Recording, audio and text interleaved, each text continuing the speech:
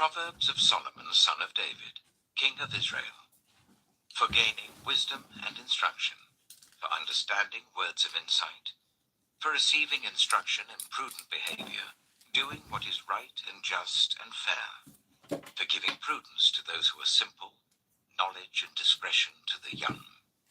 Let the wise listen and add to their learning, and let the discerning get guidance, for understanding proverbs and parables, the sayings and riddles of the wise. The fear of the Lord is the beginning of knowledge, but fools despise wisdom and instruction. Listen, my son, to your father's instruction, and do not forsake your mother's teaching. They are a garland to grace your head, and a chain to adorn your neck. My son, if sinful men entice you, do not give in to them. If they say, "Come along with us, let's lie in wait for innocent blood. Let's ambush some harmless soul. Let's swallow them alive like the grave, and whole like those who go down to the pit. We will get all sorts of valuable things and fill our houses with plunder. Cast lots with us. We will all share the loot." My son, do not go along with them. Do not set foot on their paths, for their feet rush into evil. They are swift to shed blood. How useless to spread a net where every bird can see it. These men lie in wait for their own blood. They ambush only themselves. Such are the paths of all who go after ill-gotten gain. It takes away the life of those who get it. Out in the open, wisdom calls aloud. She raises her voice in the public square. On the top of the wall she cries out. At the city gate she makes her speak. How long will you who are simple love your simple ways? How long will mockers delight in mockery and fools hate knowledge? Repent at my rebuke. Then I will pour out my thoughts to you, and I will make known to you my teachings. But since you refuse to listen when I call, and no one pays attention when I stretch out my hand, since you disregard all my advice and do not accept my rebuke, I in turn will laugh when disaster strikes you. I will mock when calamity overtakes you. When calamity overtakes you like a storm, when disaster sweeps over you like a whirlwind, when distress and trouble overwhelm you, then they will call to me, but I will not answer. They will look for me, but will not find me, since they hated knowledge and did not choose to fear the Lord. Since they would not accept my advice and spurned my rebuke, they will eat the fruit of their ways and be filled with the fruit of their schemes. For the waywardness of the simple will kill them, and the complacency of fools will destroy them. But whoever listens to me will live in safety and be at ease, without fear of harm. Proverbs chapter 2. My son, if you accept my words, and store up my commands within you, turning your ear to wisdom, and applying your heart to understanding. Indeed, if you call out for insight, and cry aloud for understanding, and if you look for it as for silver, and search for it as for hidden treasure, then you will understand the fear of the Lord, and find the knowledge of God. For the Lord gives wisdom. From his mouth come knowledge and understanding. He holds success in store for the upright. He is a shield to those whose way of life is blameless. For he guards the course of the just, and protects the way of his faithful ones. Then you will understand what is right and just and fair, every good path. For wisdom will enter your heart, and knowledge will be pleasant to your soul. Discretion will protect you, and understanding will guard you. Wisdom will save you from the ways of wicked men, for men whose words are perverse. who have left the straight paths to walk in dark ways, who delight in doing wrong and rejoice in the perverseness of evil, whose paths are crooked and who are devious in their ways. Wisdom will save you also from the adulterous woman, from the wayward woman with her seductive words, who has left the partner of her youth and ignored the covenant she made before God. Surely her house leads down to death, and her paths to the spirits of the dead. None who go to her return, or attain the paths of life. Thus you will walk in the ways of the good, and keep to the paths of the righteous. For the upright will live in the land, and the blameless will remain in it. But the wicked will be cut off from the land, and the unfaithful will be torn from it. Proverbs chapter 3. My son, do not forget my teaching, but keep my commands in your heart. For they will prolong your life many years and bring you peace and prosperity. Let love and faithfulness never leave you. Bind them round your neck. Write them on the tablet of your heart. Then you will win favor and a good name in the sight of God and man.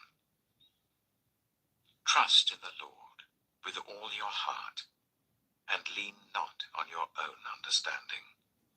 In all your ways submit to him, and he will make your paths straight. Do not be wise in your own eyes. Fear the Lord, and shun evil. This will bring health to your body and nourishment to your bones. Honor the Lord with your wealth, with the first fruits of all your crops. Then your barns will be filled to overflowing, and your vats will brim over with new wine. My son, do not despise the Lord's discipline, and do not resent his rebuke, because the Lord disciplines those he loves, as a father the son he delights in. Blessed are those who find wisdom, those who gain understanding, for she is more profitable than silver, and yields better returns than gold. She is more precious than rubies. Nothing you desire can compare with her. Long life is in her right hand. In her left hand are riches and honor. Her ways are pleasant ways, and all her paths are peace. She is a tree of life to those who take hold of her. Those who hold her fast will be blessed. By wisdom the Lord laid the earth's foundations. By understanding he set the heavens in place. By his knowledge the watery depths were divided, and the clouds let drop the dew. My son, do not let wisdom and understanding out of your sight. Preserve sound judgment and discretion. They will be life for you, an ornament to grace your neck. Then you will go on your way in safety, and your foot will not stumble. When you lie down, you will not be afraid. When you lie down, your sleep will be sweet.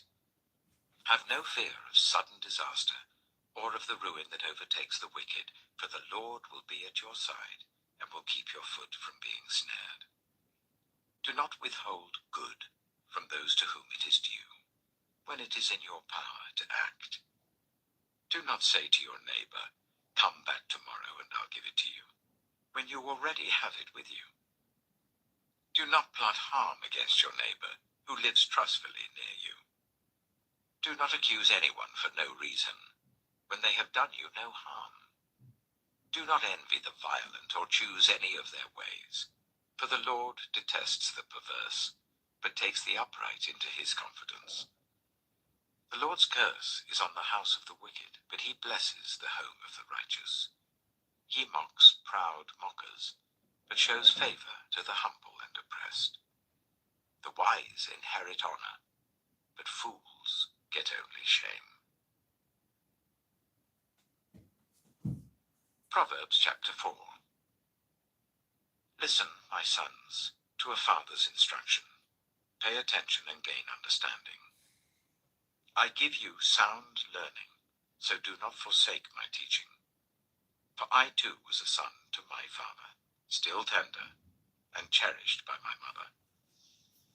Then he taught me, and he said to me, Take hold of my words with all your heart, keep my commands, and you will live.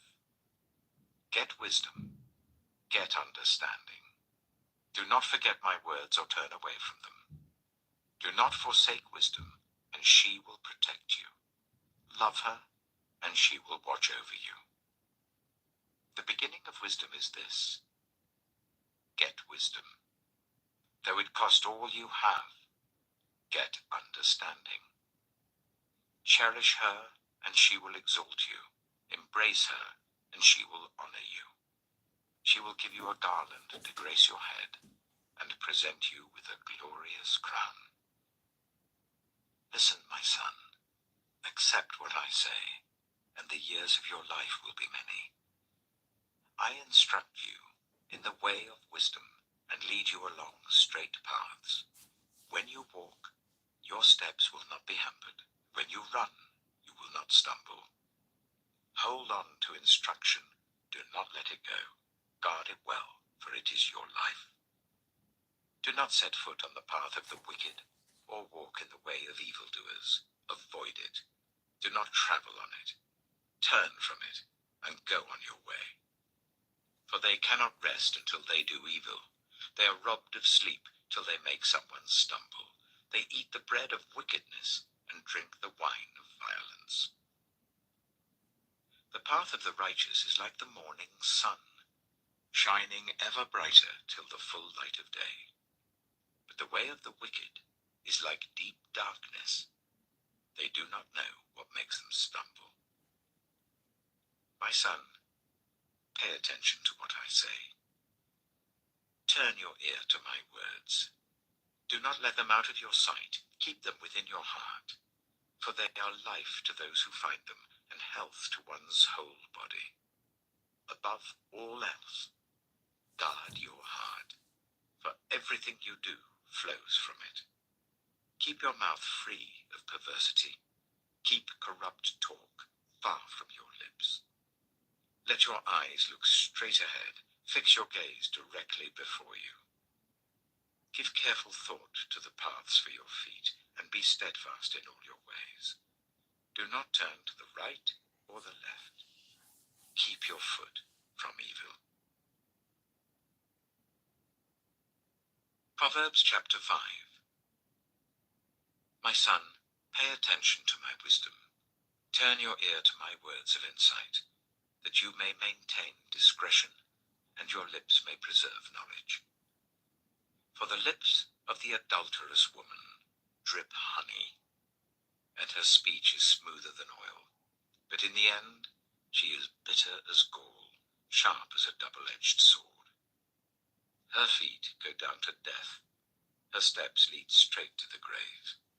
She gives no thought to the way of life. Her paths wander aimlessly, but she does not know it. Now then, my sons, listen to me. Do not turn aside from what I say. Keep to a path far from her. Do not go near the door of her house, lest you lose your honor to others and your dignity to one who is cruel, lest strangers feast on your wealth and your toil enrich the house of another. At the end of your life, you will groan when your flesh and body are spent. You will say, How I hated discipline, how my heart spurned correction. I would not obey my teachers or turn my ear to my instructors, and I was soon in serious trouble in the assembly of God's people. Drink water from your own cistern, running water from your own well. Should your springs overflow in the streets, your streams of water in the public squares, let them be yours alone, never to be shared with strangers. May your fountain be blessed, and may you rejoice in the wife of your youth. A loving doe, a graceful deer, may her breasts satisfy you always. May you ever be intoxicated with her love. Why, my son, be intoxicated with another man's wife? Why embrace the bosom of a wayward woman? For your ways are in full view of the Lord, and he examines all your paths. The evil deeds of the wicked ensnare them. The cords of their sins hold them fast. For lack of discipline they will die, led astray by their own great folly. Proverbs chapter 6. My son, if you have put up security for your neighbor, if you have shaken hands in pledge for a stranger, you have been trapped by what you said, ensnared by the words of your mouth. So do this, my son, to free yourself, since you have fallen into your neighbor's hands. Go to the point of exhaustion and give your neighbor no rest. Allow no sleep to your eyes, no slumber to your eyelids. Free yourself, like a gazelle from the hand of the hunter, like a bird from the snare of the fowler. Go to the ant, you sluggard. Consider its ways, and be wise. It has no commander, no overseer or ruler, yet it stores its provisions in summer, and gathers its food at harvest. How long will you lie there, you sluggard? When will you get up from your sleep?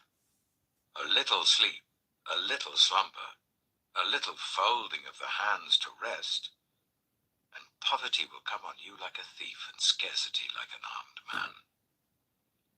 A troublemaker and a villain, who goes about with a corrupt mouth, who winks maliciously with his eye, signals with his feet, and motions with his fingers, who plots evil with deceit in his heart, he always stirs up conflict.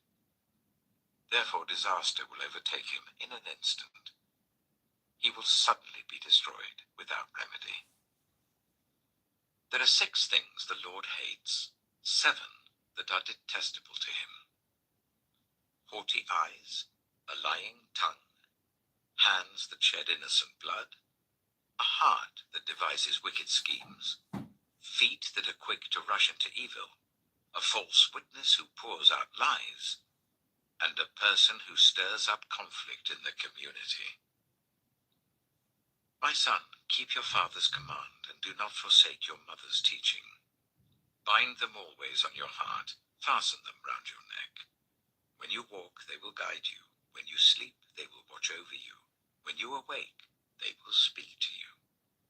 For this command is a lamp, this teaching is a light, and correction and instruction are the way to life, keeping you from your neighbor's wife, from the smooth talk of a wayward woman. Do not lust in your heart after her beauty, or let her captivate you with her eyes.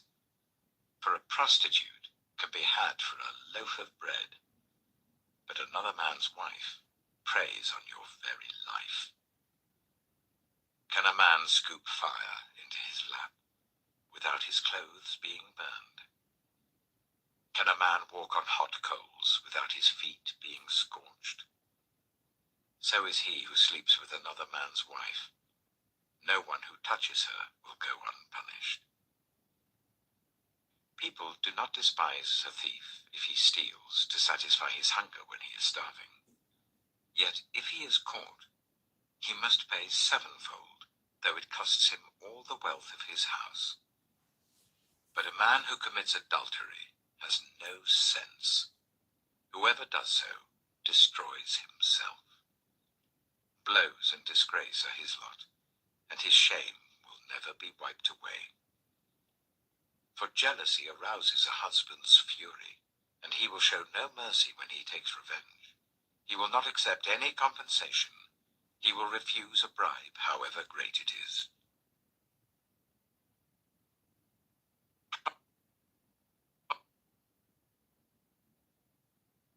Proverbs chapter 7.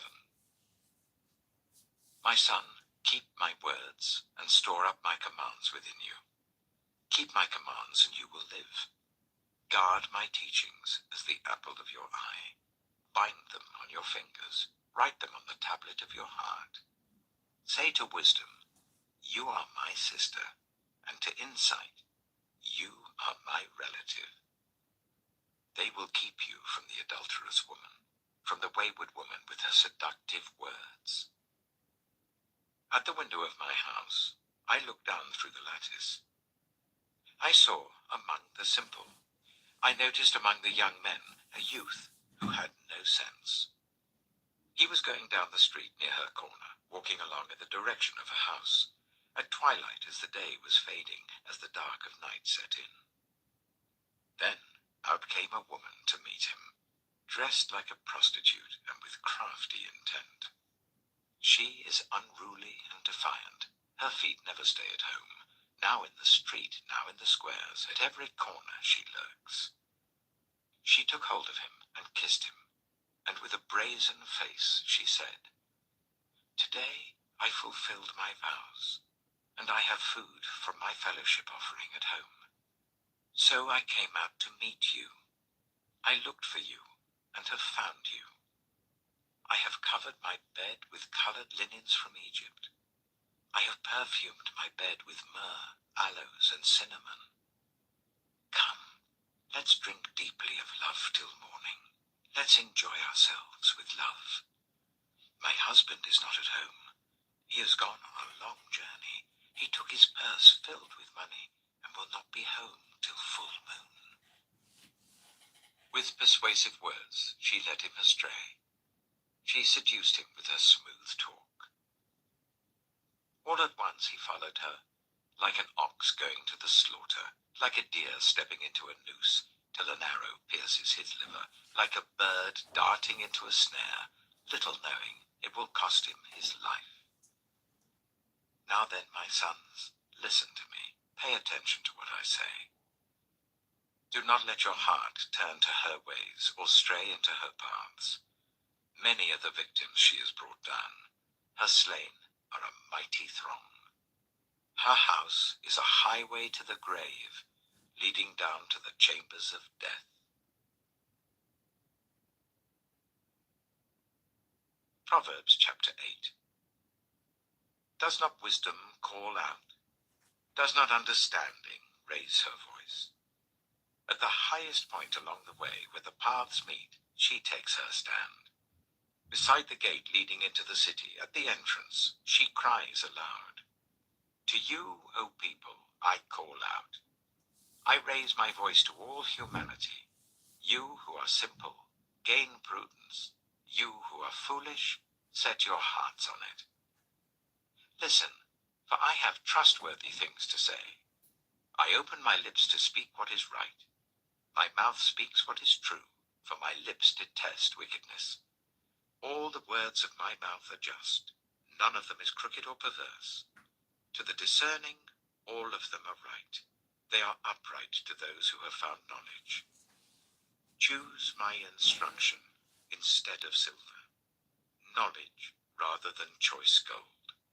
For wisdom is more precious than rubies, and nothing you desire can compare with her. I, wisdom, dwell together with prudence. I possess knowledge and discretion. To fear the Lord is to hate evil. I hate pride and arrogance, evil behavior and perverse speech. Counsel and sound judgment are mine. I have insight. I have power. By me, kings reign, and rulers issue decrees that are just. By me, princes govern, and nobles, all who rule on earth. I love those who love me, and those who seek me find me. With me are riches and honor, enduring wealth and prosperity. My fruit is better than fine gold. What I yield surpasses choice silver. I walk in the way of righteousness along the paths of justice, bestowing a rich inheritance on those who love me, and making their treasuries full. The Lord brought me forth as the first of his works, before his deeds of old. I was formed long ages ago, at the very beginning, when the world came to be. When there were no watery depths, I was given birth. When there were no springs overflowing with water, before the mountains were settled in place, before the hills, I was given birth. before he made the world or its fields, or any of the dust of the earth.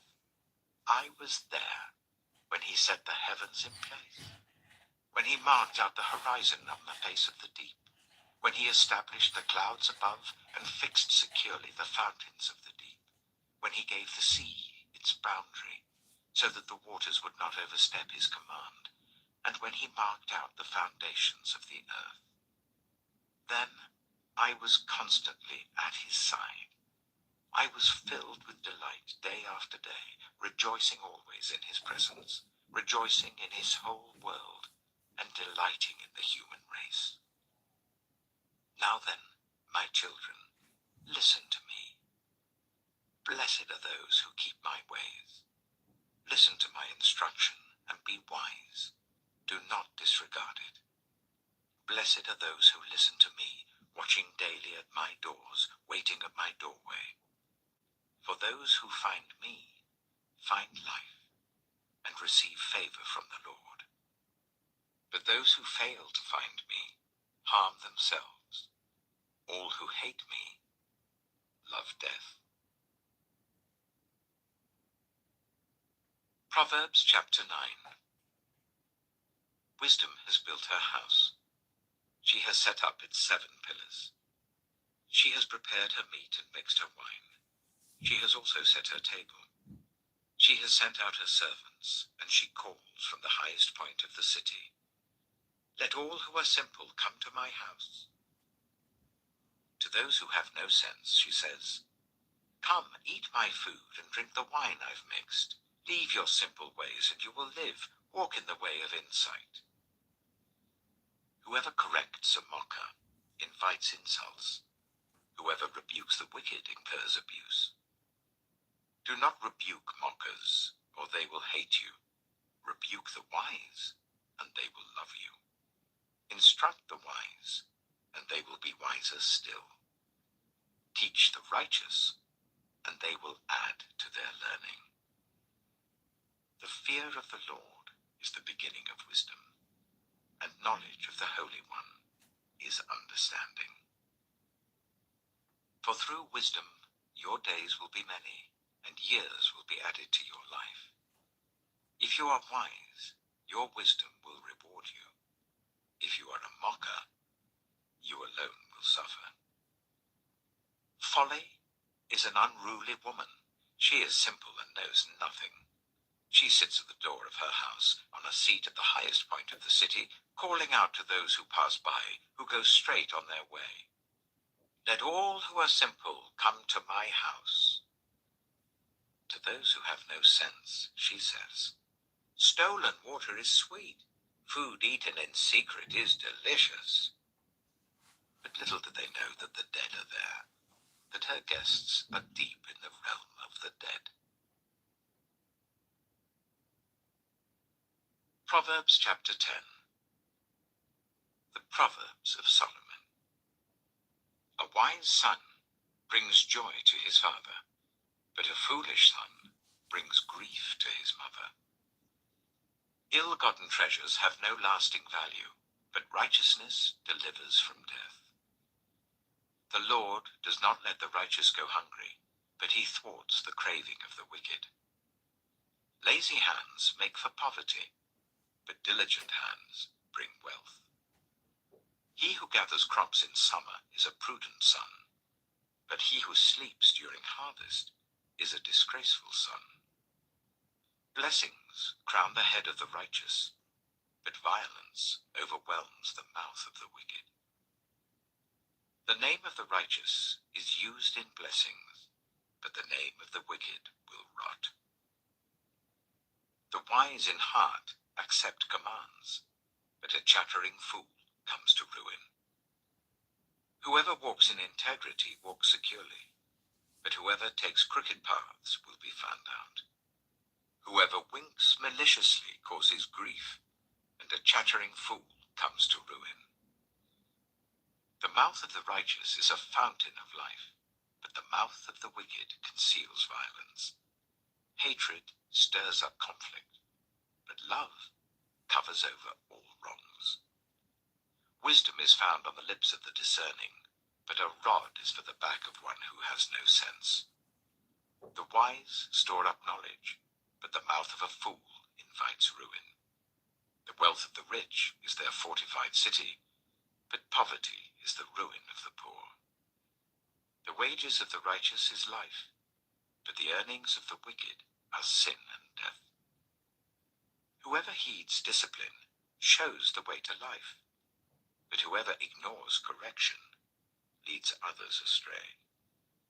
Whoever conceals hatred with lying lips and spreads slander is a fool.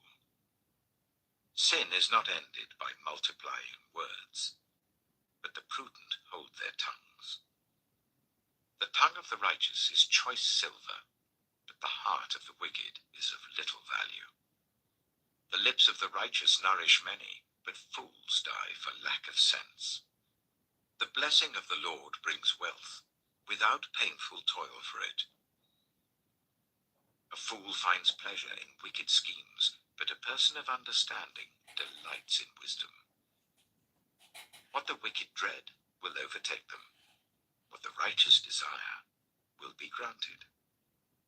When the storm has swept by, the wicked are gone, but the righteous stand firm forever.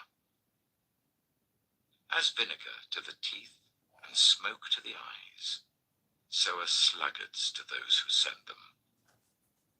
The fear of the Lord adds length to life, but the years of the wicked are cut short.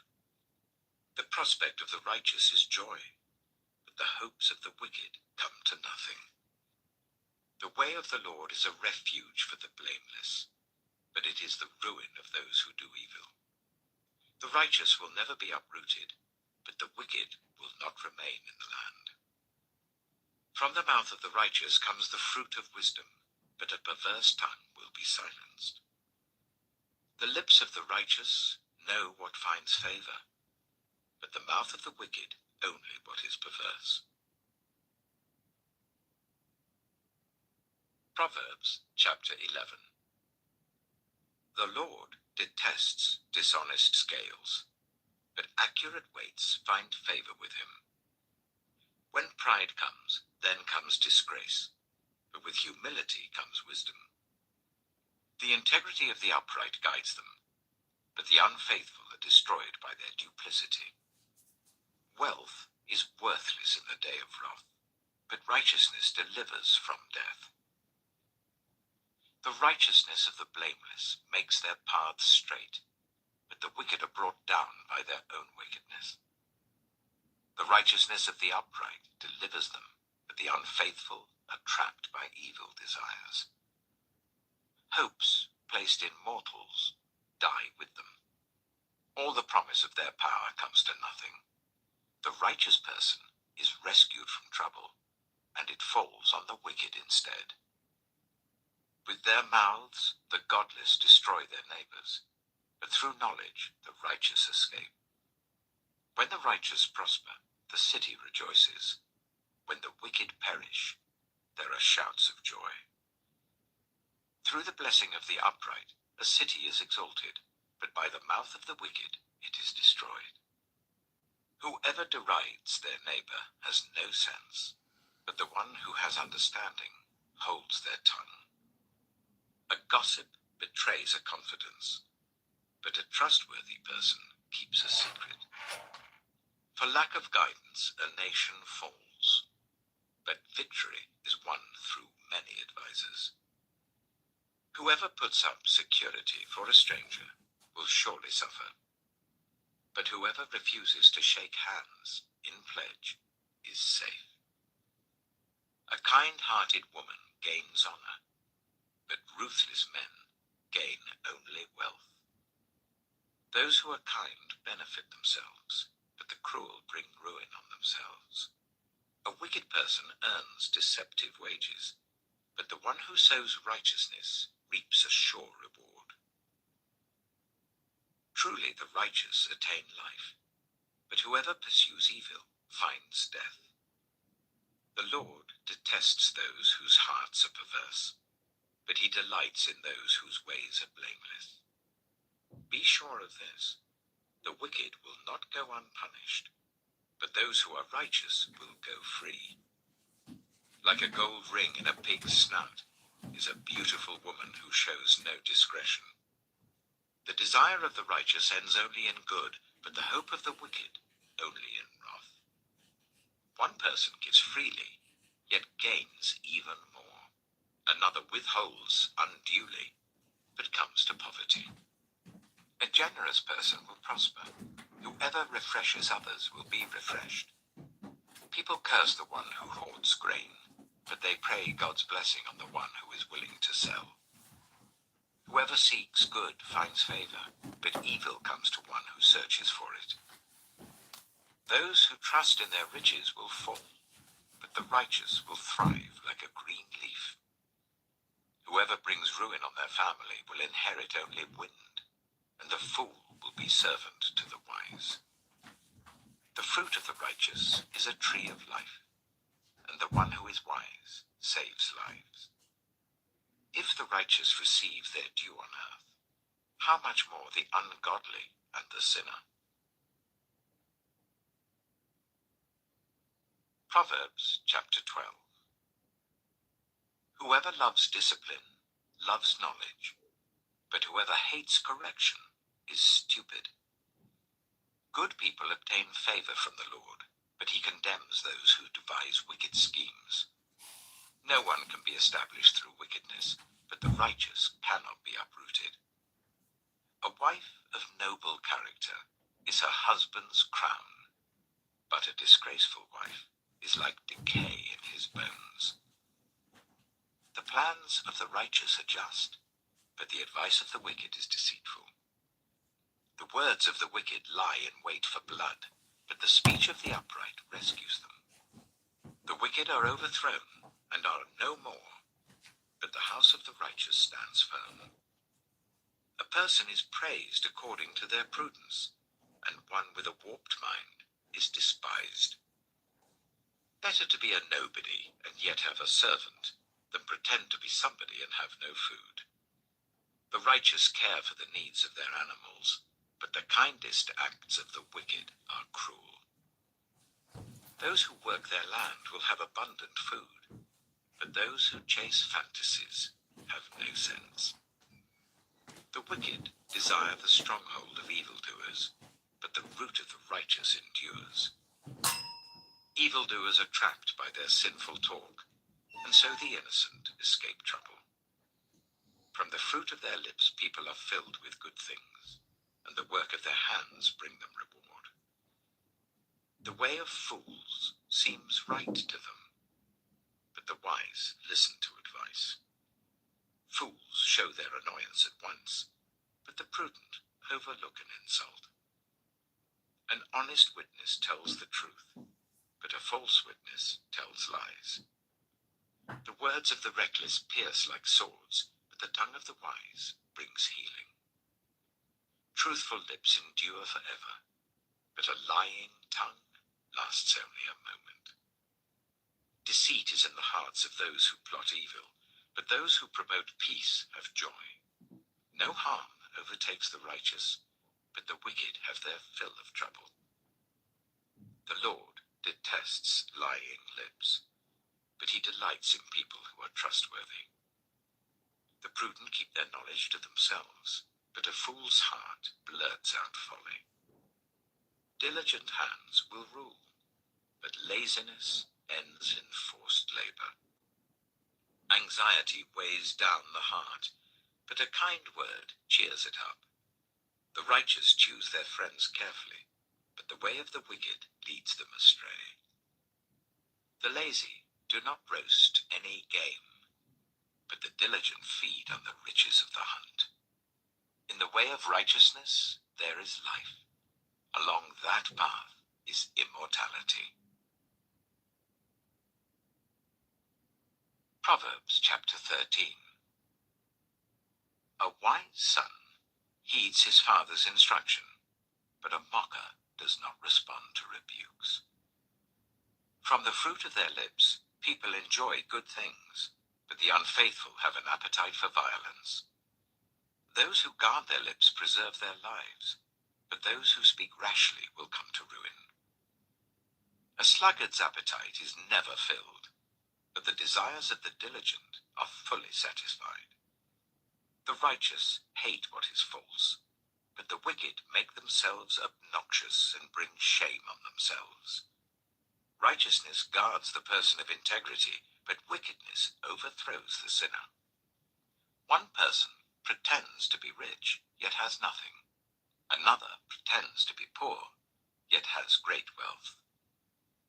A person's riches may ransom their life, but the poor cannot respond to threatening rebukes. The light of the righteous shines brightly, but the lamp of the wicked is snuffed out. Where there is strife, there is pride, but wisdom is found in those who take advice. Dishonest money dwindles away, but whoever gathers money little by little makes it grow. Hope deferred makes the heart sick, but a longing fulfilled is a tree of life. Whoever scorns instruction will pay for it, but whoever respects a command is rewarded. The teaching of the wise is a fountain of life, turning a person from the snares of death. Good judgment wins favor, but the way of the unfaithful leads to their destruction. All who are prudent act with knowledge, but fools expose their folly. A wicked messenger falls into trouble, but a trustworthy envoy brings healing. Whoever disregards discipline comes to poverty and shame, but whoever heeds correction is honored. A longing fulfilled is sweet to the soul, but fools detest turning from evil. Walk with the wise and become wise, for a companion of fools suffers harm. Trouble pursues the sinner, but the righteous are rewarded with good things. A good person leaves an inheritance for their children's children, but a sinner's wealth is stored up for the righteous. An unplowed field produces food for the poor, but injustice sweeps it away. Whoever spares the rod hates their children, but the one who loves their children is careful to discipline them. The righteous eat to their heart's content, but the stomach of the wicked goes hungry. Proverbs chapter 14. The wise woman builds her house, but with her own hands the foolish one tears hers down.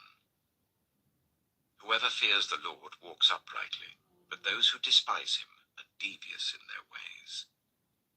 A fool's mouth lashes out with pride, but the lips of the wise protect them. Where there are no oxen, the manger is empty, but from the strength of an ox come abundant harvests.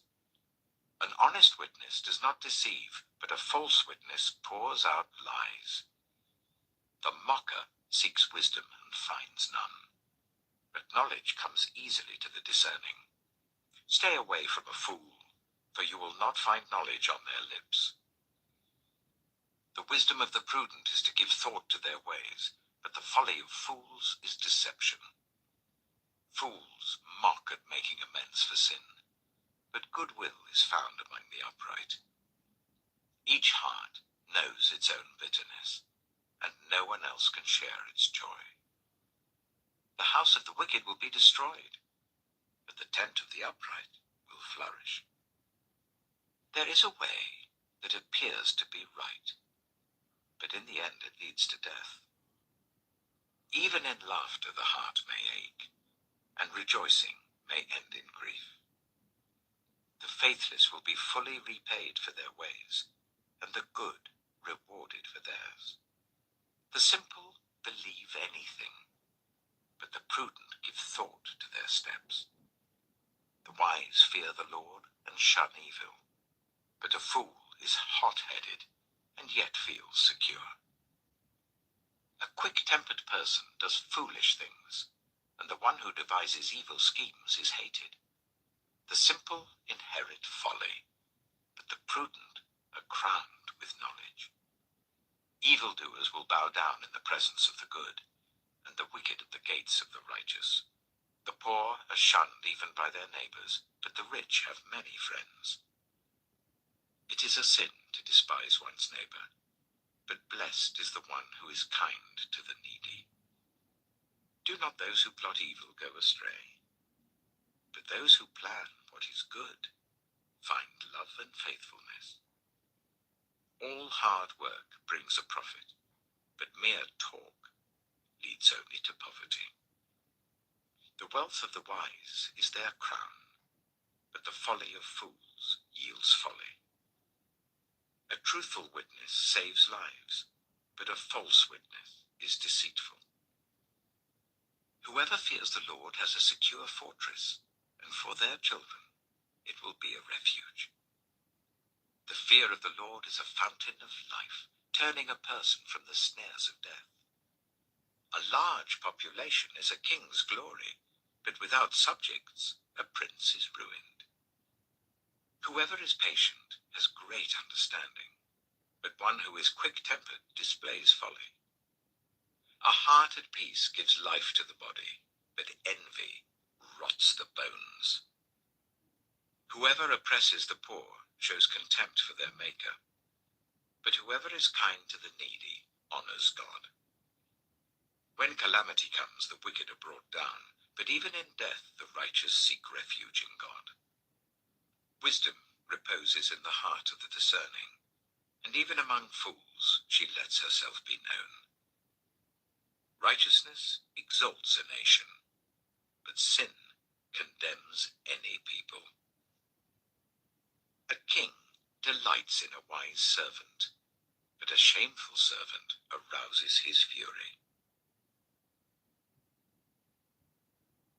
Proverbs chapter 15. A gentle answer turns away wrath, but a harsh word stirs up anger. The tongue of the wise adorns knowledge, but the mouth of the fool gushes folly. The eyes of the Lord are everywhere, keeping watch on the wicked and the good.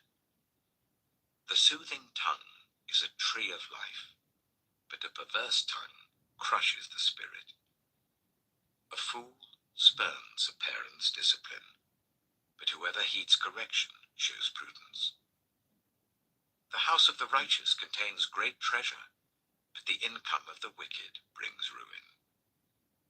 The lips of the wise spread knowledge, but the hearts of fools are not upright. The Lord detests the sacrifice of the wicked, but the prayer of the upright pleases him. The Lord detests the way of the wicked, but he loves those who pursue righteousness.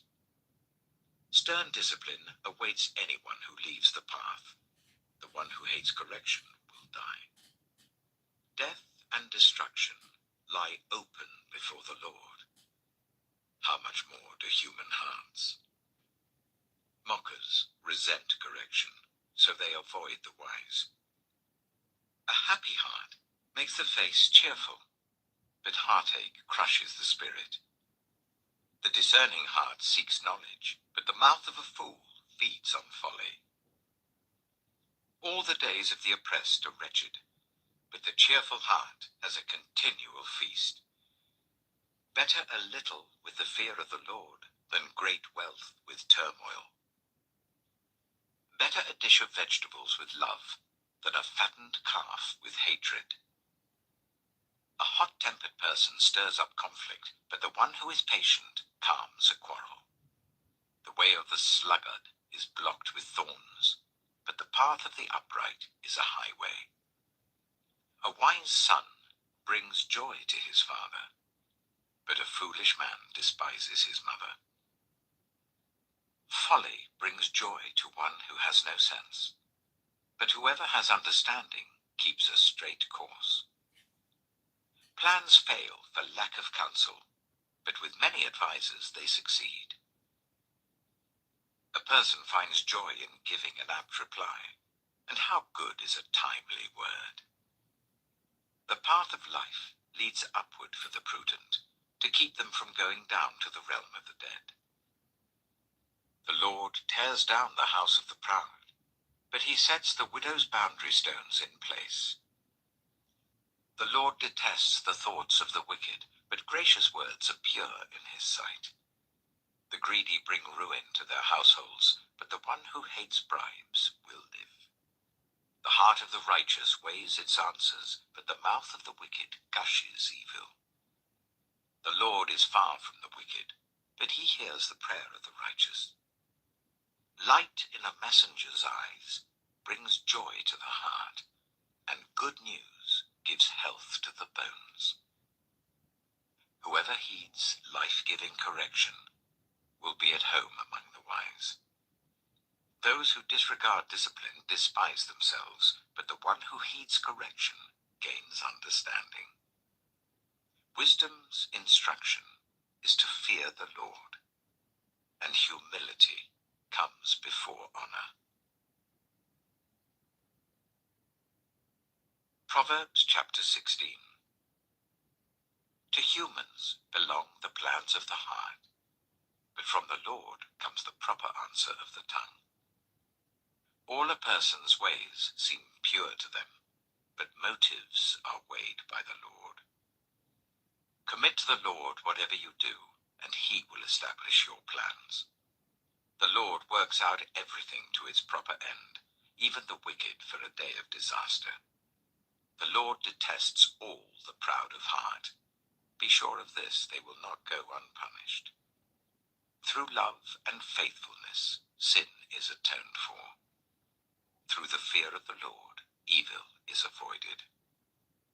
When the Lord takes pleasure in anyone's way, he causes their enemies to make peace with them. Better a little with righteousness than much gain with injustice. In their hearts, humans plan their course, but the Lord establishes their steps.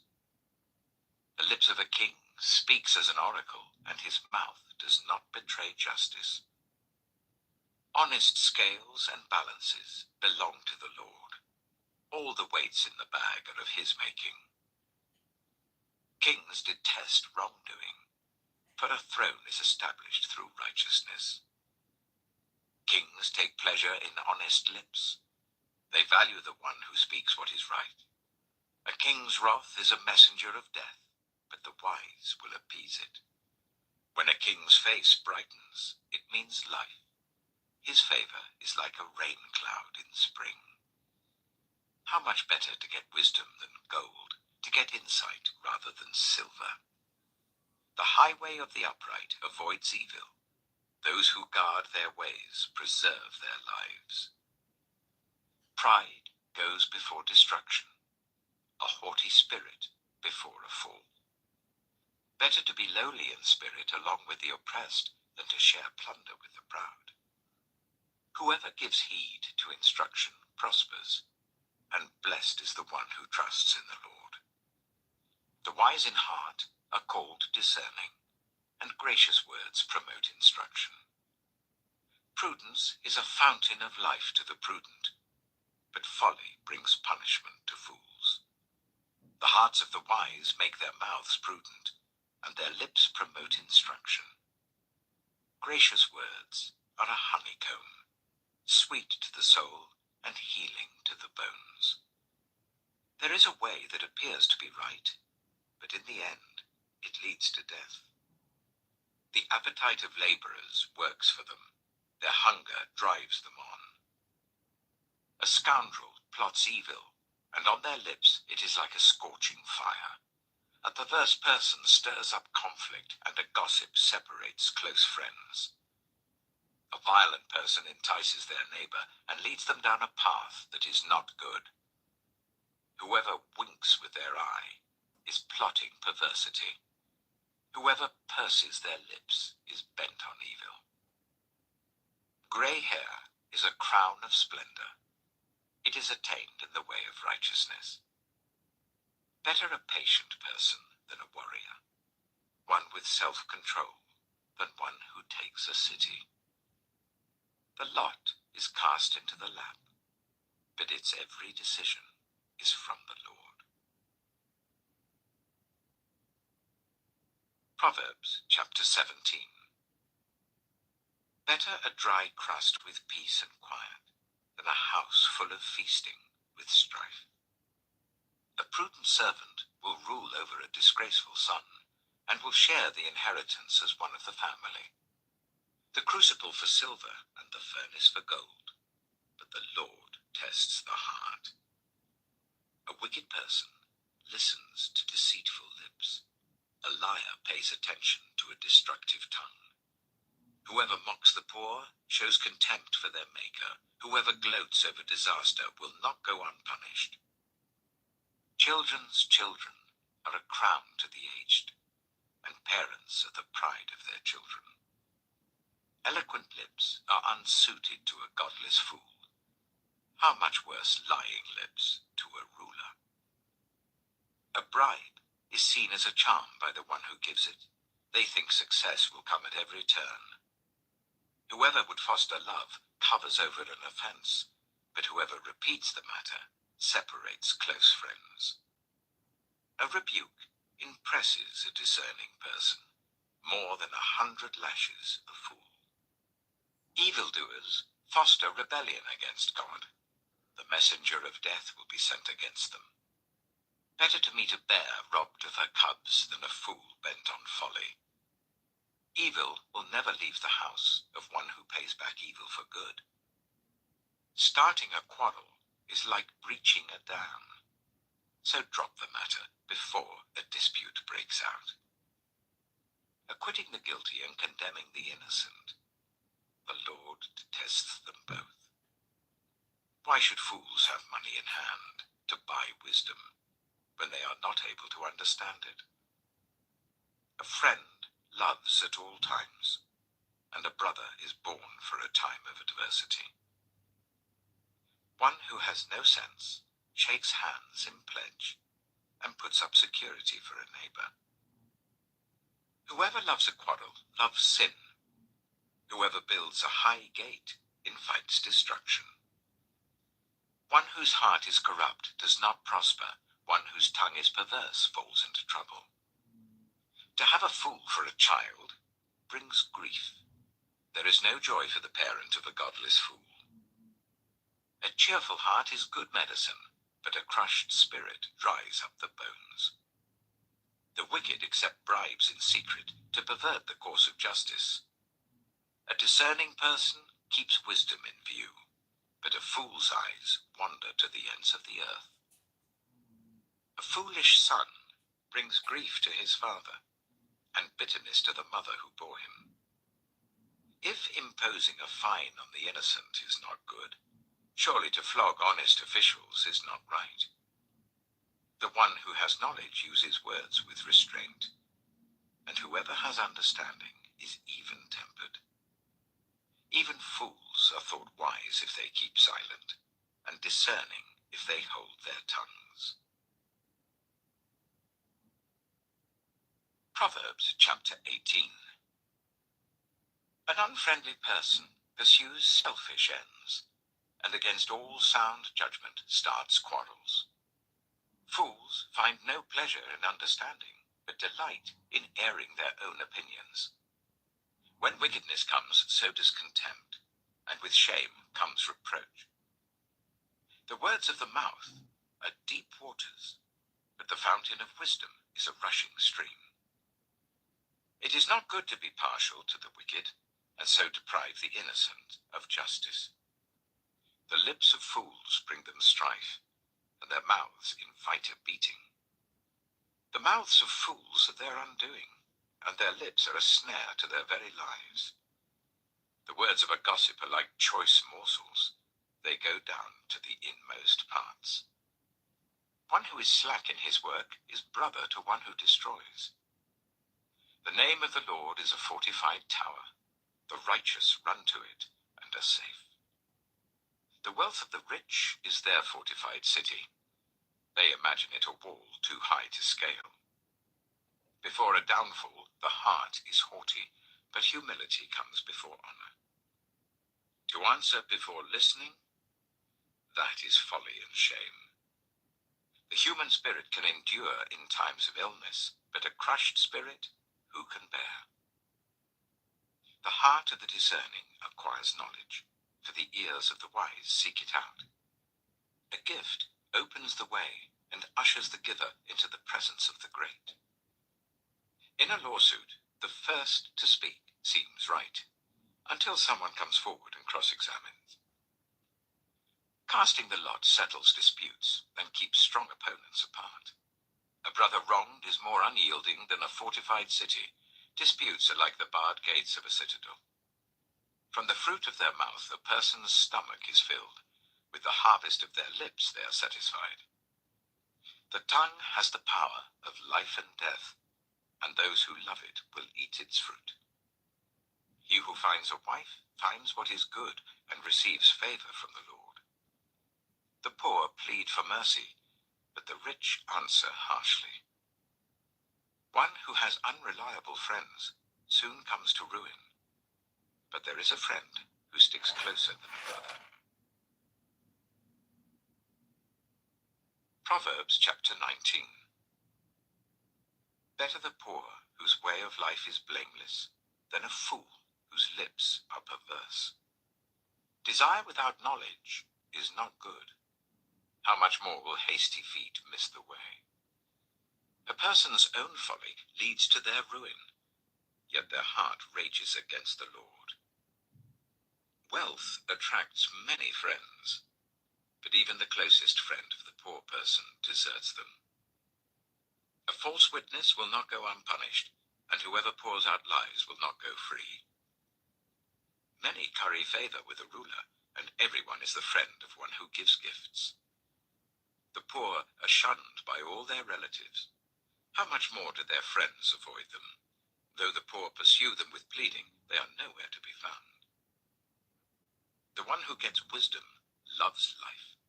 The one who cherishes understanding will soon prosper. A false witness will not go unpunished, and whoever pours out lies will perish. It is not fitting for a fool to live in luxury. How much worse for a slave to rule over princes. A person's wisdom yields patience. It is to one's glory to overlook an offense. A king's rage is like the roar of a lion, but his favor is like dew on the grass. A foolish child is a father's ruin, and a quarrelsome wife is like the constant dripping of a leaky roof. Houses and wealth are inherited from parents, but a prudent wife is from the Lord.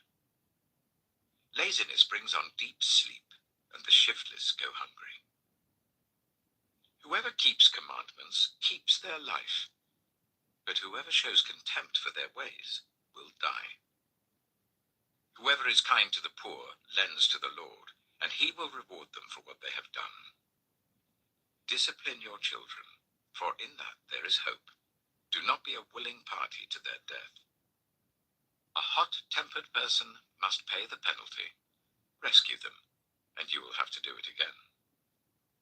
Listen to advice and accept discipline, and at the end you will be counted among the wise. Many are the plans in a person's heart, but it is the Lord's purpose that prevails. What a person desires is unfailing love. Better to be poor than a liar. The fear of the Lord leads to life. Then one rests content, untouched by trouble. A sluggard buries his hand in the dish. He will not even bring it back to his mouth. Flog a mocker, and the simple will learn prudence. Rebuke the discerning, and they will gain knowledge. Whoever robs their father and drives out their mother is a child who brings shame and disgrace. Stop listening to instruction, my son, and you will stray from the words of knowledge. A corrupt witness mocks at justice, and the mouth of the wicked gulps down evil. Penalties are prepared for mockers, and beatings for the backs of fools. Proverbs chapter 20. Wine is a mocker, and beer a brawler. Whoever is led astray by them is not wise. A king's wrath strikes terror like the roar of a lion. Those who anger him forfeit their lives. It is to one's honor to avoid strife, but every fool is quick to quarrel. Sluggards do not plough in season, so at harvest time they look, but find nothing. The purposes of a person's heart are deep waters, but one who has insight draws them out. Many claim to have unfailing love, but a faithful person who can find? The righteous lead blameless lives. Blessed are their children after them. When a king sits on his throne to judge, he winnows out all evil with his eyes. Who can say, I have kept my heart pure, I am clean and without sin? Differing weights and differing measures, the Lord detests them both. Even small children are known by their actions. So is their conduct really pure and upright? Ears that hear and eyes that see, the Lord has made them both. Do not love sleep, or you will grow poor. Stay awake, and you will have food to spare. It's no good, says the buyer, then goes off and boasts about the purchase. Gold there is, and rubies in abundance, but lips that speak knowledge are a rare jewel. Take the garment of one who puts up security for a stranger. Hold it in pledge if it is done for an outsider. Food gained by fraud tastes sweet, but one ends up with a mouth full of gravel. Plans are established by seeking advice, so if you wage war, obtain guidance. A gossip betrays a confidence, so avoid anyone who talks too much. If someone curses their father or mother, their lamp will be snuffed out in pitch darkness.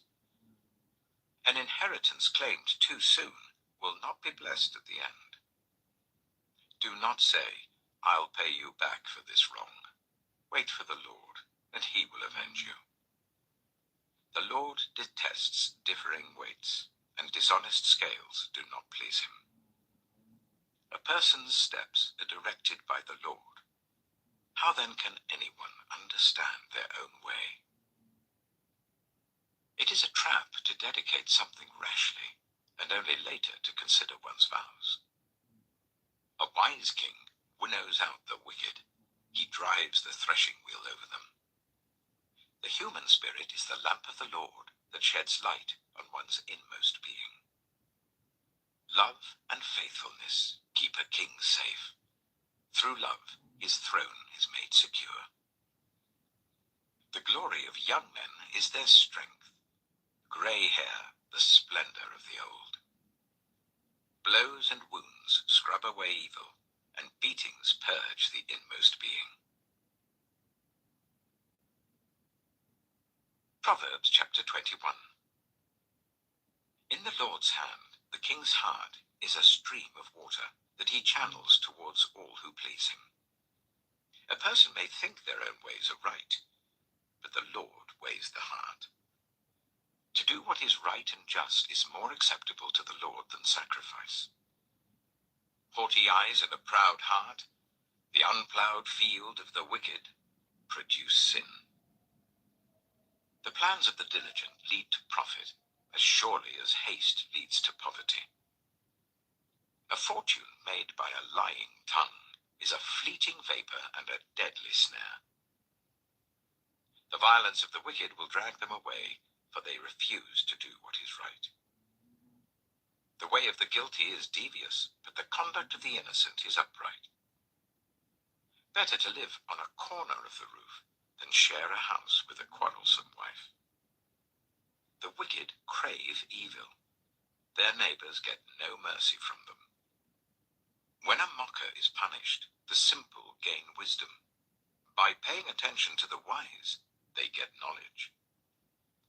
The righteous one takes note of the house of the wicked and brings the wicked to ruin.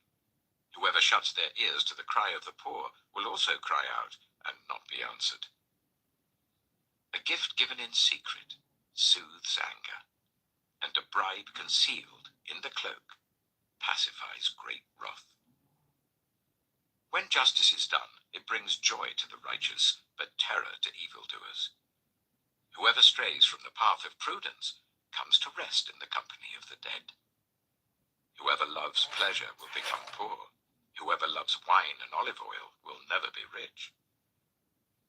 The wicked become a ransom for the righteous, and the unfaithful for the upright. Better to live in a desert than with a quarrelsome and nagging wife. The wise store up choice food and olive oil, but fools gulp theirs down. Whoever pursues righteousness and love finds life, prosperity, and honor. One who is wise can go up against the city of the mighty and pull down the stronghold in which they trust. Those who guard their mouths and their tongues keep themselves from calamity.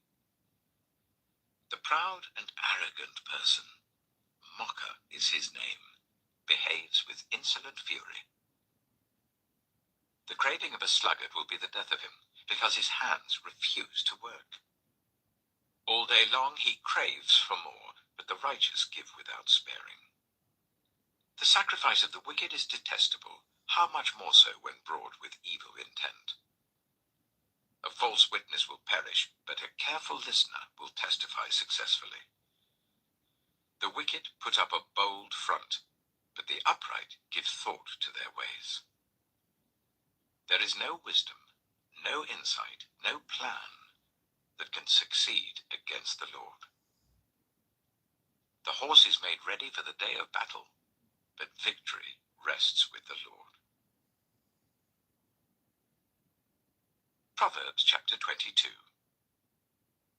A good name is more desirable than great riches. To be esteemed is better than silver or gold. Rich and poor have this in common: the Lord is the maker of them all. The prudent see danger and take refuge, but the simple keep going and pay the penalty. Humility is the fear of the Lord. Its wages are riches and honor and life. In the paths of the wicked are snares and pitfalls, but those who would preserve their life stay far from them. Start children off on the way they should go, and even when they are old, they will not turn from it. The rich rule over the poor, and the borrower is slave to the lender. Whoever sows injustice reaps calamity, and the rod they wield in fury will be broken. The generous will themselves be blessed, for they share their food with the poor. Drive out the mocker, and out goes strife. Quarrels and insults are ended. One who loves a pure heart and who speaks with grace will have the king for a friend. The eyes of the Lord keep watch over knowledge, but he frustrates the words of the unfaithful. The sluggard says, "There's a lion outside. I'll be killed in the public square." The mouth of an adulterous woman is a deep pit. A man who is under the Lord's wrath falls into it. Folly is bound up in the heart of a child, but the rod of discipline will drive it far away. One who oppresses the poor to increase his wealth, and one who gives gifts to the rich, both come to poverty. 30 sayings of the wise. Saying 1. Pay attention and turn your ear to the sayings of the wise. Apply your heart to what I teach, for it is pleasing when you keep them in your heart and have all of them ready on your lips. So that your trust may be in the Lord, I teach you today, even you. Have I not written 30 sayings for you, sayings of counsel and knowledge, teaching you to be honest and to speak the truth, so that you bring back truthful reports to those you serve? Saying 2. Do not exploit the poor because they are poor, and do not crush the needy in court, for the Lord will take up their case and will exact life for life. Saying 3. Do not make friends with a hot-tempered person. Do not associate with one easily angered, or you may learn their ways and get yourself ensnared. Saying 4. Do not be one who shakes hands in pledge or puts up security for debts. If you lack the means to pay, your very bed will be snatched from under you. Saying 5. Do not move an ancient boundary stone set up by your ancestors. Saying 6. Do you see someone skilled in their work? They will serve before kings. They will not serve before officials of low rank. Proverbs chapter 23. Saying 7. When you sit to dine with a ruler, note well what is before you, and put a knife to your throat if you're given to gluttony. Do not crave his delicacies, for that food is deceptive.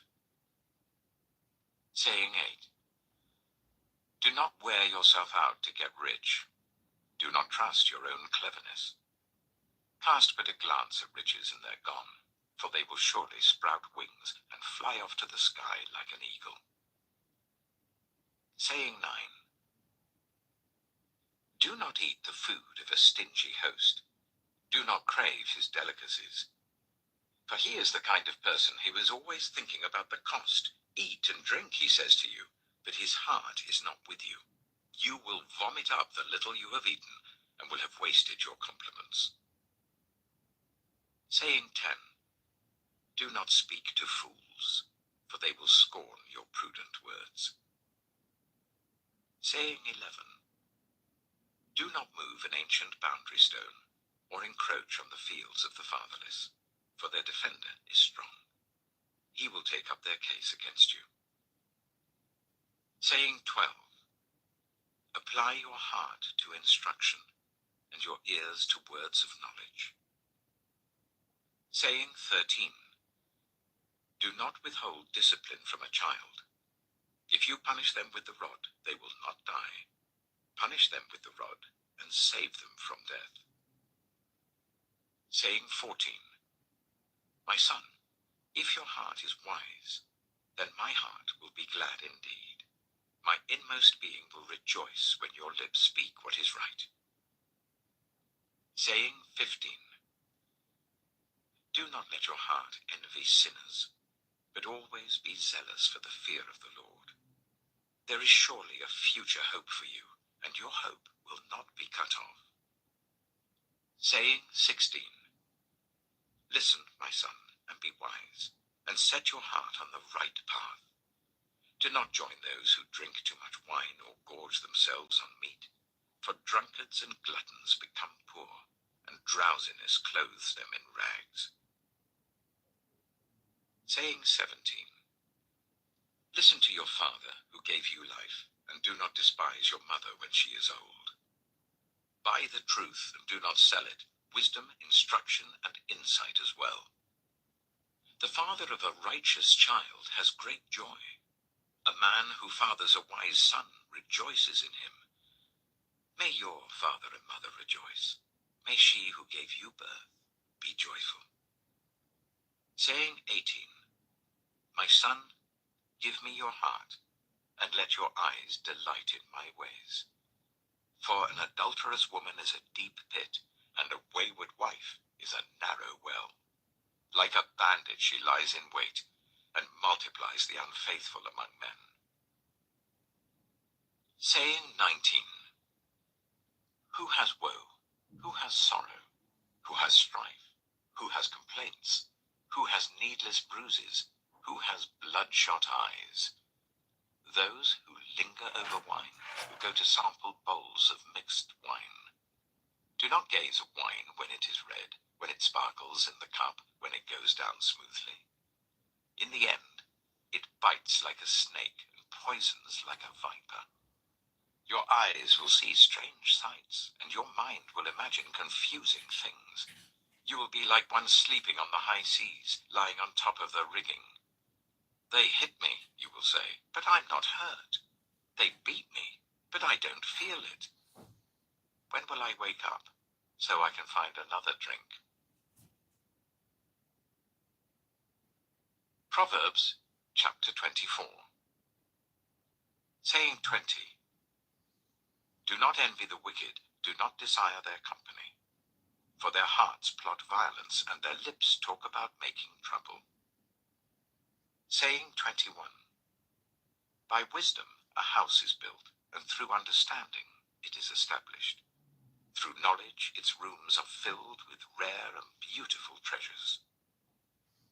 Saying 22. The wise prevail through great power, and those who have knowledge muster their strength.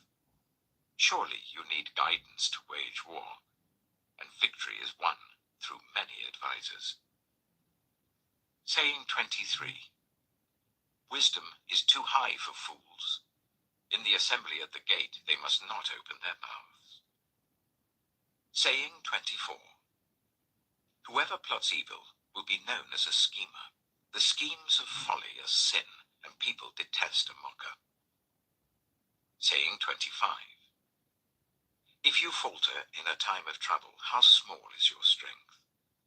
Rescue those being led away to death, hold back those staggering towards slaughter. If you say, but we knew nothing about this, does not he who weighs the heart perceive it? Does not he who guards your life know it? Will he not repay everyone according to what they have done? Saying 26. Eat honey, my son, for it is good. Honey from the comb is sweet to your taste. Know also that wisdom is like honey for you. If you find it, there is a future hope for you, and your hope will not be cut off. Saying 27. Do not lurk like a thief near the house of the righteous. Do not plunder their dwelling place. For though the righteous fall 7 times, they rise again, but the wicked stumble when calamity strikes. Saying 28. Do not gloat when your enemy falls. When they stumble, do not let your heart rejoice, or the Lord will see and disapprove and turn his wrath away from them. Saying 29. Do not fret because of evildoers, or be envious of the wicked, for the evildoer has no future hope, and the lamp of the wicked will be snuffed out. Saying 30. Fear the Lord and the King, my son, and do not join with rebellious officials, for those two will send sudden destruction on them, and who knows what calamities they can bring. These also are sayings of the wise. To show partiality in judging is not good. Whoever says to the guilty, you are innocent, will be cursed by peoples and denounced by nations. But it will go well with those who convict the guilty, and rich blessing will come on them. An honest answer is like a kiss on the lips. Put your outdoor work in order and get your fields ready. After that, build your house. Do not testify against your neighbor without cause. Would you use your lips to mislead? Do not say, I'll do to them as they have done to me. I'll pay them back for what they did. I went past the field of a sluggard, past the vineyard of someone who has no sense.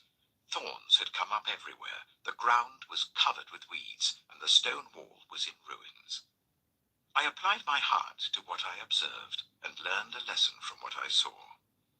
A little sleep, a little slumber, a little folding of the hands to rest, and poverty will come on you like a thief, and scarcity like an armed man.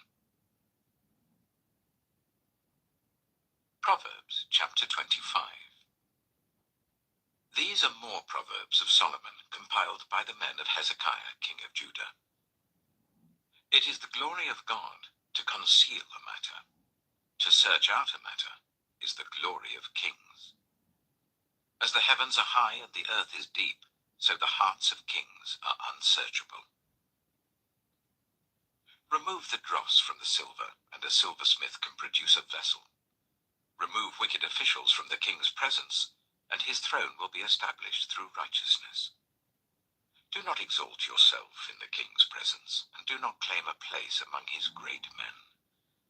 It is better for him to say to you, come up here, than for him to humiliate you before his nobles. What you have seen with your eyes, do not bring hastily to court. For what will you do in the end if your neighbor puts you to shame? If you take your neighbor to court, do not betray another's confidence, or the one who hears it may shame you, and the charge against you will stand. Like apples of gold in settings of silver is a ruling rightly given. Like an earring of gold or an ornament of fine gold is the rebuke of a wise judge to a listening ear. Like a snow-cooled drink at harvest time is a trustworthy messenger to the one who sends him. He refreshes the spirit of his master. Like clouds and wind without rain is one who boasts of gifts never given. Through patience a ruler can be persuaded, and a gentle tongue can break a bone. If you find honey, eat just enough. Too much of it and you will vomit. Seldom set foot in your neighbor's house. Too much of you, and they will hate you. Like a club or a sword or a sharp arrow is one who gives false testimony against a neighbor. Like a broken tooth or a lame foot is reliance on the unfaithful in a time of trouble. Like one who takes away a garment on a cold day, or like vinegar poured on a wound, is one who sings songs to a heavy heart. If your enemy is hungry, give him food to eat. If he is thirsty, give him water to drink. In doing this, you will heap burning coals on his head, and the Lord will reward you. Like a north wind that brings unexpected rain is a sly tongue, which provokes a horrified look. Better to live on a corner of the roof than share a house with a quarrelsome wife. Like cold water to a weary soul is good news from a distant land. Like a muddied spring or a polluted well are the righteous who give way to the wicked. It is not good to eat too much honey, nor is it honorable to search out matters that are too deep. Like a city whose walls are broken through is a person who lacks self-control. Proverbs chapter 26. Like snow in summer or rain in harvest, honor is not fitting for a fool. Like a fluttering sparrow or a darting swallow, an undeserved curse does not come to rest. A whip for the horse, a bridle for the donkey, and a rod for the backs of fools. Do not answer a fool according to his folly, or you yourself will be just like him. Answer a fool according to his folly, or he will be wise in his own eyes. Sending a message by the hands of a fool is like cutting off one's feet or drinking poison. Like the useless legs of one who is lame is a proverb in the mouth of a fool. Like tying a stone in a sling is the giving of honor to a fool. Like a thorn bush in a drunkard's hand is a proverb in the mouth of a fool. Like an archer who wounds at random is one who hires a fool or any passerby. As a dog returns to its vomit, so fools repeat their folly. Do you see a person wise in their own eyes? There is more hope for a fool than for them. A sluggard says, "There's a lion in the road, a fierce lion roaming the streets." As a door turns on its hinges, so a sluggard turns on his bed. A sluggard buries his hand in the dish. He is too lazy to bring it back to his mouth. A sluggard is wiser in his own eyes than 7 people who answer discreetly. Like one who grabs a stray dog by the ears is someone who rushes into a quarrel not their own. Like a maniac shooting flaming arrows of death is one who deceives their neighbor and says, "I was only joking." Without wood, a fire goes out. Without gossip, a quarrel dies down. As charcoal to embers, and as wood to fire, so is a quarrelsome person for kindling strife. The words of a gossip are like choice morsels. They go down to the inmost parts. Like a coating of silver dross on earthenware are fervent lips with an evil heart. Enemies disguise themselves with their lips, but in their hearts they harbor deceit. Though their speech is charming, do not believe them, for 7 abominations fill their hearts. Their malice may be concealed by deception, but their wickedness will be exposed in the assembly. Whoever digs a pit will fall into it. If someone rolls a stone, it will roll back on them. A A lying tongue hates those it hurts, and a flattering mouth works ruin. Proverbs chapter 27. Do not boast about tomorrow, for you do not know what a day may bring. Let someone else praise you, and not your own mouth, an outsider, and not your own lips. Stone is heavy and sand a burden, but a fool's provocation is heavier than both. Anger is cruel and fury overwhelming, but who can stand before jealousy? Better is open rebuke than hidden love. Wounds from a friend can be trusted, but an enemy multiplies kisses. One who is full loathes honey from the comb, but to the hungry even what is bitter tastes sweet. Like a bird that flees its nest is anyone who flees from home. Perfume and incense bring joy to the heart, and the pleasantness of a friend springs from their heartfelt advice. Do not forsake your friend, or a friend of your family, and do not go to your relative's house when disaster strikes you. Better a neighbor nearby than a relative far away. Be wise, my son, and bring joy to my heart. Then I can answer anyone who treats me with contempt. The prudent see danger and take refuge, but the simple keep going and pay the penalty. Take the garment of one who puts up security for a stranger. Hold it in pledge if it is done for an outsider. If anyone loudly blesses their neighbor early in the morning, it will be taken as a curse. A quarrelsome wife is like the dripping of a leaky roof in a rainstorm. Restraining her is like restraining the wind, or grasping oil with the hand. As iron sharpens iron, so one person sharpens another. The one who guards a fig tree will eat its fruit, and whoever protects their master will be honored. As water reflects the face, so one's life reflects the heart. Death and destruction are never satisfied, and neither are human eyes. The crucible for silver and the furnace for gold, but people are tested by their praise. Though you grind a fool in a mortar, grinding them like grain with a pestle, you will not remove their folly from them.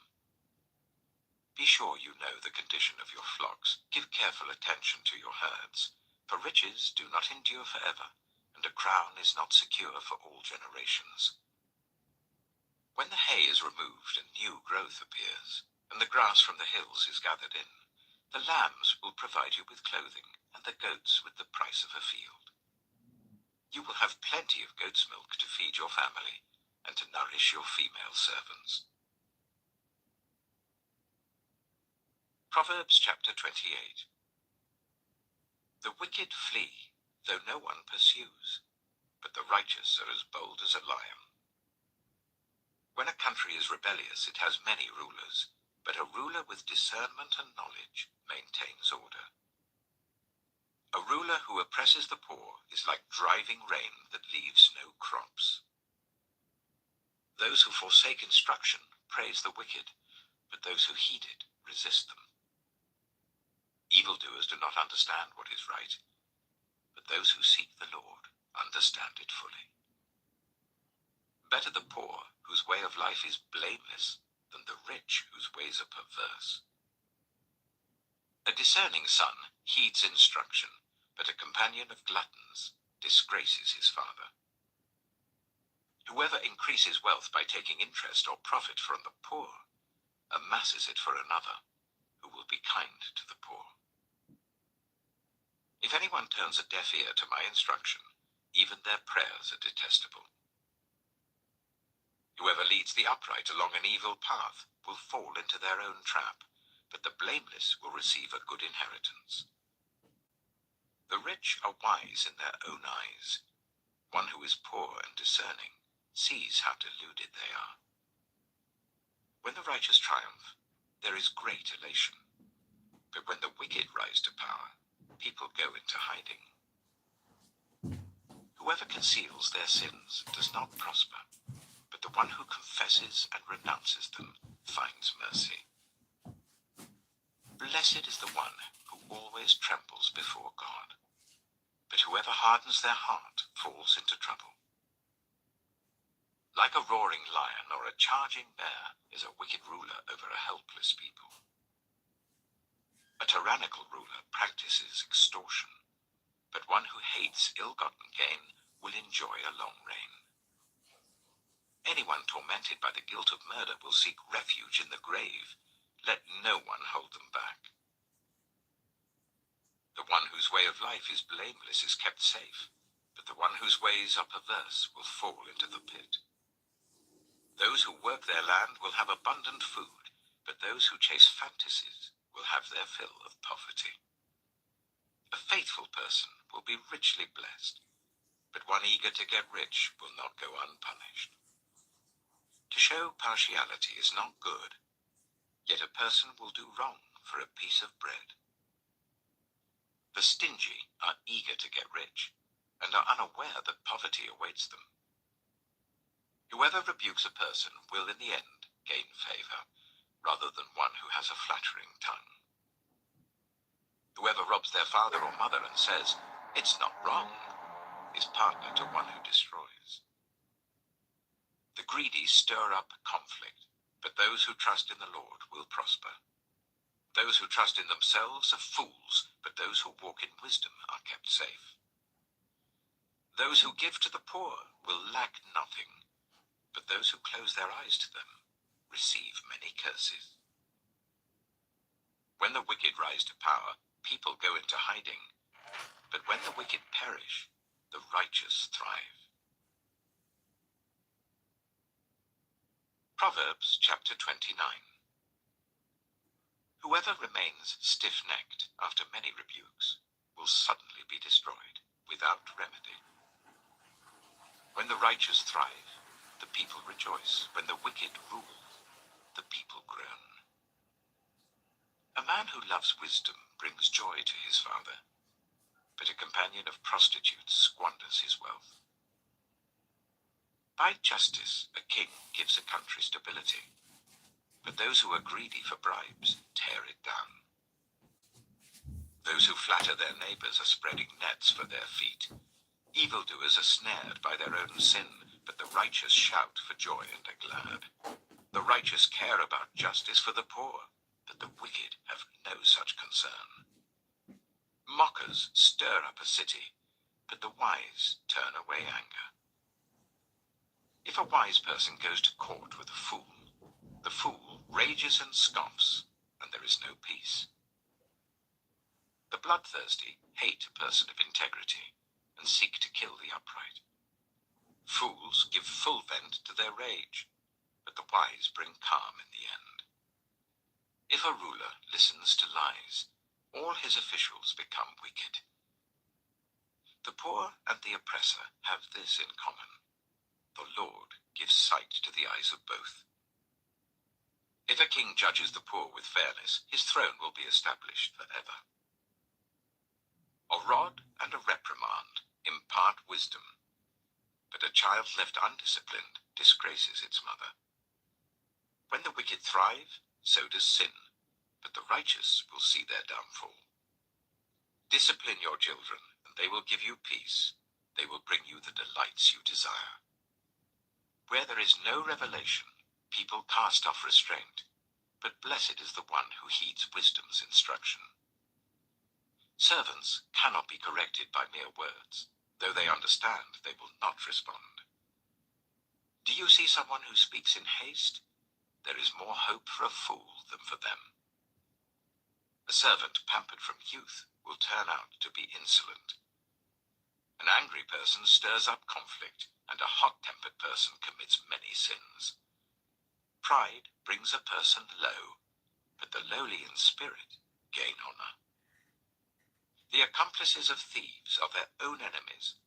They are put under oath and dare not testify. Fear of man will prove to be a snare, but whoever trusts in the Lord is kept safe. Many seek an audience with a ruler, but it is from the Lord that one gets justice. The righteous detest the dishonest. The wicked detest the upright. Proverbs chapter 30. The sayings of Agur, son of Jacob, an inspired utterance. This man's utterance to Ithiel. I am weary, God, but I can prevail. Surely I am only a brute, not a man. I do not have human understanding. I have not learned wisdom, nor have I attained to the knowledge of the Holy One. Who has gone up to heaven and come down? Whose hands have gathered up the wind? Who has wrapped up the waters in a cloak? Who has established all the ends of the earth? What is his name? And what is the name of his son? Surely you know. Every word of God is flawless. He is a shield to those who take refuge in him. Do not add to his words, or he will rebuke you and prove you a liar. Two things I ask of you, Lord. Do not refuse me before I die. Keep falsehood and lies far from me. Give me neither poverty nor riches, but give me only my daily bread. Otherwise I may have too much and disown you and say, Who is the Lord? Or I may become poor and steal and so dishonor the name of my God.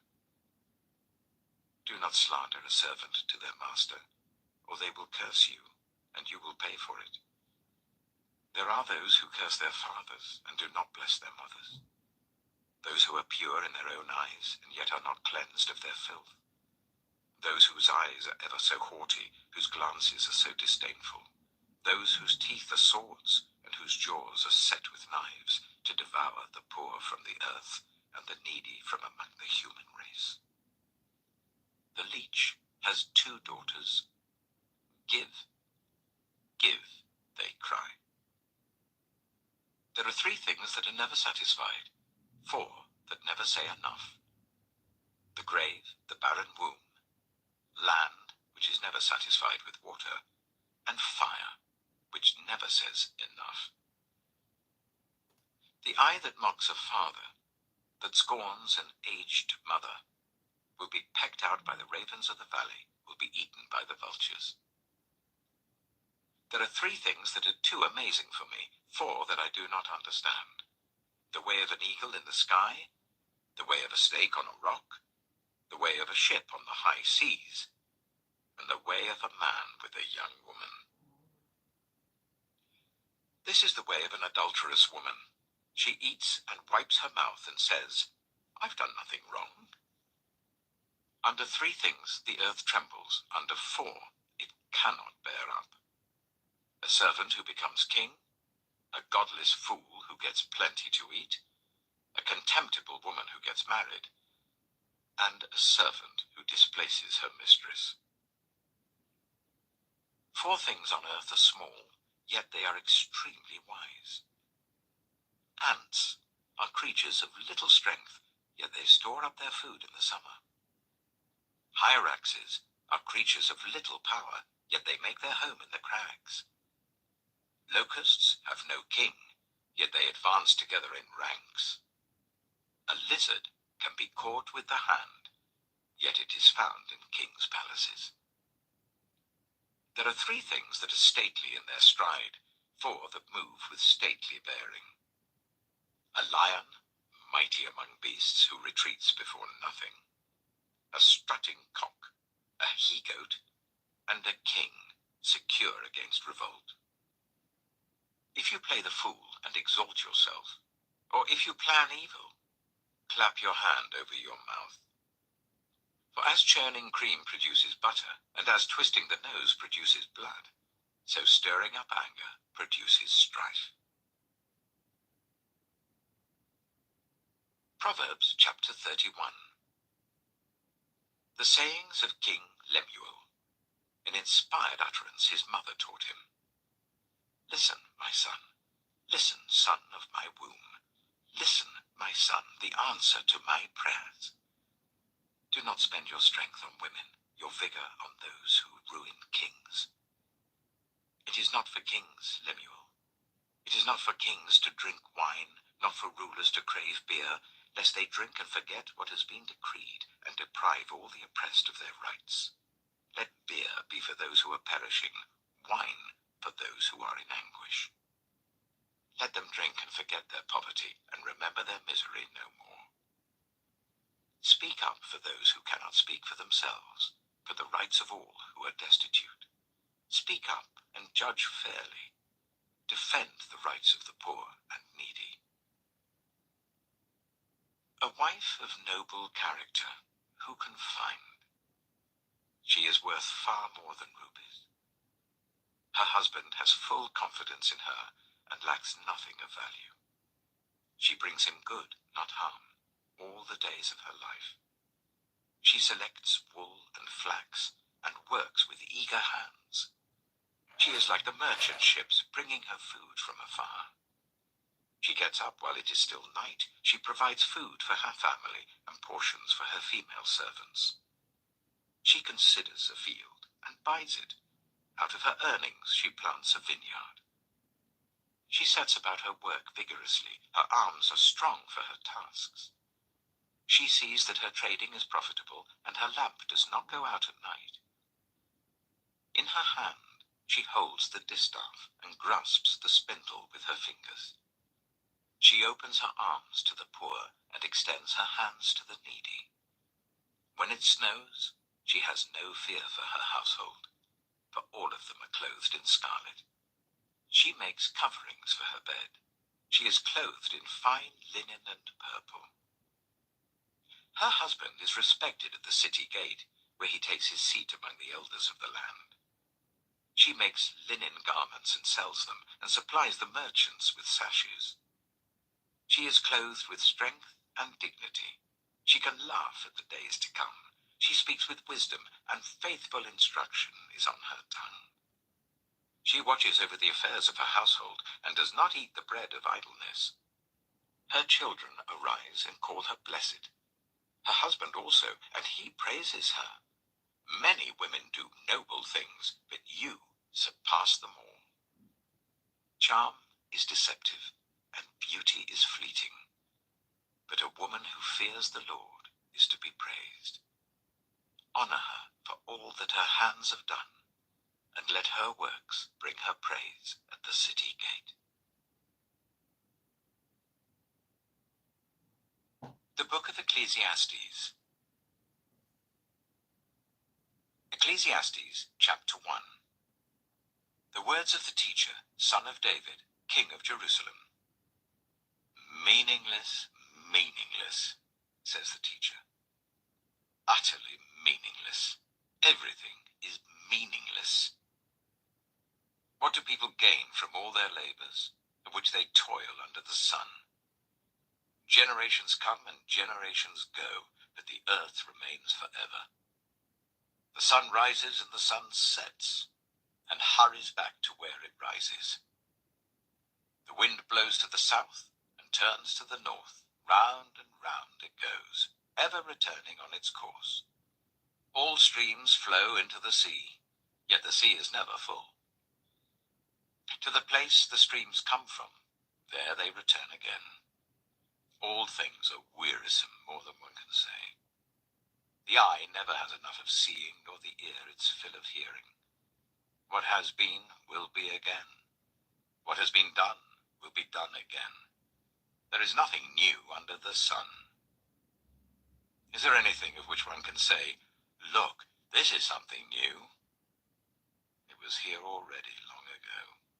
It was here before our time.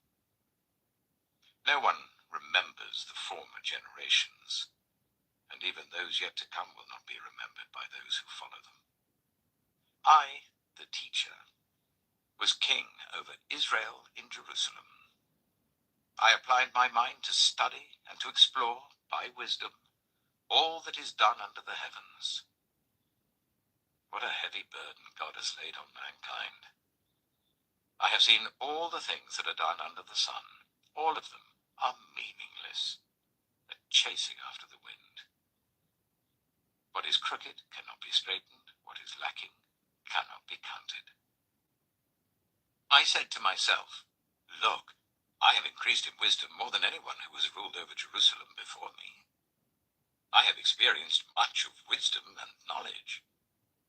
Then I applied myself to the understanding of wisdom, and also of madness and folly.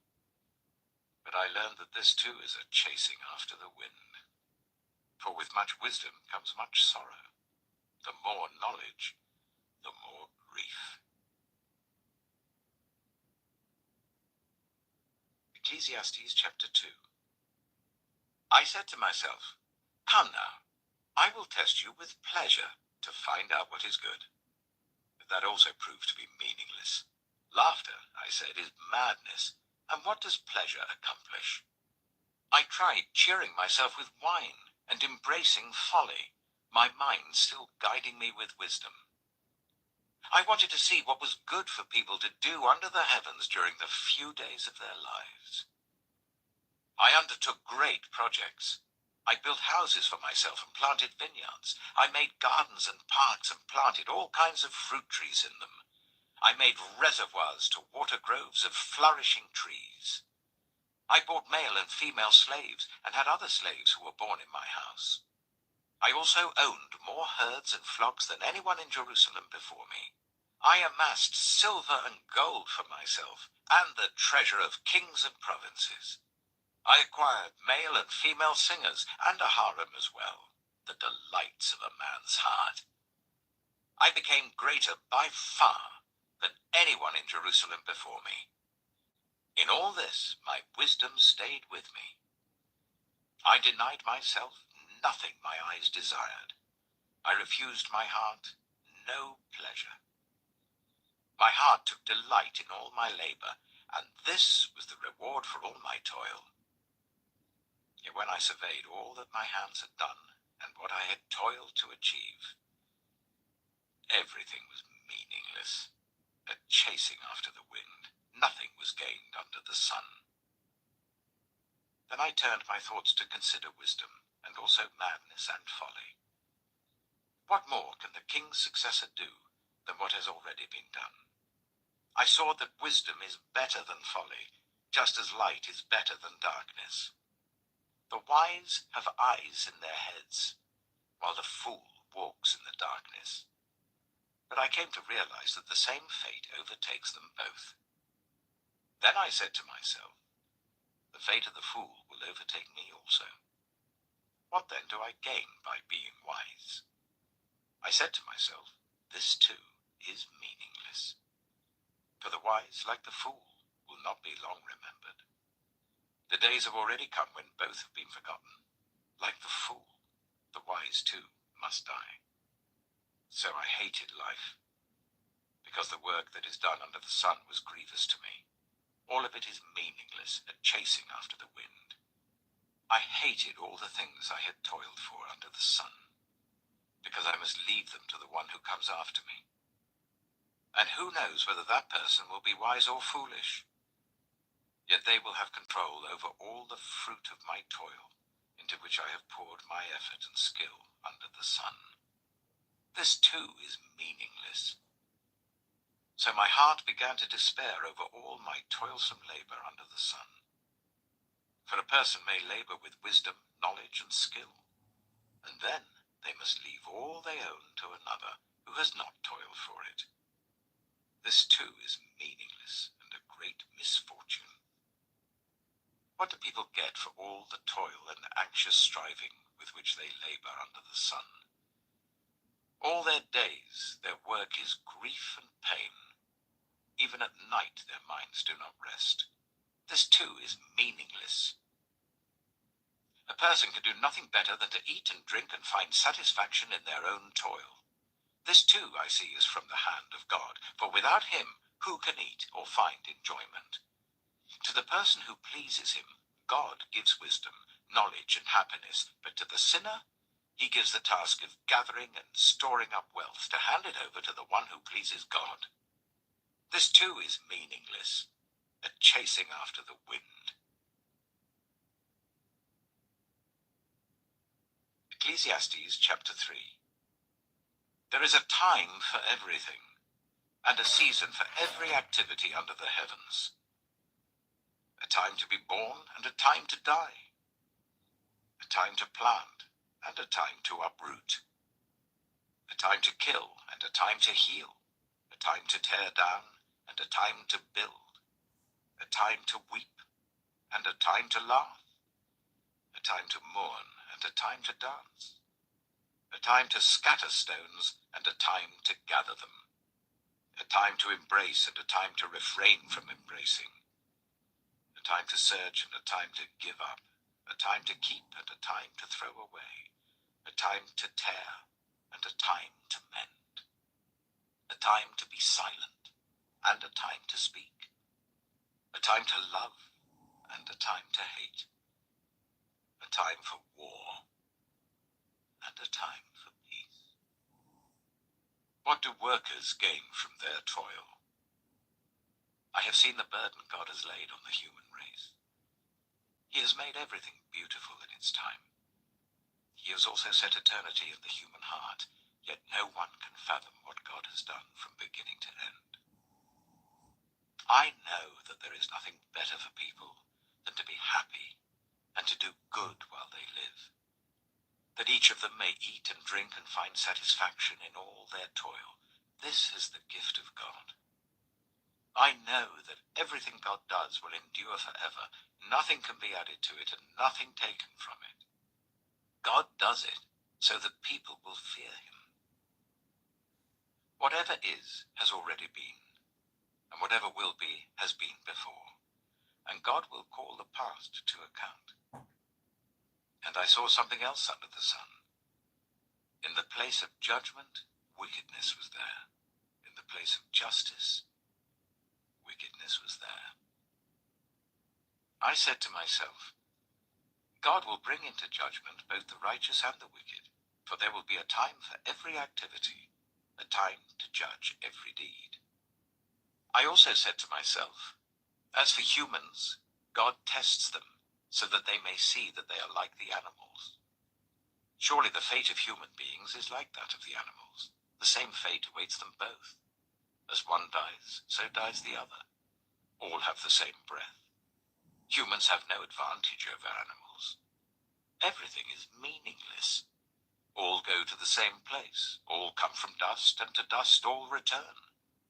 Who knows if the human spirit rises upward, and if the spirit of the animal goes down into the earth? So I saw that there is nothing better for a person than to enjoy their work, because that is their lot. For who can bring them to see what will happen after them?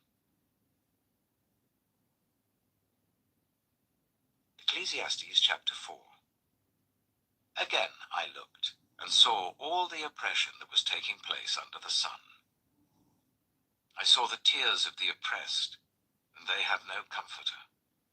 Power was on the side of their oppressors, and they have no comforter. And I declared that the dead, who had already died, are happier than the living who are still alive. But better than both is the one who has never been born, who has not seen the evil that is done under the sun. And I saw that all toil and achievement spring from one person's envy of another. This too is meaningless, a chasing after the wind. Fools fold their hands and ruin themselves. Better one handful with tranquility than two handfuls with toil and chasing after the wind. Again I saw something meaningless under the sun. There was a man all alone. He had neither son nor brother. There was no end to his toil, yet his eyes were not content with his wealth. For whom am I toiling, he asked, and why am I depriving myself of enjoyment? This too is meaningless, a miserable business. Two are better than one, because they have a good return for their labor. If either of them falls down, one can help the other up. But pity anyone who falls and has no one to help them up. Also, if two lie down together, they will keep warm. But how can one keep warm alone? Though one may be overpowered, two can defend themselves. A cord of 3 strands is not quickly broken. Better a poor but wise youth than an old but foolish king who no longer knows how to heed a warning. The youth may have come from prison to the kingship, or he may have been born in poverty within his kingdom. I saw that all who lived and walked under the sun followed the youth, the king's successor. There was no end to all the people who were before them, but those who came later were not pleased with the successor.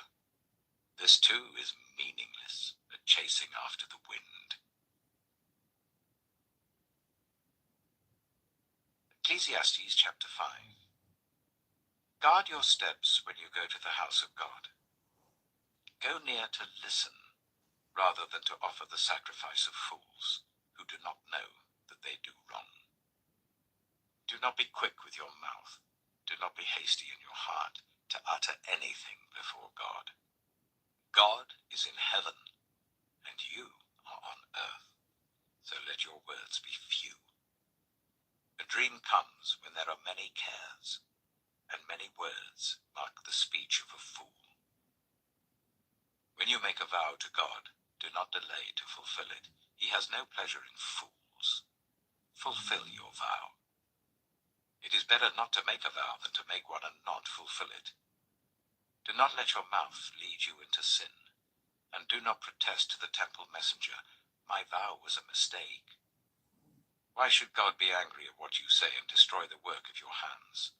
Much dreaming and many words are meaningless. Therefore, fear God.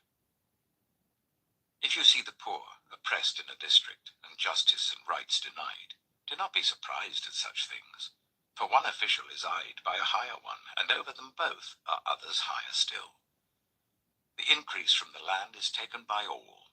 The king himself profits from the fields. Whoever loves money never has enough.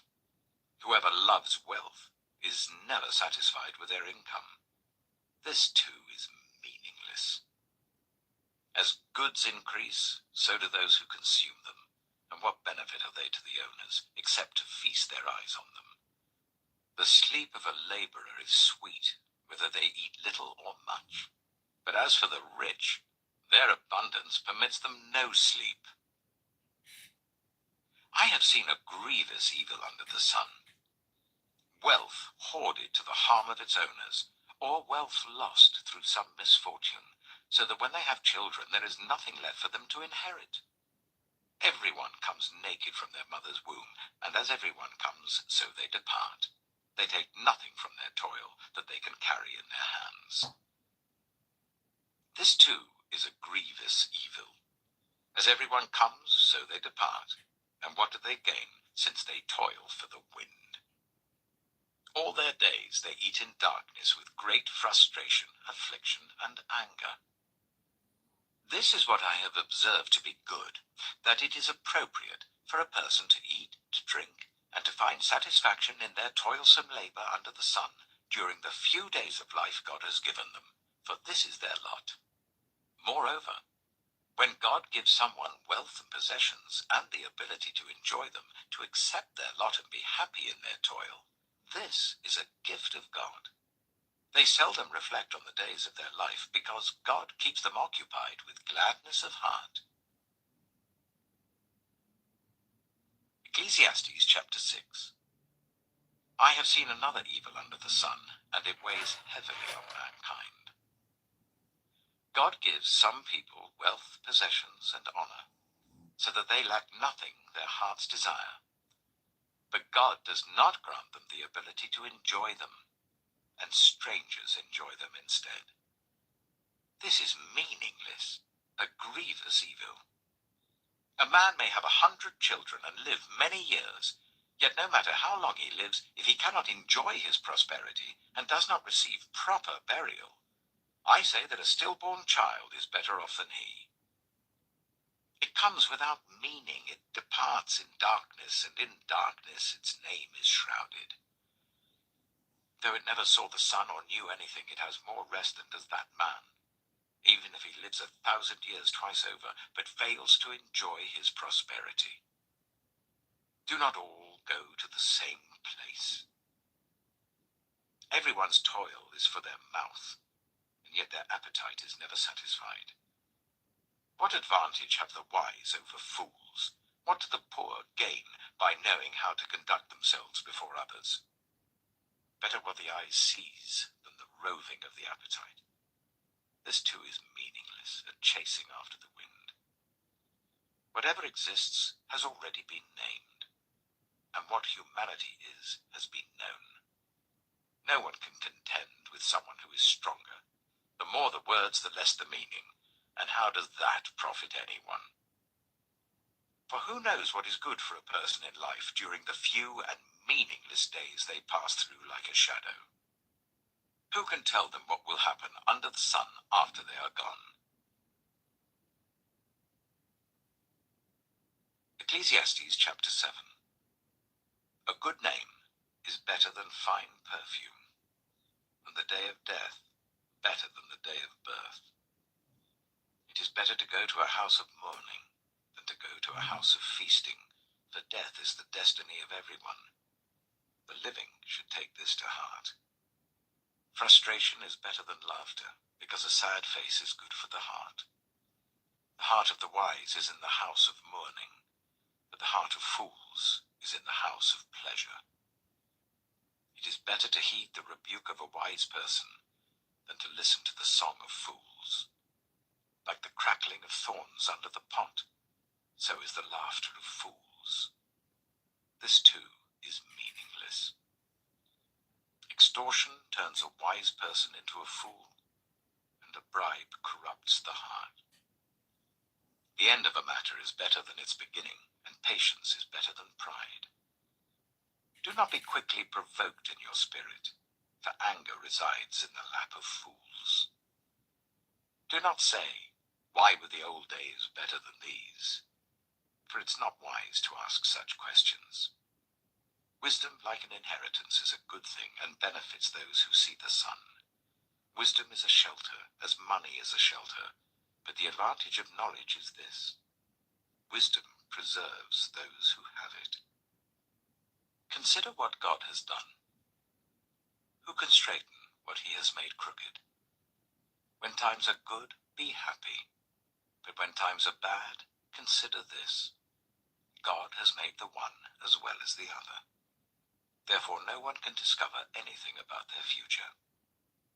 In this meaningless life of mine, I have seen both of these: the righteous perishing in their righteousness, and the wicked living long in their wickedness. Do not be over-righteous, neither be over-wise. Why destroy yourself? Do not be over-wicked, and do not be a fool. Why die before your time? It is good to grasp the one and not let go of the other. Whoever fears God will avoid all extremes. Wisdom makes one wise person more powerful than 10 rulers in a city.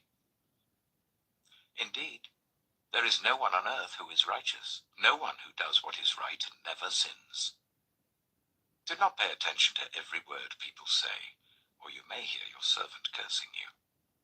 For you know in your heart that many times you yourself have cursed others. All this I tested by wisdom, and I said, I am determined to be wise, but this was beyond me. Whatever exists is far off and most profound. Who can discover it? So I turned my mind to understand, to investigate, and to search out wisdom and the scheme of things, and to understand the stupidity of wickedness and the madness of folly. I find, more bitter than death, the woman who is a snare, whose heart is a trap and whose hands are chains. The man who pleases God will escape her, but the sinner she will ensnare. Look, says the teacher, this is what I have discovered. Adding one thing to another to discover the scheme of things, while I was still searching but not finding, I found one upright man among 1,000, but not one upright woman among them all. This only have I found: God created mankind upright, but they have gone in search of many schemes. Ecclesiastes chapter 8. Who is like the wise? Who knows the explanation of things? A person's wisdom brightens their face and changes its hard appearance. Obey the king's command, I say, because you took an oath before God. Do not be in a hurry to leave the king's presence. Do not stand up for a bad cause, for he will do whatever he pleases. Since a king's word is supreme, who can say to him, "What are you doing?" Whoever obeys his command will come to no harm, and the wise heart will know the proper time and procedure. For there is a proper time and procedure for every matter, though a person may be weighed down by misery. Since no one knows the future, who can tell someone else what is to come? As no one has power over the wind to contain it, so no one has power over the time of their death. As no one is discharged in time of war, so wickedness will not release those who practice it. All this I saw as I applied my mind to everything done under the sun. There is a time when a man lords it over others to his own hurt. Then, too, I saw the wicked buried, those who used to come and go from the holy place and receive praise in the city where they did this. This, too, is meaningless. When the sentence for a crime is not quickly carried out, people's hearts are filled with schemes to do wrong. Although a wicked person who commits 100 crimes may live a long time, I know that it will go better with those who fear God, who are reverent before him. Yet because the wicked do not fear God, it will not go well with them, and their days will not lengthen like a shadow. There is something else meaningless that occurs on earth. The righteous who get what the wicked deserve, and the wicked who get what the righteous deserve. This, too, I say, is meaningless. So I commend the enjoyment of life, because there's nothing better for a person under the sun than to eat and drink and be glad. Then joy will accompany them in their toil all the days of the life God has given them under the sun. When I applied my mind to know wisdom, and to observe the labor that is done on earth, people getting no sleep day or night, then I saw all that God has done. No one can comprehend what goes on under the sun. Despite all their efforts to search it out, no one can discover its meaning. Even if the wise claim they know, they cannot really comprehend it.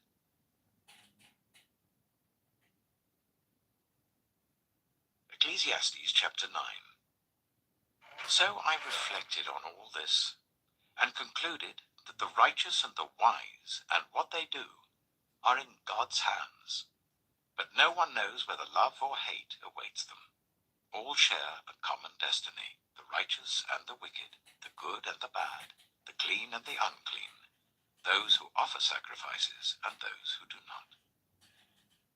As it is with the good, so with the sinful.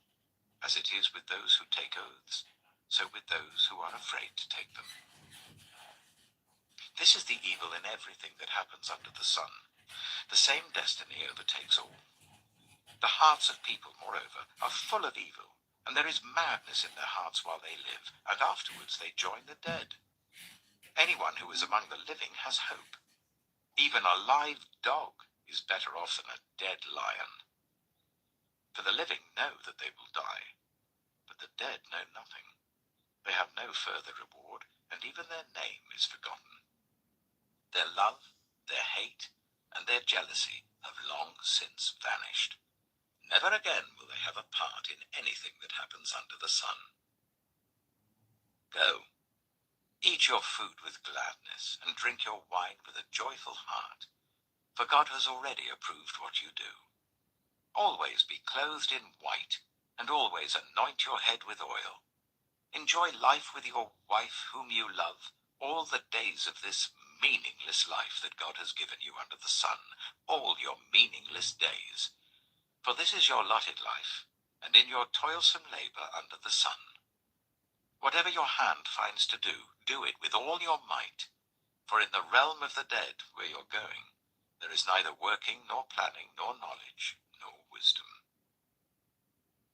I have seen something else under the sun. The race is not to the swift, or the battle to the strong, nor does food come to the wise, or wealth to the brilliant, or favor to the learned, but time and chance happen to them all. Moreover, no one knows when their hour will come. As fish are caught in a cruel net, or birds are taken in a snare, so people are trapped by evil times that fall unexpectedly upon them. I also saw under the sun this example of wisdom that greatly impressed me. There was once a small city with only a few people in it, and a powerful king came against it, surrounded it, and built huge siege works against it. Now there lived in that city a man, poor but wise, and he saved the city by his wisdom. But nobody remembered that poor man. So I said, wisdom is better than strength. But the poor man's wisdom is despised, and his words are no longer heeded. The quiet words of the wise are more to be heeded than the shouts of a ruler of fools. Wisdom is better than weapons of war, but one sinner destroys much good. Ecclesiastes chapter 10. As dead flies give perfume a bad smell, so a little folly outweighs wisdom and honor. The heart of the wise inclines to the right, but the heart of the fool to the left. Even as fools walk along the road, they lack sense and show everyone how stupid they are. If a ruler's anger rises against you, do not leave your post. Calmness can lay great offenses to rest. There is an evil I have seen under the sun, the sort of error that arises from a ruler. Fools are put in many high positions, while the rich occupy the low ones. I have seen slaves on horseback, while princes go on foot like slaves. Whoever digs a pit may fall into it. Whoever breaks through a wall may be bitten by a snake. Whoever quarries stones may be injured by them. Whoever splits logs may be endangered by them. If the axe is dull and its edge unsharpened, more strength is needed, but skill will bring success. If a snake bites before it is charmed, the charmer receives no fee. Words from the mouth of the wise are gracious, but fools are consumed by their own lips. At the beginning their words are folly, at the end they are wicked madness, and fools multiply words. No one knows what is coming. Who can tell someone else what will happen after them? The toil of fools wearies them. They do not know the way to town. Woe to the land whose king was a servant and whose princes feast in the morning. Blessed is the land whose king is of noble birth, and whose princes eat at a proper time, for strength and not for drunkenness. Through laziness the rafters sag, because of idle hands the house leaks. A feast is made for laughter, wine makes life merry, and money is the answer for everything. Do not revile the king even in your thoughts, or curse the rich in your bedroom, because a bird in the sky may carry your words, and a bird on the wing may report what you say. Ecclesiastes chapter 11. Ship your grain across the sea. After many days you may receive a return. Invest in 7 ventures, yes, in 8. You do not know what disaster may come upon the land. If clouds are full of water, they pour rain on the earth. Whether a tree falls to the south or to the north, in the place where it falls, there it will lie. Whoever watches the wind will not plant. Whoever looks at the clouds will not reap. As you do not know the path of the wind or how the body is formed in a mother's womb, so you cannot understand the work of God, the maker of all things. Sow your seed in the morning, and at evening let your hands not be idle. For you do not know which will succeed, whether this or that, or whether both will do equally well.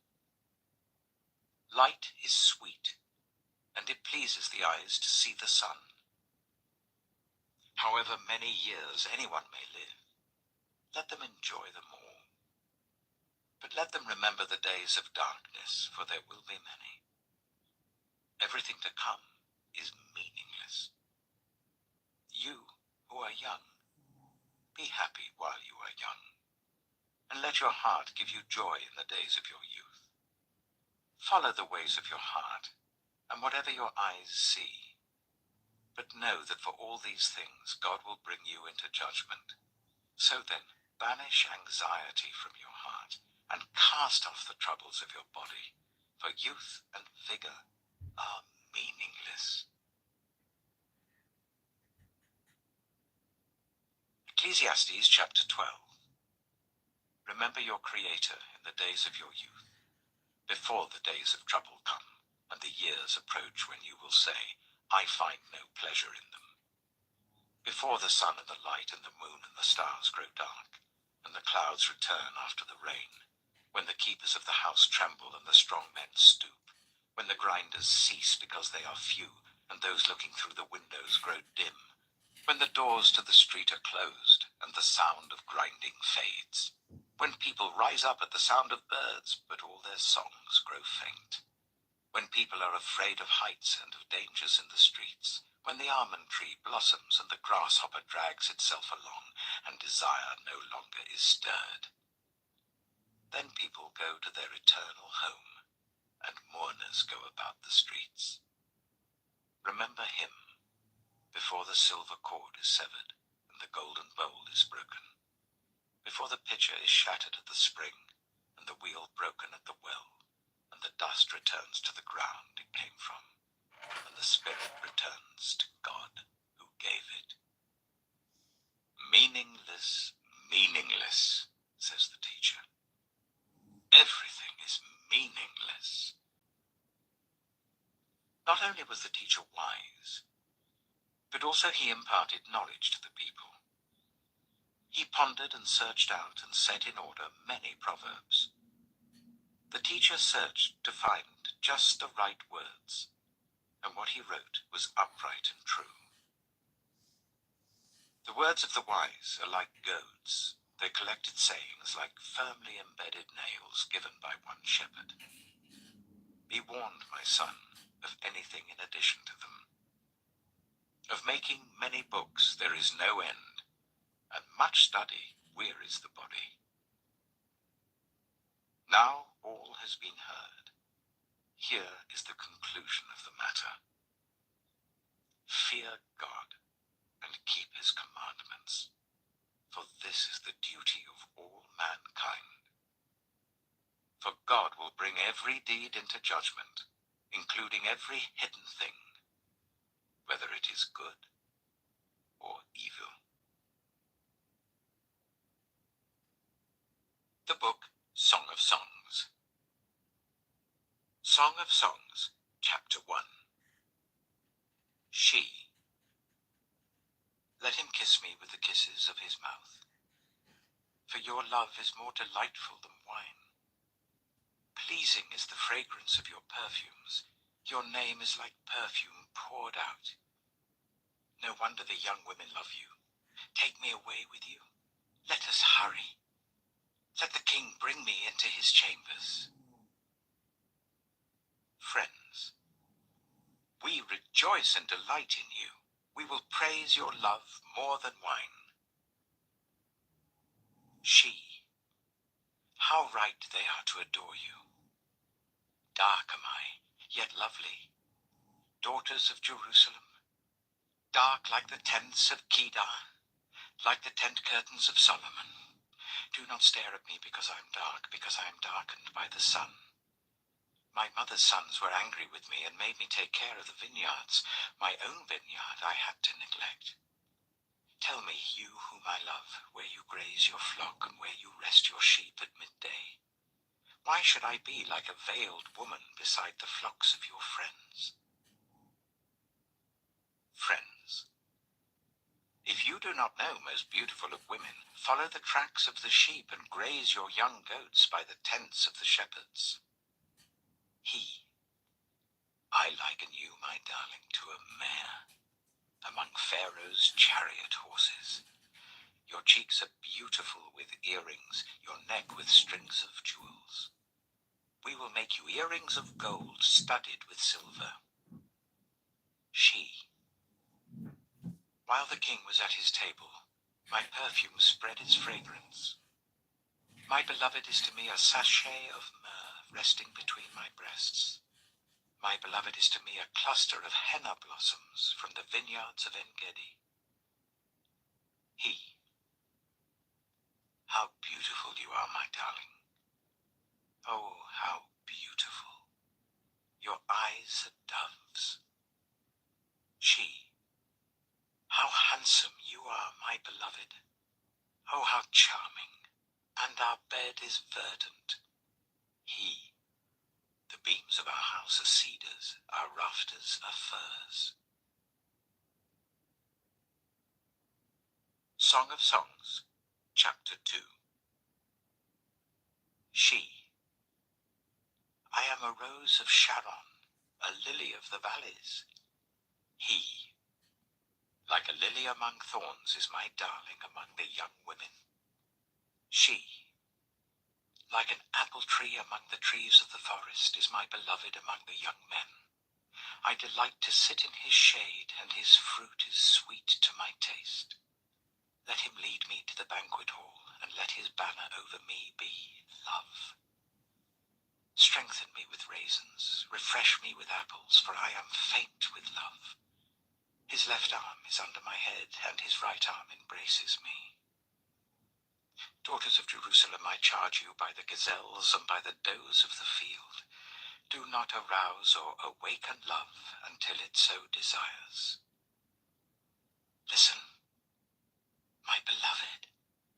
Look, here he comes, leaping across the mountains, bounding over the hills. My beloved is like a gazelle or a young stag. Look, there he stands behind our wall, gazing through the windows, peering through the lattice. My beloved spoke and said to me, Arise, my darling, my beautiful one, come with me. See, the winter is past, the rains are over and gone. Flowers appear on the earth, the season of singing has come. The cooing of doves is heard in our land. The fig tree forms its early fruit, the blossoming vines spread their fragrance. Arise, come, my darling, my beautiful one, come with me. He. My dove in the clefts of the rock, in the hiding places on the mountainside, show me your face. Let me hear your voice. For your voice is sweet and your face is lovely. Catch for us the foxes, the little foxes that ruin the vineyards, our vineyards that are in bloom. She. My beloved is mine and I am his. He browses among the lilies, until the day breaks and the shadows flee. Turn, my beloved, and be like a gazelle or like a young stag on the rugged hills. Song of Songs, Chapter 3. All night long on my bed I looked for the one my heart loves. I looked for him but did not find him. I will get up now and go about the city, through its streets and squares. I will search for the one my heart loves. So I looked for him, but did not find him. The watchmen found me as they made their rounds in the city. Have you seen the one my heart loves? Scarcely had I passed them when I found the one my heart loves. I held him and would not let him go, till I had brought him to my mother's house, to the room of the one who conceived me. Daughters of Jerusalem, I charge you, by the gazelles and by the does of the field, do not arouse or awaken love until it so desires. Who is this coming up from the wilderness like a column of smoke, perfumed with myrrh and incense, made from all the spices of the merchant? Look! It is Solomon's carriage, escorted by 60 warriors, the noblest of Israel, all of them wearing the sword, all experienced in battle, each with his sword at his side, prepared for the terrors of the night. King Solomon made for himself the carriage. He made it of wood from Lebanon. Its posts he made of silver, its base of gold. Its seat was upholstered with purple, its interior inlaid with love. Daughters of Jerusalem, come out and look, you daughters of Zion. Look on King Solomon, wearing a crown. The crown with which his mother crowned him on the day of his wedding, the day his heart rejoiced. Song of Songs, Chapter 4. He. How beautiful you are, my darling. Oh, how beautiful. Your eyes behind your veil are doves. Your hair is like a flock of goats descending from the hills of Gilead. Your teeth are like a flock of sheep just shorn, coming up from the washing. Each has its twin. Not one of them is alone. Your lips are like a scarlet ribbon.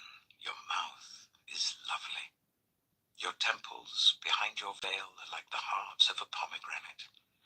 Your neck is like the Tower of David, built with courses of stone. On it hang 1,000 shields, all of them shields of warriors. Your breasts are like 2 fawns, like twin fawns of a gazelle that browse among the lilies.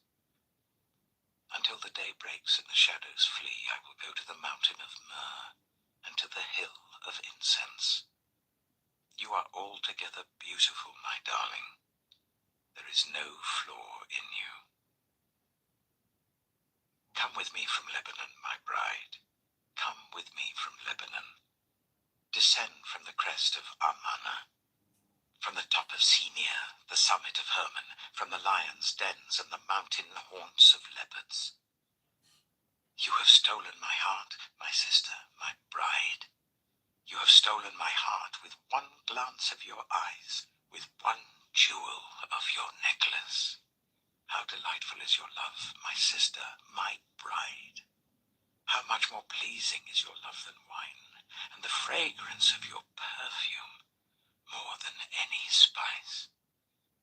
Your lips drop sweetness as the honeycomb, my bride. Milk and honey are under your tongue. The fragrance of your garments is like the fragrance of Lebanon. You are a garden locked up, my sister, my bride. You are a spring enclosed, a sealed fountain. Your plants are an orchard of pomegranates with choice fruits, with henna and nard and saffron, calamus and cinnamon, with every kind of incense tree, with myrrh and aloes and all the finest spices. You are a garden fountain, a well of flowing water streaming down from Lebanon. She. Awake, north wind, and come, south wind. Blow on my garden, that its fragrance may spread everywhere. Let my beloved come into his garden and taste its choice fruits. Song of Songs, Chapter 5. He. I have come into my garden, my sister, my bride. I have gathered my myrrh with my spice. I have eaten my honeycomb and my honey. I have drunk my wine and my milk. Friends. Eat, friends, and drink. Drink your fill of love. She. I slept, but my heart was awake. Listen, my beloved is knocking. Open to me, my sister, my darling, my dove, my flawless one. My head is drenched with dew, my hair with the dampness of the night. I have taken off my robe. Must I put it on again? I have washed my feet. Must I soil them again? My beloved thrust his hand through the latch opening. My heart began to pound for him. I arose to open for my beloved, and my hands dripped with myrrh, my fingers with flowing myrrh on the handles of the bolt. I opened for my beloved, but my beloved had left. He was gone. My heart sank at his departure. I looked for him, but did not find him. I called him, but he did not answer. The watchmen found me as they made their rounds in the city. They beat me. They bruised me. They took away my cloak, those watchmen of the walls. Daughters of Jerusalem, I charge you, if you find my beloved, what will you tell him? Tell him I am faint with love. Friends, how is your beloved better than others, most beautiful of women? How is your beloved better than others that you so charge us? She, my beloved, is radiant and ruddy, outstanding among 10,000. His head is purest gold. His hair is wavy and black as a raven. His eyes are like doves by the water streams, washed in milk, mounted like jewels. His cheeks are like beds of spice yielding perfume. His lips are like lilies dripping with myrrh. His arms are rods of gold set with topaz. His body is like polished ivory, decorated with lapis lazuli. His legs are pillars of marble set on bases of pure gold. His appearance is like Lebanon, choice as its cedars. His mouth is sweetness itself. He is altogether lovely. This is my beloved. This is my friend, daughters of Jerusalem. Song of Songs, Chapter 6. Friends, where has your beloved gone, most beautiful of women? Which way did your beloved turn, that we may look for him with you? She, my beloved has gone down to his garden, to the beds of spices, to browse in the gardens and to gather lilies. I am my beloved's, and my beloved is mine. He browses among the lilies. He, you are as beautiful as Tirzah, my darling, as lovely as Jerusalem, as majestic as troops with banners. Turn your eyes from me. They overwhelm me. Your hair is like a flock of goats descending from Gilead. Your teeth are like a flock of sheep coming up from the washing. Each has its twin. Not one of them is missing. Your temples, behind your veil, are like the halves of a pomegranate. 60 queens there may be, and 80 concubines and virgins beyond number. But my dove, my perfect one, is unique. The only daughter of her mother, the favorite of the one who bore her. The young women saw her and called her blessed. The queens and concubines praised her. Friends, who is this that appears like the dawn, fair as the moon, bright as the sun, majestic as the stars in procession? He, I went down to the grove of nut trees to look at the new growth in the valley, to see if the vines had budded or the pomegranates were in bloom.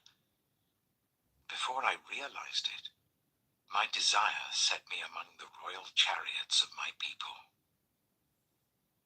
Friends, come back, O Shulamite, come back, that we may gaze on you. He, why would you gaze on the Shulamite, as on the dance of Mahanaim? Song of Songs, Chapter 7. How beautiful your sandaled feet, O prince's daughter! Your graceful legs are like jewels, the work of an artist's hands. Your navel is a rounded goblet that never lacks blended wine. Your waist is a mound of wheat encircled by lilies. Your breasts are like 2 fawns, like twin fawns of a gazelle. Your neck is like an ivory tower. Your eyes are the pools of Heshbon by the gate of Bath Rabbim. Your nose is like the tower of Lebanon looking towards Damascus. Your head crowns you like Mount Carmel. Your hair is like royal tapestry. The king is held captive by its tresses. How beautiful you are, and how pleasing, my love, with your delights. Your stature is like that of a palm, and your breasts like clusters of fruit. I said, I will climb the palm tree. I will take hold of its fruit. May your breasts be like clusters of grapes on the vine, the fragrance of your breath like apples, and your mouth like the best wine. She. May the wine go straight to my beloved, flowing gently over lips and teeth. I belong to my beloved, and his desire is for me. Come, my beloved, let us go to the countryside. Let us spend the night in the villages. Let us go early to the vineyards to see if the vines have budded, if their blossoms have opened, and if the pomegranates are in bloom. There I will give you my love. The mandrakes send out their fragrance, and at our door is every delicacy, both new and old, that I have stored up for you, my beloved. Song of Songs, Chapter 8. If only you were to me like a brother who was nursed at my mother's breasts. Then, if I found you outside, I would kiss you and no one would despise me. I would lead you and bring you to my mother's house, she who has taught me. I would give you spiced wine to drink, the nectar of my pomegranates.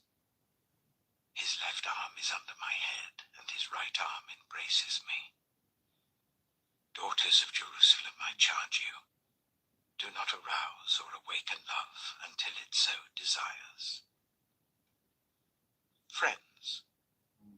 Who is this coming up from the wilderness, leaning on her beloved? She. Under the apple tree I roused you. There your mother conceived you. There she who was in labor gave you birth. Place me like a seal over your heart, like a seal on your arm. For love is as strong as death, its jealousy unyielding as the grave. It burns like blazing fire, like a mighty flame. Many waters cannot quench love. Rivers cannot sweep it away. If one were to give all the wealth of one's house for love, it would be utterly scorned. Friends, we have a little sister, and her breasts are not yet grown. What shall we do for our sister on the day she is spoken for? If she is a wall, we will build towers of silver on her. If she is a door, we will enclose her with panels of cedar. She. I am a wall, and my breasts are like towers. Thus I have become in his eyes like one bringing contentment. Solomon had a vineyard in Baal Hamon. He let out his vineyard to tenants. Each was to bring for its fruit 1,000 shekels of silver. But my own vineyard is mine to give. The 1,000 shekels are for you, Solomon, and 200 are for those who tend its fruit. You who dwell in the gardens with friends in attendance, let me hear your voice. She. Come away, my beloved, and be like a gazelle or like a young stag on the spice-laden mountains.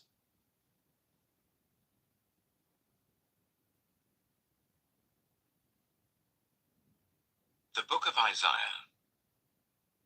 Isaiah chapter 1. The vision concerning Judah and Jerusalem that Isaiah son of Amos saw during the reigns of Uzziah, Jotham, Ahaz, and Hezekiah, kings of Judah. Hear me, you heavens, listen, earth, for the Lord has spoken. I reared children and brought them up, but they have rebelled against me. The ox knows its master, the donkey its owner's manger. But Israel does not know. My people do not understand. Woe to the sinful nation, a people whose guilt is great, a brood of evildoers, children given to corruption. They have forsaken the Lord. They have spurned the Holy One of Israel, and turned their backs on him. Why should you be beaten any more? Why do you persist in rebellion? Your whole head is injured, your whole heart afflicted. From the sole of your foot to the top of your head, there is no soundness, only wounds and bruises and open sores, not cleansed or bandaged or soothed with oil. Your country is desolate, your cities burned with fire, your fields are being stripped by foreigners right before you, laid waste as when overthrown by strangers. Daughter Zion is left like a shelter in a vineyard, like a hut in a cucumber field, like a city under siege. Unless the Lord Almighty had left us some survivors, we would have become like Sodom. We would have been like Gomorrah.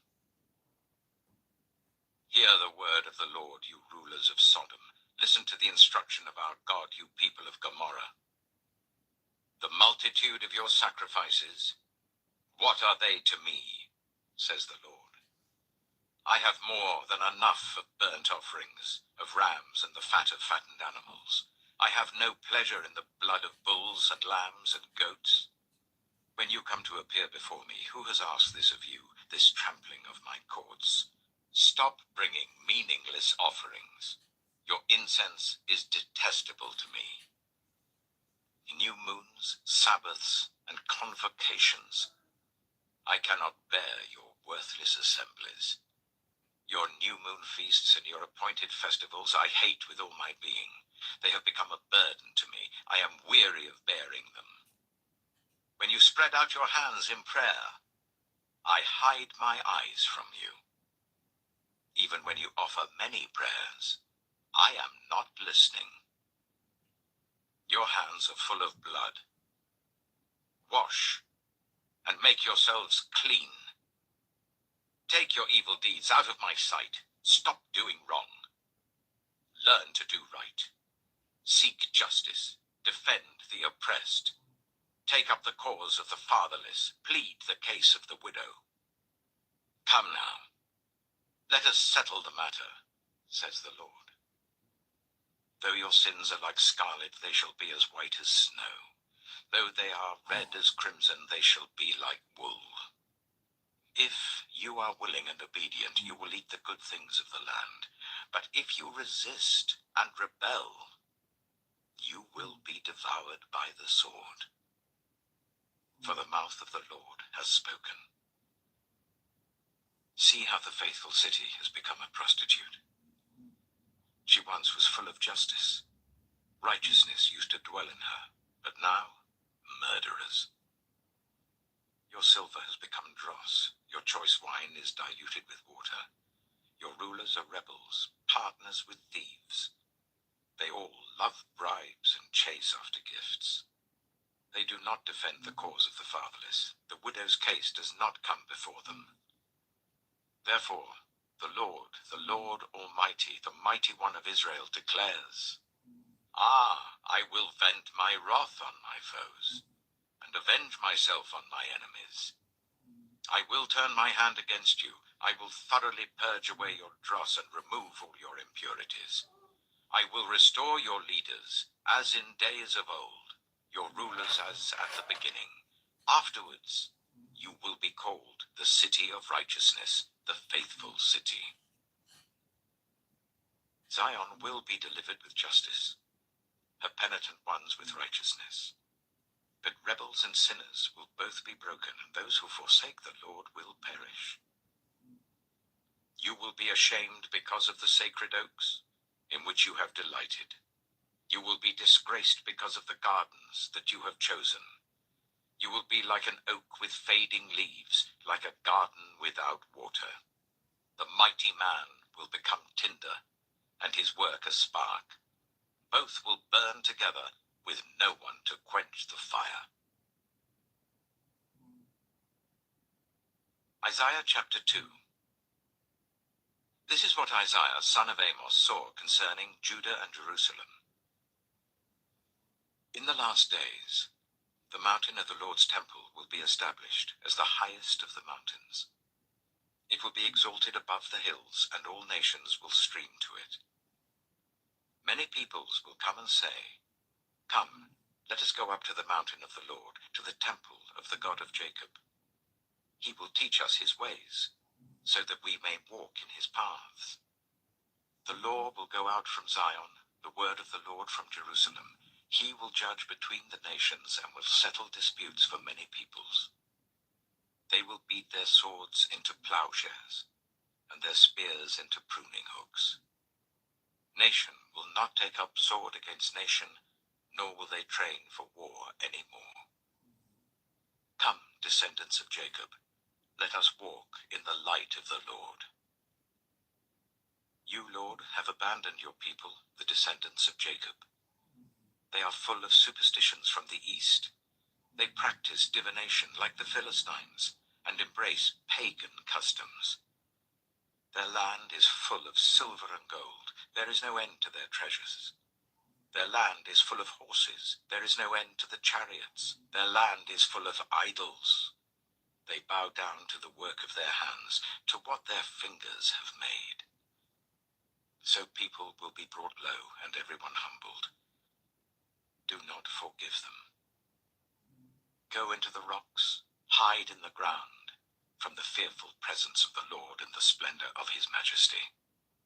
The eyes of the arrogant will be humbled and human pride brought low. The Lord alone will be exalted in that day. The Lord Almighty has a day in store for all the proud and the lofty, for all that is exalted, and they will be humbled. For all the cedars of Lebanon, tall and lofty, and all the oaks of Bashan, for all the towering mountains and all the high hills, for every lofty tower and every fortified wall, for every trading ship and every stately vessel. The arrogance of man will be brought low, and human pride humbled.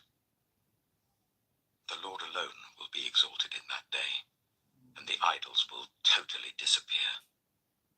People will flee to caves in the rocks and to holes in the ground from the fearful presence of the Lord and the splendor of his majesty when he rises to shake the earth. In that day people will throw away to the moles and bats their idols of silver and idols of gold which they made to worship. They will flee to caverns in the rocks and to the overhanging crags from the fearful presence of the Lord and the splendor of his majesty when he rises to shake the earth. Stop trusting in mere humans who have but a breath in their nostrils. Why hold them in esteem? Isaiah chapter 3. See now, the Lord Almighty, is about to take from Jerusalem and Judah both supply and support, all supplies of food and all supplies of water, the hero and the warrior, the judge and the prophet, the diviner and the elder, the captain of 50 and the man of rank, the counselor, skilled craftsman and clever enchanter. I will make mere youths their officials. Children will rule over them. People will oppress each other. Man against man, neighbor against neighbor. The young will rise up against the old, the nobody against the honored. A man will seize one of his brothers in his father's house and say, "You have a cloak, you be our leader. Take charge of this heap of ruins." But in that day he will cry out, "I have no remedy. I have no food or clothing in my house. Do not make me the leader of the people." Jerusalem staggers. Judah is falling. Their words and deeds are against the Lord, defying his glorious presence. The look on their faces testifies against them. They parade their sin like Sodom. They do not hide it. Woe to them! they have brought disaster upon themselves. Tell the righteous it will be well with them, for they will enjoy the fruit of their deeds. Woe to the wicked, disaster is upon them. They will be paid back for what their hands have done. Youths oppress my people, women rule over them. My people, your guides, lead you astray, they turn you from the path. The Lord takes his place in court, he rises to judge the people. The Lord enters into judgment against the elders and leaders of his people. It is you who have ruined my vineyard. The plunder from the poor is in your houses. What do you mean by crushing my people and grinding the faces of the poor? Declares the Lord Almighty. The Lord says, the women of Zion are haughty, walking along with outstretched necks, flirting with their eyes, strutting along with swaying hips, with ornaments jingling on their ankles. Therefore the Lord will bring sores on the heads of the women of Zion. The Lord will make their scalps bald. In that day, the Lord will snatch away their finery, the bangles and headbands and crescent necklaces, the earrings and bracelets and veils, the headdresses and anklets and sashes, the perfume bottles and charms, the signet rings and nose rings, the fine robes and the capes and cloaks, the purses and mirrors, and the linen garments and tiaras and shawls. Instead of fragrance, there will be a stench. Instead of a sash, a rope. Instead of well-dressed hair, baldness. Instead of fine clothing, sackcloth. Instead of beauty, branding. Your men will fall by the sword, your warriors in battle. The gates of Zion will lament and mourn. Destitute, she will sit on the ground. Isaiah chapter 4. In that day, 7 women will take hold of one man and say, we will eat our own food and provide our own clothes. Only let us be called by your name. Take away our disgrace. In that day the branch of the Lord will be beautiful and glorious, and the fruit of the land will be the pride and glory of the survivors of Israel. Those who are left in Zion, who remain in Jerusalem, will be called holy. All who are recorded among the living in Jerusalem. The Lord will wash away the filth of the women of Zion. He will cleanse the bloodstains from Jerusalem by a spirit of judgment and a spirit of fire.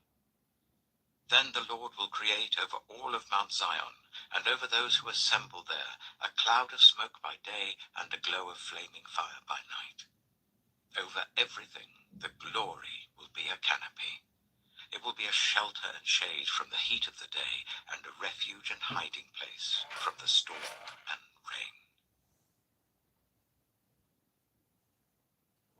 Isaiah chapter 5.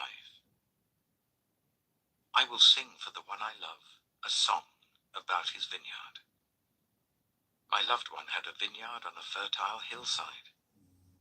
He dug it up and cleared it of stones and planted it with the choicest vines. He built a watchtower in it and cut out a wine press as well. Then he looked for a crop of good grapes, but it yielded only bad fruit. Now you dwellers in Jerusalem and people of Judah, judge between me and my vineyard. What more could have been done for my vineyard than I have done for it? When I looked for good grapes, why did it yield only bad? Now I will tell you what I am going to do to my vineyard. I will take away its hedge, and it will be destroyed. I will break down its wall, and it will be trampled. I will make it a wasteland, neither pruned nor cultivated, and briars and thorns will grow there. I will command the clouds not to rain on it. The vineyard of the Lord Almighty is the nation of Israel, and the people of Judah are the vines he delighted in. And he looked for justice, but saw bloodshed, for righteousness, but heard cries of distress. Woe to you who add house to house and join field to field till no space is left, and you live alone in the land. The Lord Almighty has declared in my hearing, surely the great houses will become desolate, the fine mansions left without occupants. A 10-acre vineyard will produce only a bath of wine. A homer of seed will yield only an ephah of grain. Woe to those who rise early in the morning to run after their drinks, who stay up late at night till they are inflamed with wine. They have harps and lyres at their banquets, pipes and tambourines and wine, but they have no regard for the deeds of the Lord, no respect for the work of his hands. Therefore my people will go into exile for lack of understanding. Those of high rank will die of hunger, and the common people will be parched with thirst. Therefore death expands its jaws, opening wide its mouth. Into it will descend their nobles and masses with all their brawlers and revelers. So people will be brought low, and everyone humbled, the eyes of the arrogant humbled. But the Lord Almighty will be exalted by his justice, and the holy God will be proved holy by his righteous acts. Then sheep will graze as in their own pasture, lambs will feed among the ruins of the rich. Woe to those who draw sin along with cords of deceit, and wickedness as with cart ropes. To those who say, let God hurry, let him hasten his work so that we may see it. The plan of the Holy One of Israel, let it approach, let it come into view so that we may know it. Woe to those who call evil good, and good evil, who put darkness for light and light for darkness, who put bitter for sweet and sweet for bitter. Woe to those who are wise in their own eyes, and clever in their own sight. Woe to those who are heroes at drinking wine and champions at mixing drinks, who acquit the guilty for a bribe but deny justice to the innocent. Therefore, as tongues of fire lick up straw, and as dry grass sinks down in the flames, so their roots will decay, and their flowers blow away like dust. For they have rejected the law of the Lord Almighty and spurned the word of the Holy One of Israel. Therefore the Lord's anger burns against his people. His hand is raised, and he strikes them down. The mountains shake, and the dead bodies are like refuse in the streets. Yet for all this, his anger is not turned away. His hand is still upraised. He lifts up a banner for the distant nations. He whistles for those at the ends of the earth. Here they come, swiftly and speedily. Not one of them grows tired or stumbles. Not one slumbers or sleeps. Not a belt is loosened at the waist. Not a sandal strap is broken. Their arrows are sharp. All their bows are strung. Their horses' hooves seem like flint. Their chariot wheels like a whirlwind. Their roar is like that of the lion. They roar like young lions. They growl as they seize their prey and carry it off with no one to rescue. In that day they will roar over it like the roaring of the sea. And if one looks at the land, there is only darkness and distress. Even the sun will be darkened by clouds. Isaiah chapter 6. In the year that King Uzziah died, I saw the Lord, high and exalted, seated on a throne, and the train of his robe filled the temple. Above him were seraphim, each with 6 wings.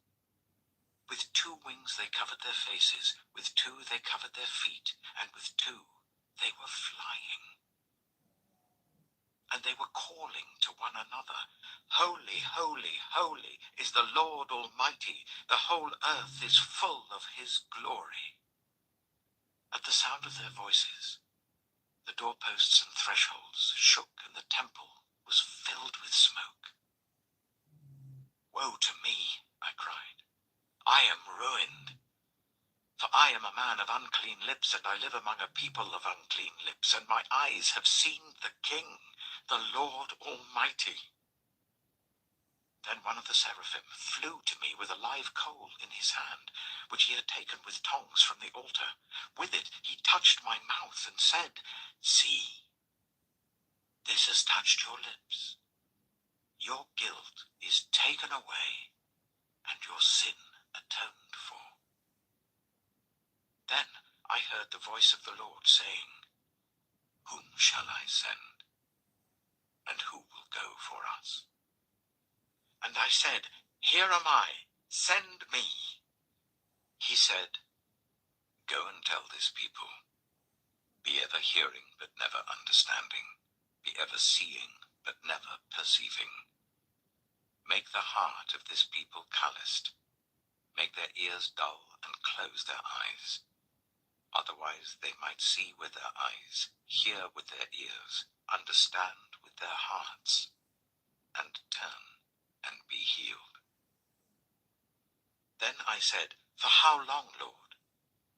And he answered, "Until the cities lie ruined and without inhabitant, until the houses are left deserted and the fields ruined and ravaged, until the Lord has sent everyone far away, and the land is utterly forsaken. And though a tenth remains in the land, it will again be laid waste. But as the terebinth and oak leave stumps when they are cut down, so the holy seed will be the stump in the land." Isaiah chapter 7. When Ahaz, son of Jotham, the son of Uzziah, was king of Judah, King Rezin of Aram and Pekah, son of Remaliah, king of Israel, marched up to fight against Jerusalem, but they could not overpower it. Now the house of David was told, "Aram has allied itself with Ephraim." So the hearts of Ahaz and his people were shaken, as the trees of the forest are shaken by the wind. Then the Lord said to Isaiah, "Go out, you and your son, Shear-Jashub, to meet Ahaz at the end of the aqueduct of the upper pool, on the road to the launderer's field. Say to him, be careful, keep calm, and don't be afraid. Do not lose heart because of these two smoldering stubs of firewood, because of the fierce anger of Rezin and Aram, and of the son of Remaliah. Aram, Ephraim, and Remaliah's son have plotted your ruin, saying, let us invade Judah, let us tear it apart and divide it among ourselves, and make the son of Tabiel king over it. Yet this is what the sovereign Lord says. It will not take place. It will not happen. For the head of Aram is Damascus, and the head of Damascus is only Rezin. Within 65 years, Ephraim will be too shattered to be a people. The head of Ephraim is Samaria, and the head of Samaria is only Remaliah's son. If you do not stand firm in your faith, you will not stand at all." Again the Lord spoke to Ahaz. "Ask the Lord your God for a sign, whether in the deepest depths or in the highest heights." But Ahaz said, "I will not ask, I will not put the Lord to the test." Then Isaiah said, "Hear now, you house of David. Is it not enough to try the patience of humans? Will you try the patience of my God also? Therefore the Lord himself will give you a sign. The virgin will conceive and give birth to a son, and will call him Emmanuel. He will be eating curds and honey when he knows enough to reject the wrong and choose the right. For before the boy knows enough to reject the wrong and choose the right, the land of the two kings you dread will be laid waste. The Lord will bring on you and on your people, and on the house of your father, a time unlike any since Ephraim broke away from Judah. He will bring the king of Assyria. In that day the Lord will whistle for flies from the Nile delta in Egypt, and for bees from the land of Assyria. They will all come and settle in the steep ravines and in the crevices and the rocks, on all the thorn bushes and at all the water holes. In that day the Lord will use a razor hired from beyond the river Euphrates, the king of Assyria, to shave your heads and private parts, and to cut off your beards also. In that day a person will keep alive a young cow and 2 goats, and because of the abundance of the milk they give, there will be curds to eat. All who remain in the land will eat curds and honey. In that day, in every place where there were 1,000 vines worth 1,000 silver shekels, there will be only briars and thorns. Hunters will go there with bow and arrow, for the land will be covered with briars and thorns. As for all the hills once cultivated by the hoe, you will no longer go there for fear of the briars and thorns. They will become places where cattle are turned loose and where sheep run. Isaiah chapter 8. The Lord said to me, "Take a large scroll and write on it with an ordinary pen, Maher-shalal-Hashbaz." So I called in Uriah the priest and Zechariah son of Jeberechiah as reliable witnesses for me. Then I made love to the prophetess, and she conceived and gave birth to a son. And the Lord said to me, "Name him Maher-shalal-Hashbaz. For before the boy knows how to say my father or my mother, the wealth of Damascus and the plunder of Samaria will be carried off by the king of Assyria." The Lord spoke to me again. "Because this people has rejected the gently flowing waters of Shiloah, and rejoices over Rezin and the son of Remaliah. Therefore the Lord is about to bring against them the mighty floodwaters of the Euphrates, the king of Assyria with all his pomp. It will overflow all its channels, run over all its banks, and sweep on into Judah, swirling over it, passing through it and reaching up to the neck. Its outspread wings will cover the breadth of your land. Emmanuel. Raise the war cry, you nations, and be shattered. Listen, all you distant lands. Prepare for battle and be shattered. Prepare for battle and be shattered. Devise your strategy, but it will be thwarted. Propose your plan, but it will not stand. For God is with us. This is what the Lord says to me with his strong hand upon me, warning me not to follow the way of this people. Do not call conspiracy everything this people calls a conspiracy. Do not fear what they fear, and do not dread it. The Lord Almighty is the one you are to regard as holy. He is the one you are to fear. He is the one you are to dread. He will be a holy place for both Israel and Judah. He will be a stone that causes people to stumble, and a rock that makes them fall. And for the people of Jerusalem, he will be a trap and a snare. Many of them will stumble. They will fall and be broken. They will be snared and captured. Bind up this testimony of warning and seal up God's instruction among my disciples. I will wait for the Lord, who is hiding his face from the descendants of Jacob. I will put my trust in him. Here am I, and the children the Lord has given me. We are signs and symbols in Israel from the Lord Almighty who dwells on Mount Zion. When someone tells you to consult mediums and spiritists who whisper and mutter, should not a people inquire of their God? Why consult the dead on behalf of the living? Consult God's instruction and the testimony of warning. If anyone does not speak according to this word, they have no light of dawn.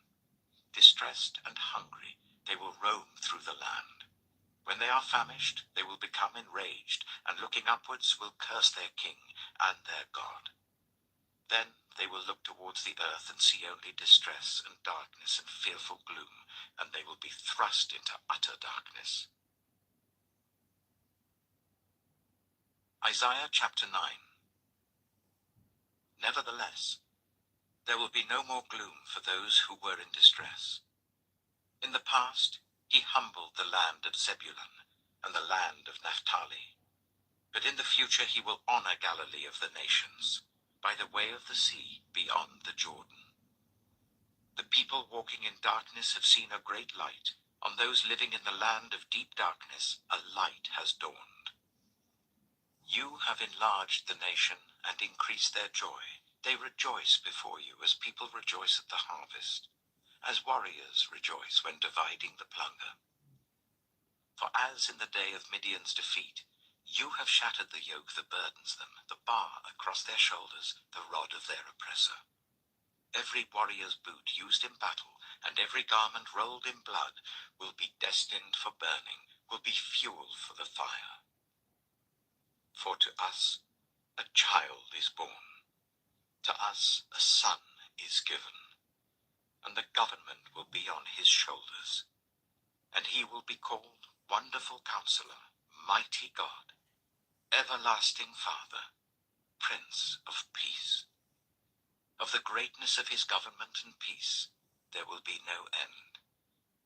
He will reign on David's throne and over his kingdom, establishing and upholding it with justice and righteousness from that time on and forever. The zeal of the Lord Almighty will accomplish this. The Lord has sent a message against Jacob. It will fall on Israel. All the people will know it, Ephraim and the inhabitants of Samaria, who say with pride and arrogance of heart, the bricks have fallen down, but we will rebuild with dressed stone. The fig trees have been felled, but we will replace them with cedars. But the Lord has strengthened Reason's foes against them, and has spurred their enemies on. Arameans from the east and Philistines from the west have devoured Israel with open mouth. Yet for all this, his anger is not turned away. His hand is still upraised. But the people have not returned to him who struck them, nor have they sought the Lord Almighty. So the Lord will cut off from Israel both head and tail, both palm branch and reed, in a single day. The elders and dignitaries are the head, the prophets who teach lies are the tail. Those who guide this people mislead them, and those who are guided are led astray. Therefore the Lord will take no pleasure in the young men, nor will he pity the fatherless and widows, for everyone is ungodly and wicked, every mouth speaks folly. Yet for all this, his anger is not turned away. His hand is still upraised. Surely wickedness burns like a fire. It consumes briars and thorns. It sets the forest thickets ablaze, so that it rolls upwards in a column of smoke. By the wrath of the Lord Almighty the land will be scorched, and the people will be fuel for the fire. They will not spare one another. On the right they will devour, but still be hungry. On the left they will eat, but not be satisfied. Each will feed on the flesh of their own offspring.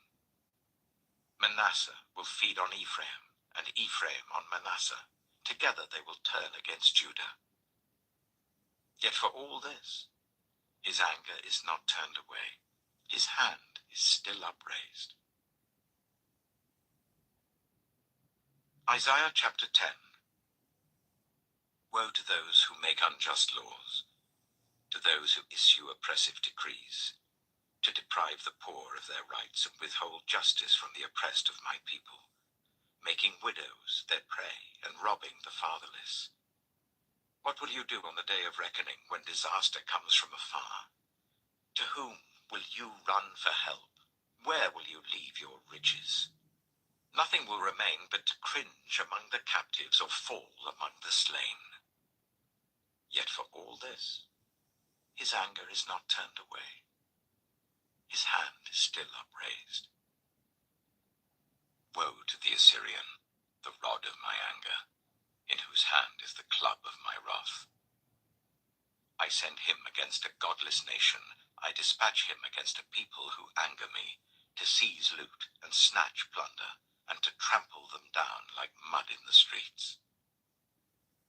But this is not what he intends. This is not what he has in mind. His purpose is to destroy, to put an end to many nations. Are not my commanders all kings, he says?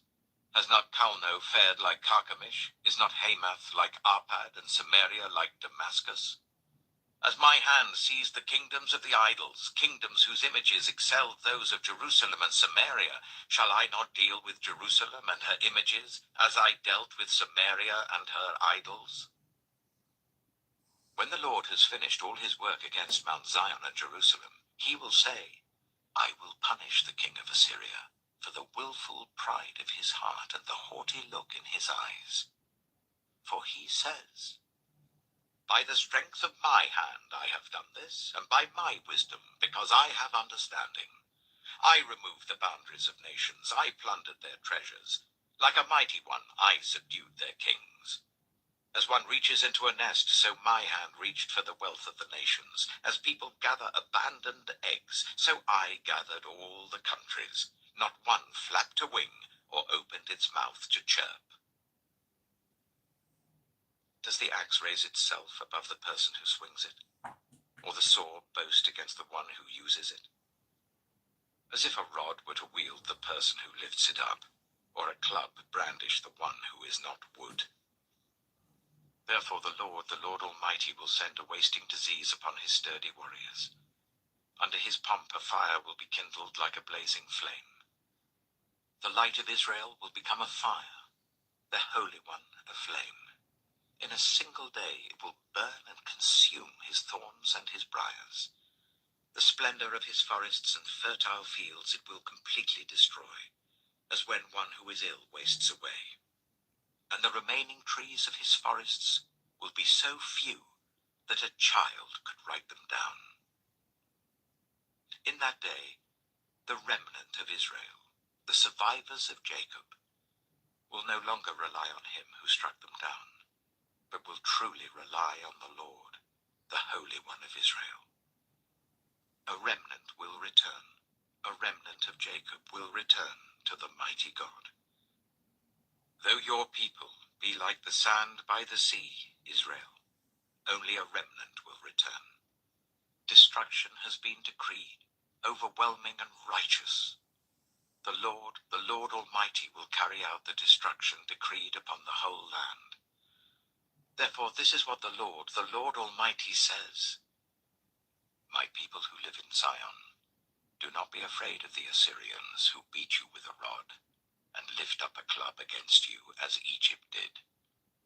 Very soon my anger against you will end, and my wrath will be directed to their destruction. The Lord Almighty will lash them with a whip, as when he struck down Midian at the rock of Oreb, and he will raise his staff over the waters as he did in Egypt. In that day their burden will be lifted from your shoulders, their yoke from your neck. The yoke will be broken because you have grown so fat. They enter Aiath. They pass through Migron. They store supplies at Michmash. They go over the pass and say, we will camp overnight at Geba. Ramah trembles. Gibeah of Saul flees. Cry out, daughter Garlim. Listen, Laisha. Poor Anathoth. Madmena is in flight. The people of Jebim take cover. This day they will halt at Nob. They will shake their fist at the mount of daughter Zion, at the hill of Jerusalem. See, the Lord Almighty will lop off the boughs with great power. The lofty trees will be felled. The tall ones will be brought low. He will cut down the forest thickets with an axe. Lebanon will fall before the mighty one. Isaiah chapter 11. A shoot will come up from the stump of Jesse. From his roots a branch will bear fruit. The Spirit of the Lord will rest on him, the Spirit of wisdom and of understanding, the Spirit of counsel and of might, the Spirit of the knowledge and fear of the Lord. And he will delight in the fear of the Lord. He will not judge by what he sees with his eyes, or decide by what he hears with his ears, but with righteousness he will judge the needy. With justice he will give decisions for the poor of the earth. He will strike the earth with the rod of his mouth. With the breath of his lips he will slay the wicked. Righteousness will be his belt, and faithfulness the sash round his waist. The wolf will live with the lamb, the leopard will lie down with the goat, the calf and the lion and the yearling together, and a little child will lead them. The cow will feed with the bear, their young will lie down together, and the lion will eat straw like the ox. The infant will play near the cobra's den, and the young child will put its hand into the viper's nest. They will neither harm nor destroy on all my holy mountain, for the earth will be filled with the knowledge of the Lord, as the waters cover the sea. In that day, the root of Jesse will stand as a banner for the peoples. The nations will rally to him, and his resting place will be glorious. In that day, the Lord will reach out his hand a second time to reclaim the surviving remnant of his people from Assyria, from Lower Egypt, from Upper Egypt, from Cush, from Elam, from Babylonia, from Hamath, and from the islands of the Mediterranean. He will raise a banner for the nations and gather the exiles of Israel. He will assemble the scattered people of Judah from the four quarters of the earth. Ephraim's jealousy will vanish, and Judah's enemies will be destroyed. Ephraim will not be jealous of Judah, nor Judah hostile towards Ephraim. They will swoop down on the slopes of Philistia to the west. Together they will plunder the people to the east. They will subdue Edom and Moab, and the Ammonites will be subject to them.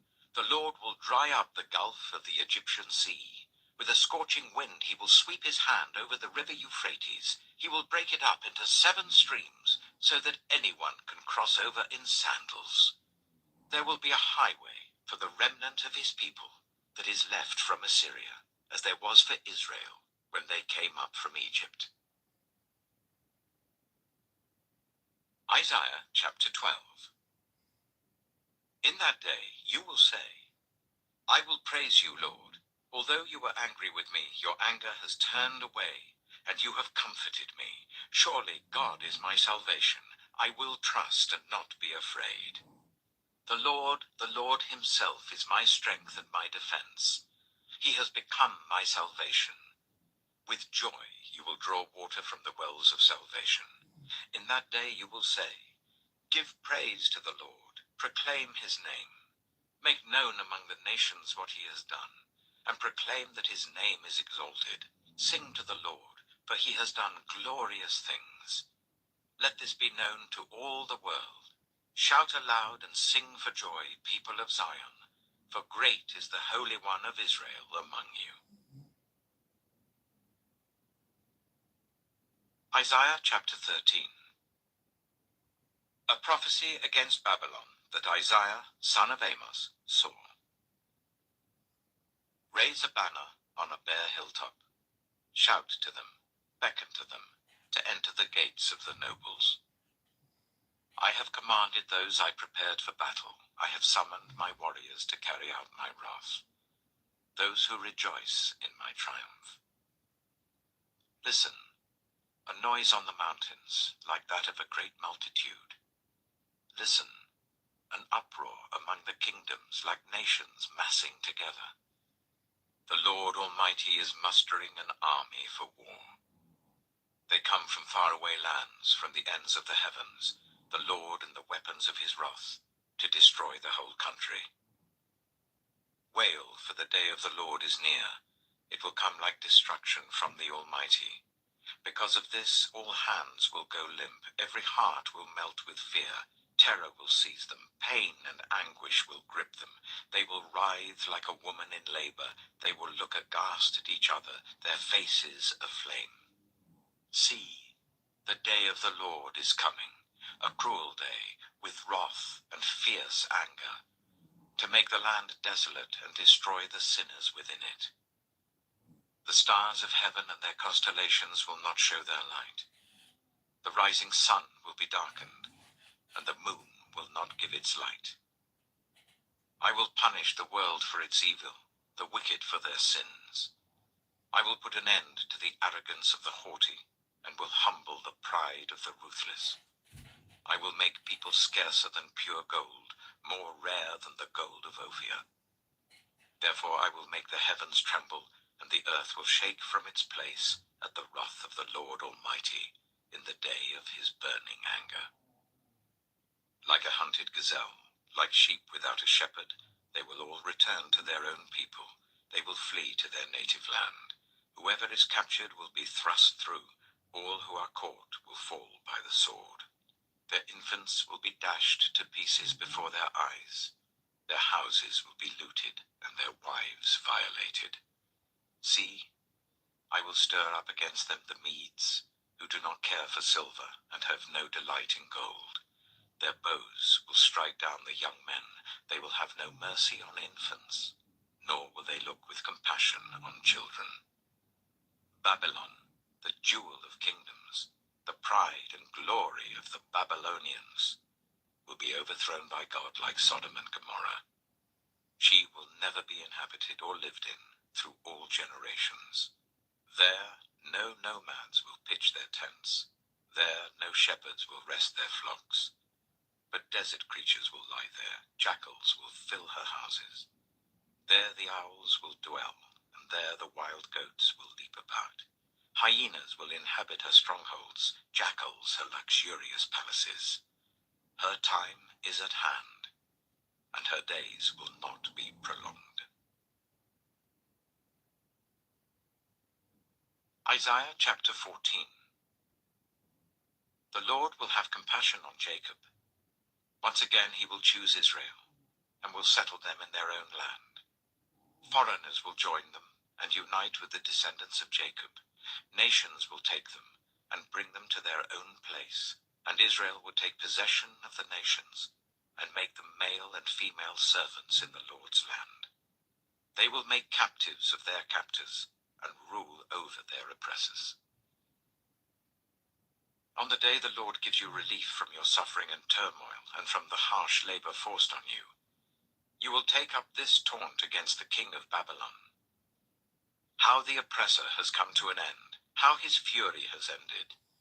The Lord has broken the rod of the wicked, the scepter of the rulers, which in anger struck down peoples with unceasing blows, and in fury subdued nations with relentless aggression. All the lands are at rest and at peace. They break into singing. Even the junipers and the cedars of Lebanon gloat over you and say, now that you have been laid low, no one comes to cut us down. The realm of the dead below is all astir to meet you at your coming. It rouses the spirits of the departed to greet you, all those who are leaders in the world. It makes them rise from their thrones, all those who were kings over the nations. They will all respond. They will say to you, you also have become weak as we are. You have become like us. All your pomp has been brought down to the grave, along with the noise of your harps. Maggots are spread out beneath you, and worms cover you. How you have fallen from heaven, morning star, son of the dawn. You have been cast down to the earth, you who once laid low the nations. You said in your heart, I will ascend to the heavens. I will raise my throne above the stars of God. I will sit enthroned on the mount of assembly, on the utmost heights of Mount Zaphon. I will ascend above the tops of the clouds. I will make myself like the Most High. But you are brought down to the realm of the dead, to the depths of the pit. Those who see you stare at you. They ponder your fate. Is this the man who shook the earth and made kingdoms tremble, the man who made the world a wilderness, who overthrew its cities and would not let his captives go home? All the kings of the nations lie in state, each in his own tomb. But you are cast out of your tomb like a rejected branch. You are covered with the slain, with those pierced by the sword, those who descend to the stones of the pit. Like a corpse trampled underfoot, you will not join them in burial, for you have destroyed your land and killed your people. Let the offspring of the wicked never be mentioned again. Prepare a place to slaughter his children for the sins of their ancestors. they are not to rise to inherit the land and cover the earth with their cities. I will rise up against them, declares the Lord Almighty. I will wipe out Babylon's name and survivors, her offspring and descendants, declares the Lord. I will turn her into a place for owls and into swampland. I will sweep her with the broom of destruction, declares the Lord Almighty. The Lord Almighty has sworn, surely, as I have planned, so it will be, and as I have purposed, so it will happen. I will crush the Assyrian in my land. On my mountains I will trample him down. His yoke will be taken from my people, and his burden removed from their shoulders. This is the plan determined for the whole world. This is the hand stretched out over all nations. For the Lord Almighty has purposed, and who can thwart him? His hand is stretched out, and who can turn it back? This prophecy came in the year King Ahaz died. Do not rejoice, all you Philistines, that the rod that struck you is broken. From the root of that snake will spring up a viper. Its fruit will be a darting, venomous serpent. The poorest of the poor will find pasture, and the needy will lie down in safety. But your root I will destroy by famine. It will slay your survivors. Wail, you gate. Howl, you city. Melt away, all you Philistines. A cloud of smoke comes from the north, and there is not a straggler in its ranks. What answer shall be given to the envoys of that nation? The Lord has established Zion, and in her his afflicted people will find refuge. Isaiah chapter 15. A prophecy against Moab. In Moab is ruined, destroyed in a night. Kir in Moab is ruined, destroyed in a night. Dibon goes up to its temple, to its high places to weep. Moab wails over Nebo and Medeba. Every head is shaved and every beard cut off. In the streets they wear sackcloth. On the roofs and in the public squares they all wail, prostrate with weeping. Heshbon and Elealeh cry out. Their voices are heard all the way to Jahaz. Therefore the armed men of Moab cry out, and their hearts are faint. My heart cries out over Moab. Her fugitives flee as far as Zoar. As far as Eglath-Shalishah, they go up the hill to Luhith, weeping as they go. On the road to Horonaim they lament their destruction. The waters of Nimrim are dried up, and the grass is withered. The vegetation is gone, and nothing green is left. So the wealth they have acquired and stored up, they carry away over the ravine of the poplars. Their outcry echoes along the border of Moab. Their wailing reaches as far as Eglaim, their lamentation as far as Beer Elim. The waters of Dimon are full of blood, but I will bring still more upon Dimon, a lion upon the fugitives of Moab, and upon those who remain in the land. Isaiah chapter 16. Send lambs as tribute to the ruler of the land, from Selah across the desert to the mount of daughter Zion.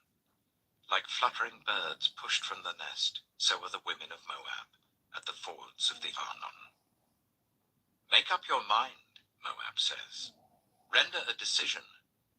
Make your shadow like night at high noon. Hide the fugitives. Do not betray the refugees. Let the Moabite fugitives stay with you. Be their shelter from the destroyer. The oppressor will come to an end, and destruction will cease. The aggressor will vanish from the land. In love, a throne will be established. In faithfulness, a man will sit on it. One from the house of David, one who in judging seeks justice and speeds the cause of righteousness. We have heard of Moab's pride. How great is her arrogance, of her conceit, her pride, and her insolence. But her boasts are empty. Therefore the Moabites wail, they wail together for Moab. Lament and grieve, for the raisin cakes of Kir-Haresheth, the fields of Heshbon wither, the vines of Sibmah also. The rulers of the nations have trampled down the choicest vines, which once reached Jazer and spread towards the desert. Their shoots spread out and went as far as the sea. So I weep as Jazer weeps, for the vines of Sibmah, Heshbon, and Elealeh. I drench you with tears. The shouts of joy over your ripened fruit and over your harvests have been stilled. Joy and gladness are taken away from the orchards. No one sings or shouts in the vineyards. No one treads out wine at the presses, for I have put an end to the shouting. My heart laments for Moab like a harp, my innermost being for Kir-Haresheth. When Moab appears at her high place, she only wears herself out. When she goes to her shrine to pray, it is to no avail. This is the word the Lord has already spoken concerning Moab. But now the Lord says, within 3 years, as a servant bound by contract would count them, Moab's splendor and all her many people will be despised, and her survivors will be very few and feeble. Isaiah chapter 17. A prophecy against Damascus. See, Damascus will no longer be a city, but will become a heap of ruins. The cities of Aroer will be deserted, and left to flocks which will lie down, with no one to make them afraid. The fortified city will disappear from Ephraim, and royal power from Damascus. The remnant of Aram will be like the glory of the Israelites, declares the Lord Almighty. In that day the glory of Jacob will fade, the fat of his body will waste away. It will be as when reapers harvest the standing corn, gathering the corn in their arms, as when someone gleans ears of corn in the valley of Rephaim. Yet some gleanings will remain, as when an olive tree is beaten, leaving 2 or 3 olives on the topmost branches, 4 or 5 on the fruitful boughs, declares the Lord, the God of Israel. In that day, people will look to their Maker and turn their eyes to the Holy One of Israel. They will not look to the altars, the work of their hands, and they will have no regard for the Asherah poles and the incense altars their fingers have made. In that day, their strong cities, which they left because of the Israelites, will be like places abandoned to thickets and undergrowth, and all will be desolation. You have forgotten God your Saviour. You have not remembered the rock, your fortress. Therefore, though you set out the finest plants and plant imported vines, though on the day you set them out you make them grow, and on the morning when you plant them you bring them to bud, yet the harvest will be as nothing in the day of disease and incurable pain. Woe to the many nations that rage. They rage like the raging sea. Woe to the peoples who roar. They roar like the roaring of great waters. Although the peoples roar like the roar of surging waters, when he rebukes them they flee far away. Driven before the wind like chaff on the hills, like tumbleweed before a gale. In the evening, sudden terror. Before the morning, they are gone. This is the portion of those who loot us, the lot of those who plunder us. Isaiah chapter 18. A prophecy against Cush. Woe to the land of whirring wings, along the rivers of Cush, which sends envoys by sea, in papyrus boats over the water. Go, swift messengers, to a people tall and smooth-skinned, to a people feared far and wide, an aggressive nation of strange speech, whose land is divided by rivers. All you people of the world, you who live on the earth, when a banner is raised on the mountains, you will see it, and when a trumpet sounds, you will hear it. This is what the Lord says to me. I will remain quiet and will look on from my dwelling place, like shimmering heat in the sunshine, like a cloud of dew in the heat of harvest.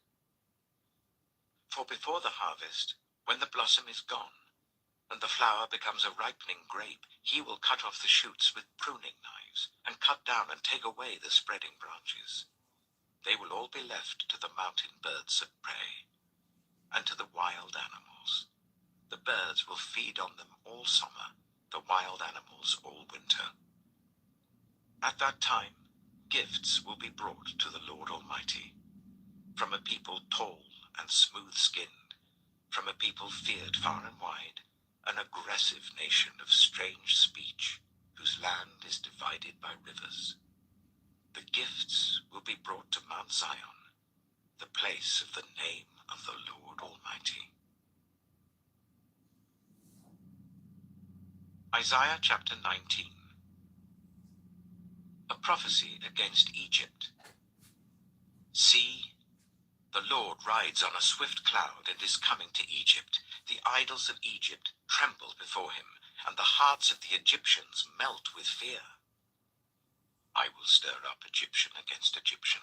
Brother will fight against brother, neighbor against neighbor, city against city, kingdom against kingdom. The Egyptians will lose heart, and I will bring their plans to nothing. They will consult the idols and the spirits of the dead, the mediums and the spiritists. I will hand the Egyptians over to the power of a cruel master, and a fierce king will rule over them, declares the Lord Almighty. The waters of the river will dry up, and the riverbed will be parched and dry. The canals will stink. The streams of Egypt will dwindle and dry up. The reeds and rushes will wither. Also the plants along the Nile at the mouth of the river. Every sown field along the Nile will become parched, will blow away and be no more. The fishermen will groan and lament, all who cast hooks into the Nile. Those who throw nets on the water will pine away. Those who work with combed flax will despair. The weavers of fine linen will lose hope. The workers in cloth will be dejected, and all the wage earners will be sick at heart. The officials of Zoan are nothing but fools. The wise counselors of Pharaoh give senseless advice.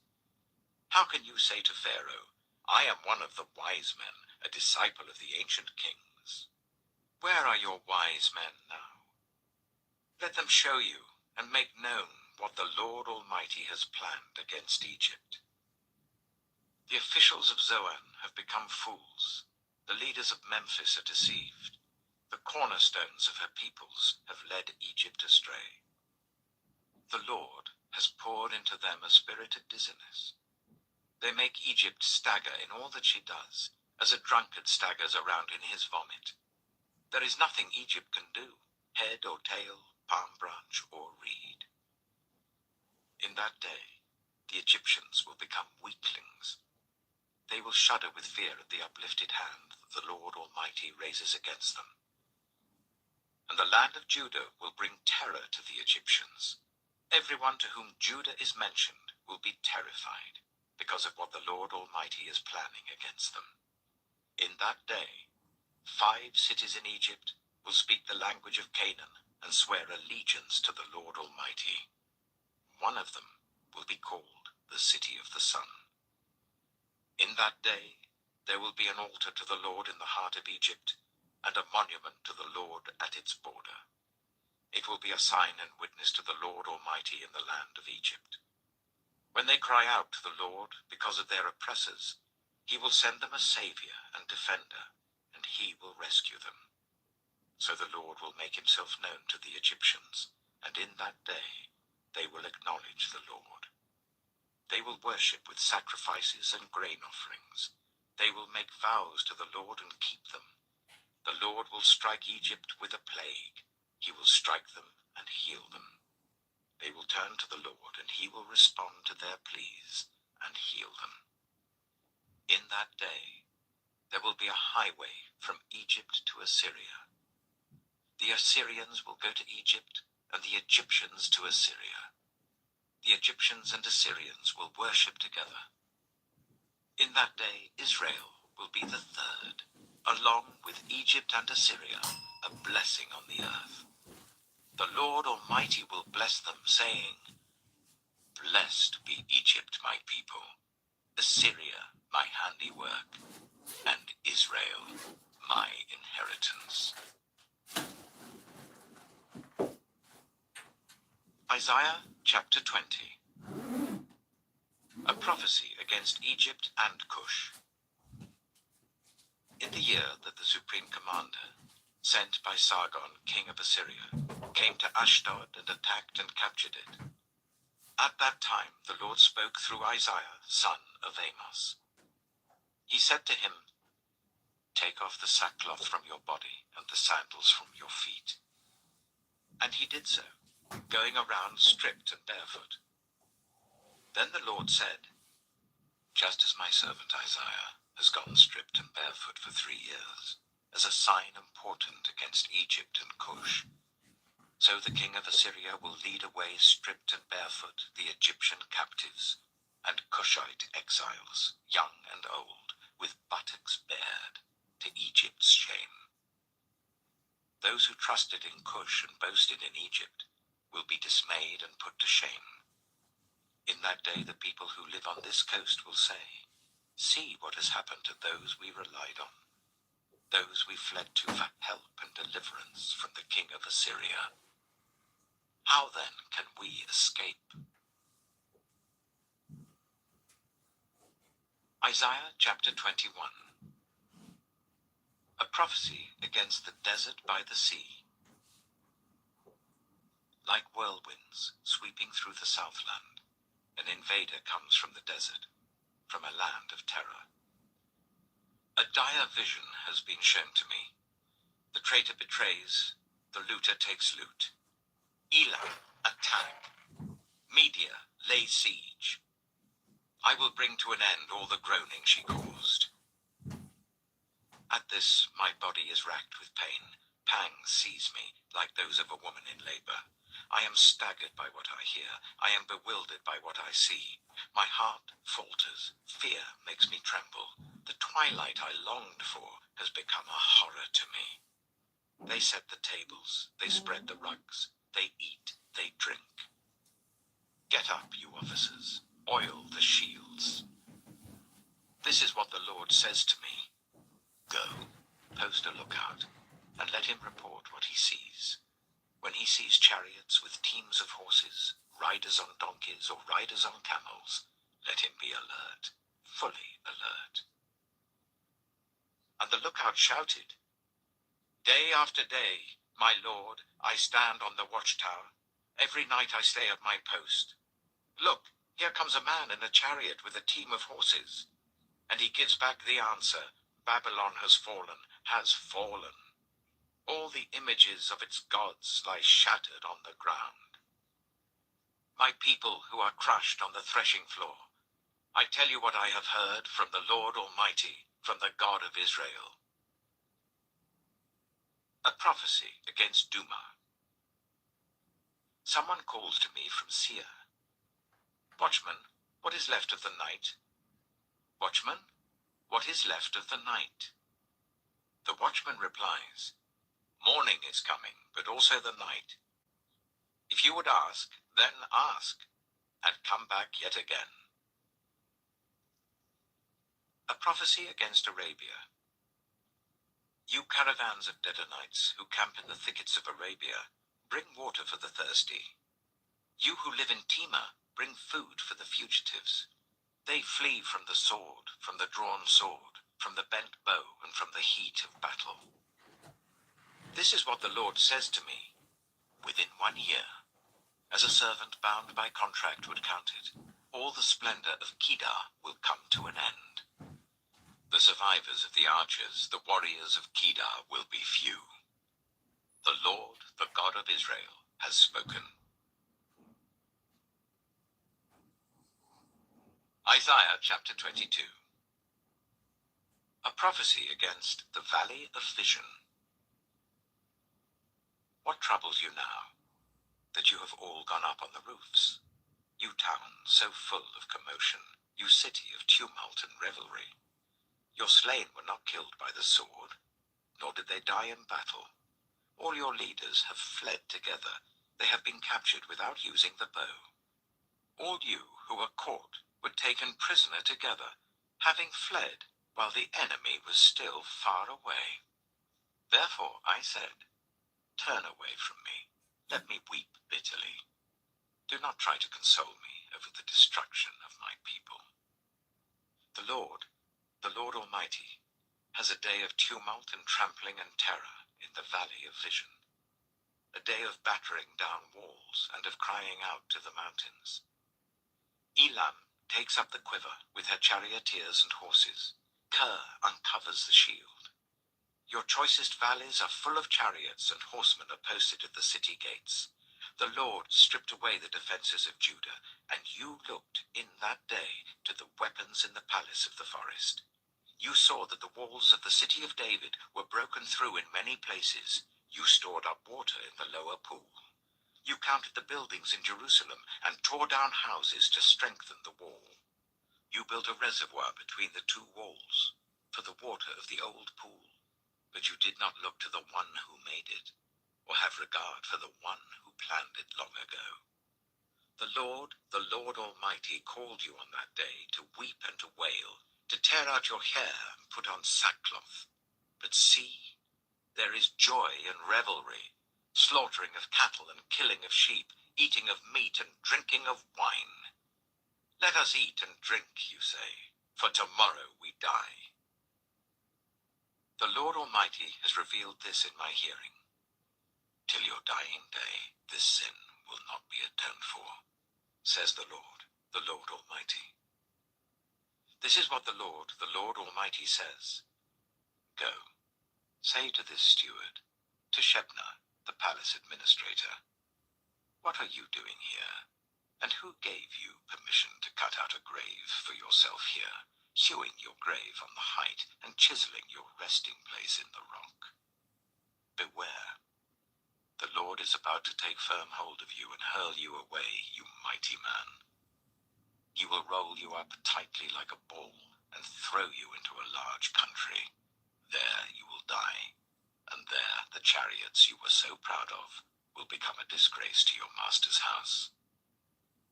I will depose you from your office, and you will be ousted from your position. In that day I will summon my servant Eliakim, son of Hilkiah. I will clothe him with your robe, and fasten your sash around him, and hand your authority over to him. He will be a father to those who live in Jerusalem and to the people of Judah. I will place on his shoulder the key to the house of David. What he opens, no one can shut, and what he shuts, no one can open. I will drive him like a peg into a firm place. He will become a seat of honor for the house of his father. All the glory of his family will hang on him, its offspring and offshoots, all its lesser vessels, from the bowls to all the jars.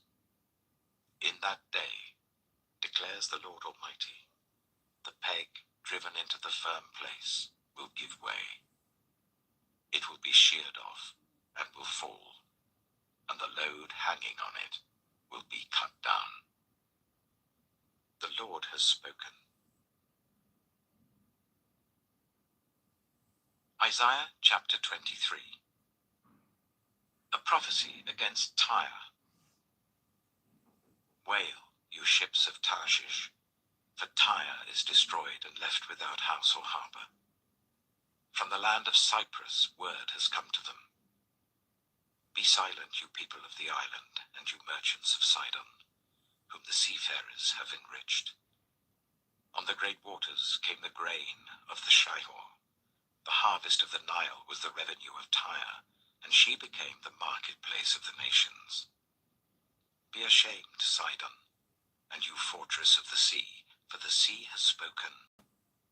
I have neither been in labor nor given birth, I have neither reared son nor brought up daughters.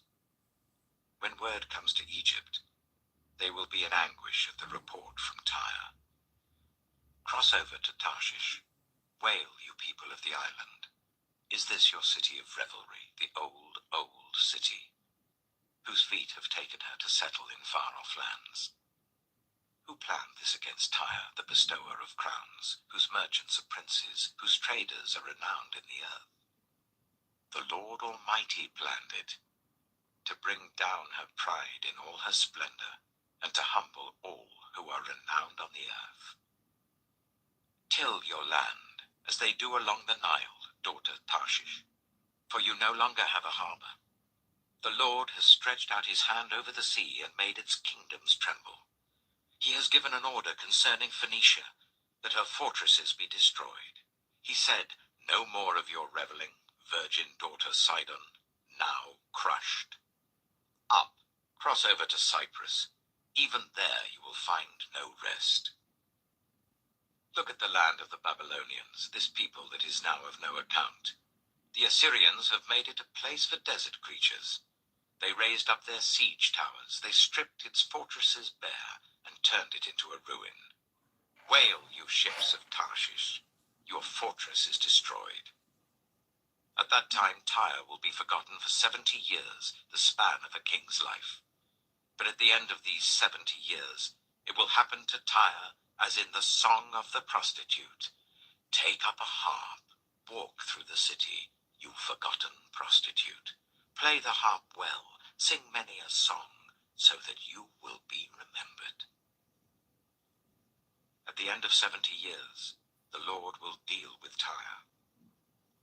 She will return to her lucrative prostitution, and will ply her trade with all the kingdoms on the face of the earth. Yet her profit and her earnings will be set apart for the Lord.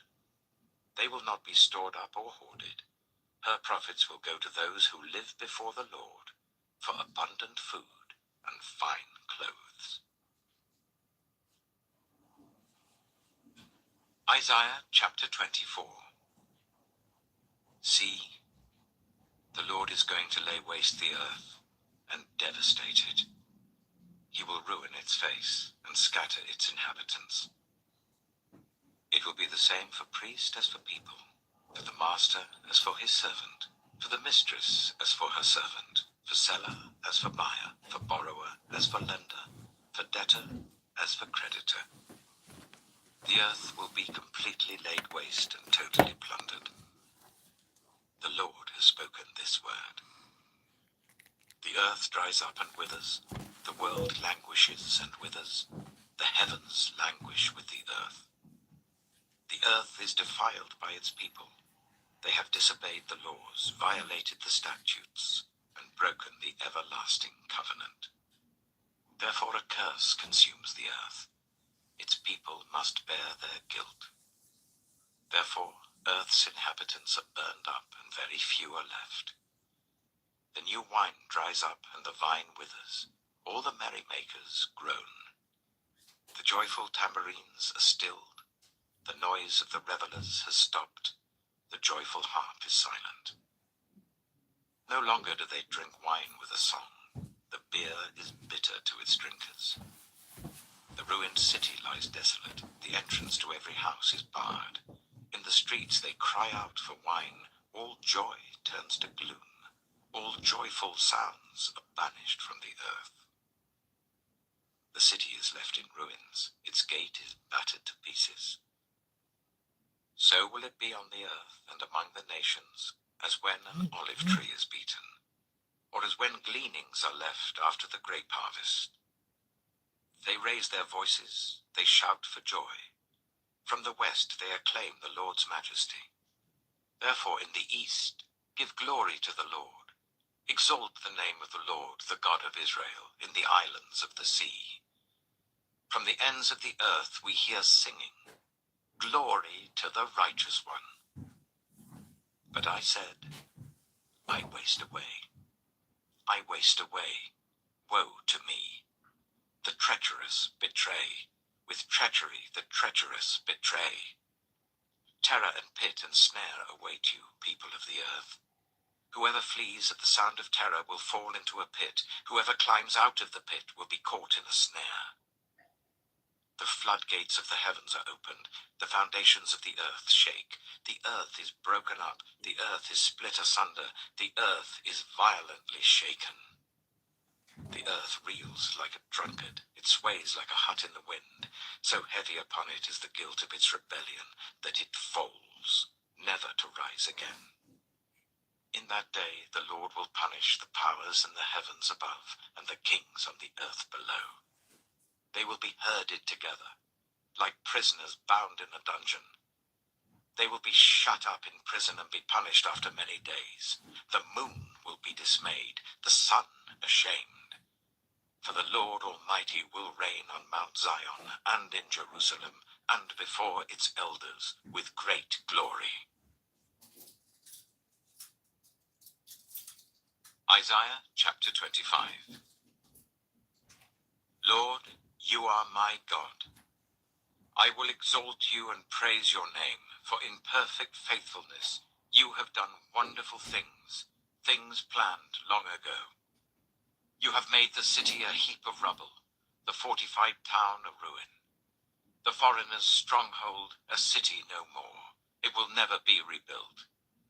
Therefore strong peoples will honor you. Cities of ruthless nations will revere you.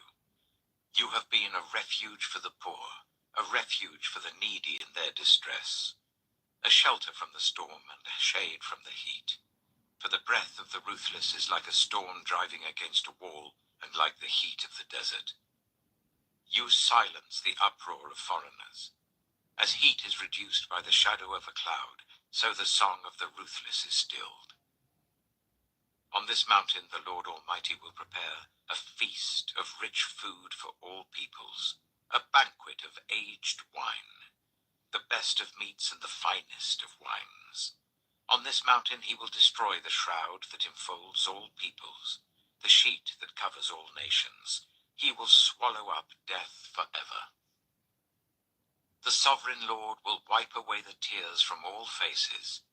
He will remove his people's disgrace from all the earth.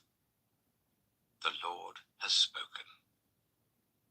In that day they will say, surely this is our God. We trusted in him and he saved us. This is the Lord. We trusted in him. Let us rejoice and be glad in his salvation. The hand of the Lord will rest on this mountain, but Moab will be trampled in their land, as straw is trampled down in the manure. They will stretch out their hands in it as swimmers stretch out their hands to swim. God will bring down their pride despite the cleverness of their hands. He will bring down your high fortified walls and lay them low. He will bring them down to the ground, to the very dust. Isaiah chapter 26. In that day, this song will be sung in the land of Judah. We have a strong city. God makes salvation its walls and ramparts. Open the gates that the righteous nation may enter, the nation that keeps faith. You will keep in perfect peace those whose minds are steadfast, because they trust in you. Trust in the Lord forever. For the Lord himself is the rock eternal. He humbles those who dwell on high. He lays the lofty city low. He levels it to the ground and casts it down to the dust. Feet trample it down, the feet of the oppressed, the footsteps of the poor. The path of the righteous is level. You, the upright one, make the way of the righteous smooth. Yes, Lord. Walking in the way of your laws, we wait for you. Your name and renown are the desire of our hearts. My soul yearns for you in the night. In the morning my spirit longs for you. When your judgments come upon the earth, the people of the world learn righteousness. But when grace is shown to the wicked, they do not learn righteousness. Even in a land of uprightness they go on doing evil, and do not regard the majesty of the Lord. Lord, your hand is lifted high, but they do not see it. Let them see your zeal for your people and be put to shame. Let the fire reserved for your enemies consume them. Lord, you establish peace for us. All that we have accomplished you have done for us. Lord our God, other lords beside you have ruled over us, but your name alone do we honor. They are now dead, they live no more. Their spirits do not rise. You punished them and brought them to ruin. You wiped out all memory of them. You have enlarged the nation, Lord. You have enlarged the nation. You have gained glory for yourself. You have extended all the borders of the land. Lord, they came to you in their distress when you disciplined them. They could barely whisper a prayer.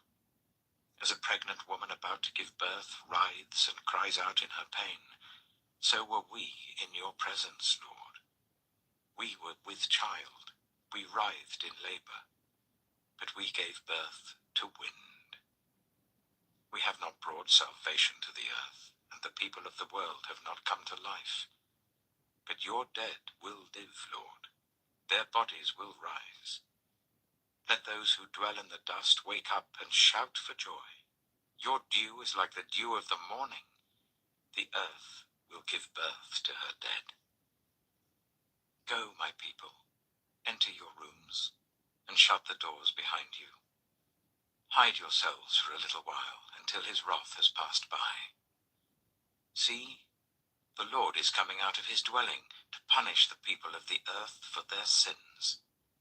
The earth will disclose the blood shed on it. The earth will conceal its slain no longer.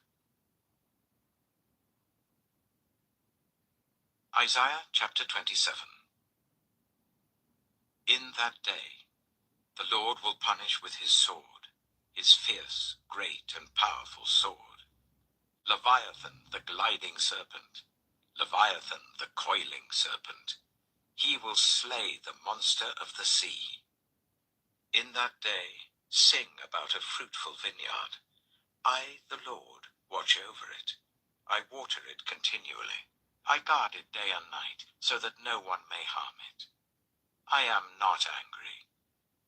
If only there were briars and thorns confronting me, I would march against them in battle. I would set them all on fire, or else let them come to me for refuge. Let them make peace with me. Yes, let them make peace with me. In days to come, Jacob will take root. Israel will bud and blossom and fill all the world with fruit. Has the Lord struck her as he struck down those who struck her? Has she been killed as those were killed who killed her? By warfare and exile you contend with her. With his fierce blast he drives her out, as on a day the east wind blows.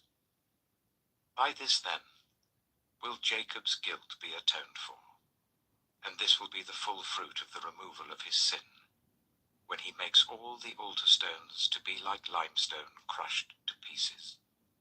No Asherah poles or incense altars will be left standing.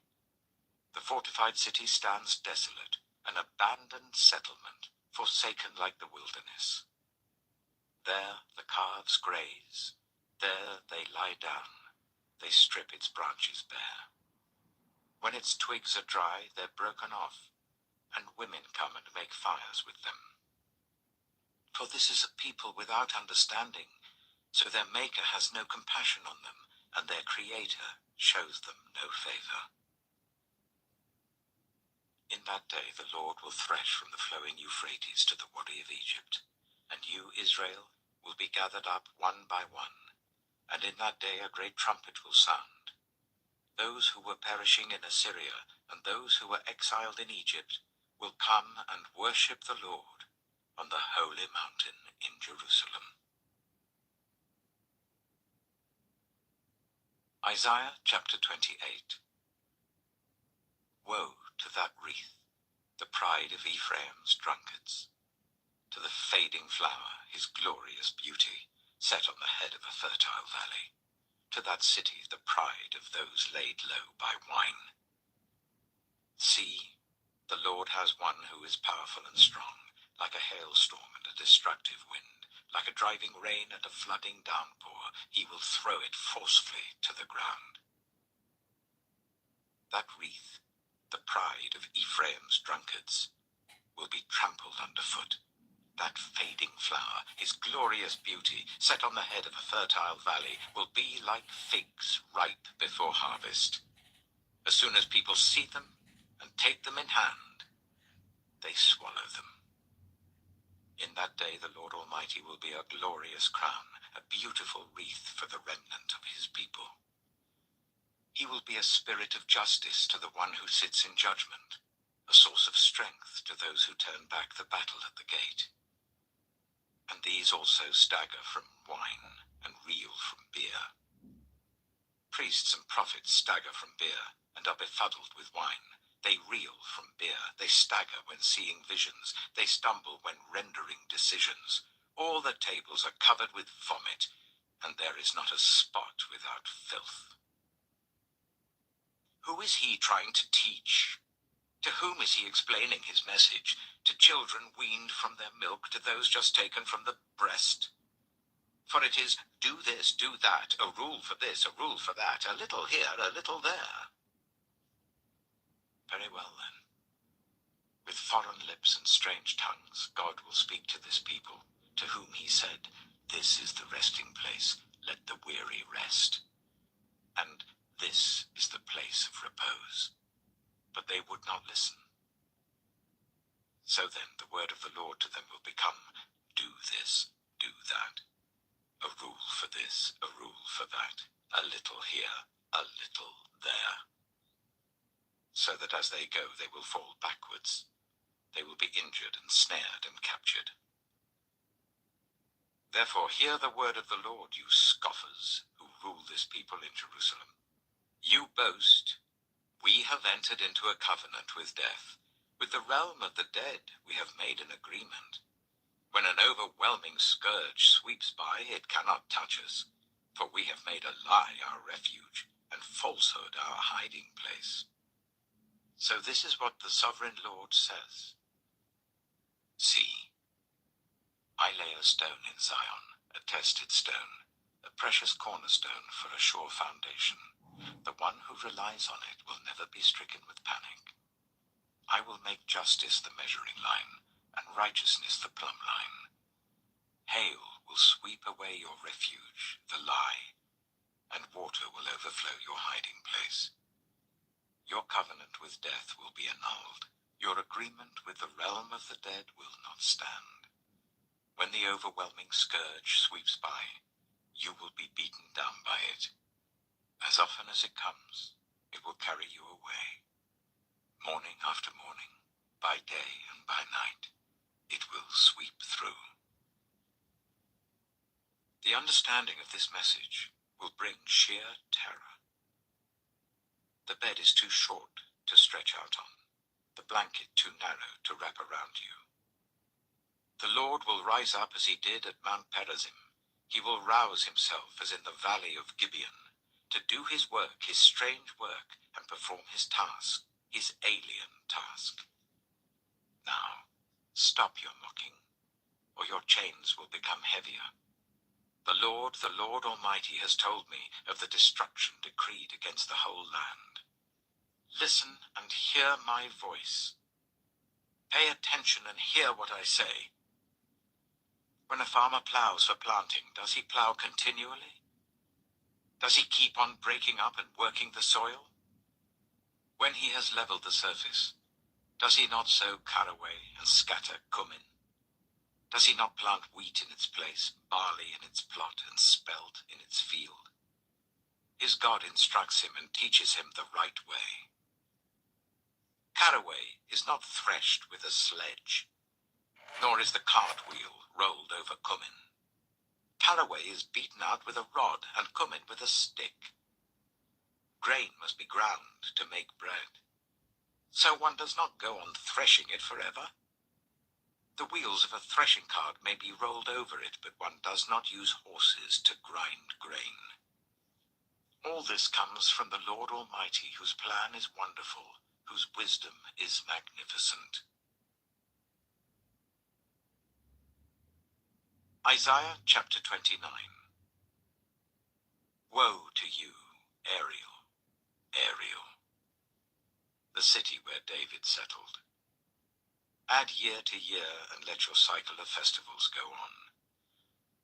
Yet I will besiege Ariel. She will mourn and lament. She will be to me like an altar hearth. I will encamp against you on all sides. I will encircle you with towers and set up my siege works against you. Brought low, you will speak from the ground. Your speech will mumble out of the dust. Your voice will come ghost-like from the earth. Out of the dust your speech will whisper.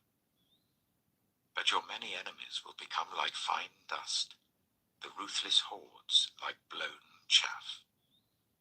Suddenly, in an instant, the Lord Almighty will come, with thunder and earthquake and great noise, with whirlwind and tempest and flames of a devouring fire. Then the hordes of all the nations that fight against Ariel, that attack her and her fortress and besiege her, will be as it is with a dream, with a vision in the night, as when a hungry person dreams of eating, but awakens hungry still, as when a thirsty person dreams of drinking, but awakens faint and thirsty still. So will it be with the hordes of all the nations that fight against Mount Zion. Be stunned and amazed. Blind yourselves and be sightless. Be drunk, but not from wine. Stagger, but not from beer. The Lord has brought over you a deep sleep. He has sealed your eyes, the prophets. He has covered your heads, the seers. For you, this whole vision is nothing but words sealed in a scroll. And if you give the scroll to someone who can read, and say, "Read this, please," they will answer, "I can't. It is sealed." Or if you give the scroll to someone who cannot read, and say, "Read this, please," they will answer, "I don't know how to read." The Lord says, "These people come near to me with their mouth and honor me with their lips, but their hearts are far from me. Their worship of me is based on merely human rules they have been taught. Therefore once more I will astound these people with wonder upon wonder. The wisdom of the wise will perish. The intelligence of the intelligent will vanish." Woe to those who go to great depths to hide their plans from the Lord, who do their work in darkness and think, "Who sees us? Who will know?" You turn things upside down, as if the potter were thought to be like the clay. Shall what is formed say to the one who formed it, "You did not make me"? Can the pot say to the potter, "You know nothing"? In a very short time will not Lebanon be turned into a fertile field, and the fertile field seem like a forest? In that day, the deaf will hear the words of the scroll, and out of gloom and darkness the eyes of the blind will see. Once more the humble will rejoice in the Lord, the needy will rejoice in the Holy One of Israel. The ruthless will vanish, the mockers will disappear, and all who have an eye for evil will be cut down. Those who with a word make someone out to be guilty, who ensnare the defender in court, and with false testimony deprive the innocent of justice. Therefore this is what the Lord who redeemed Abraham says to the descendants of Jacob: "No longer will Jacob be ashamed, no longer will their faces grow pale. When they see among them their children, the work of my hands, they will keep my name holy. They will acknowledge the holiness of the Holy One of Jacob, and will stand in awe of the God of Israel. Those who are wayward in spirit will gain understanding. Those who complain will accept instruction." Isaiah chapter 30. Woe to the obstinate children, declares the Lord, to those who carry out plans that are not mine, forming an alliance but not by my spirit, heaping sin upon sin, who go down to Egypt without consulting me, who look for help to Pharaoh's protection, to Egypt's shade for refuge. But Pharaoh's protection will be to your shame. Egypt's shade will bring you disgrace.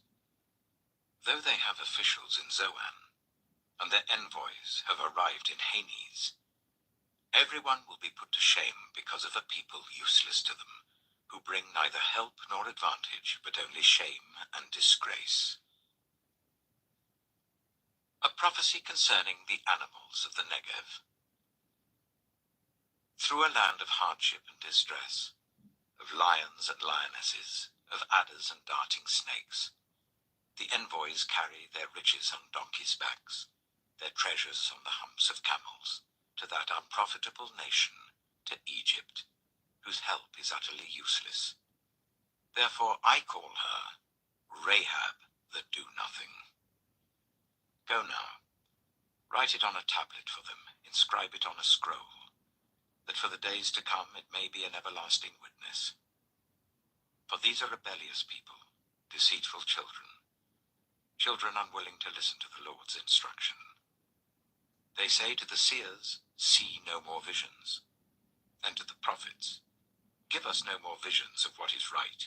Tell us pleasant things, prophesy illusions. Leave this way, get off this path, and stop confronting us with the Holy One of Israel. Therefore this is what the Holy One of Israel says. Because you have rejected this message, relied on oppression, and depended on deceit, this sin will become for you like a high wall, cracked and bulging, that collapses suddenly in an instant. It will break in pieces like pottery, shattered so mercilessly that among its pieces not a fragment will be found, for taking coals from a hearth or scooping water out of a cistern. This is what the Sovereign Lord, the Holy One of Israel, says. In repentance and rest is your salvation. In quietness and trust is your strength.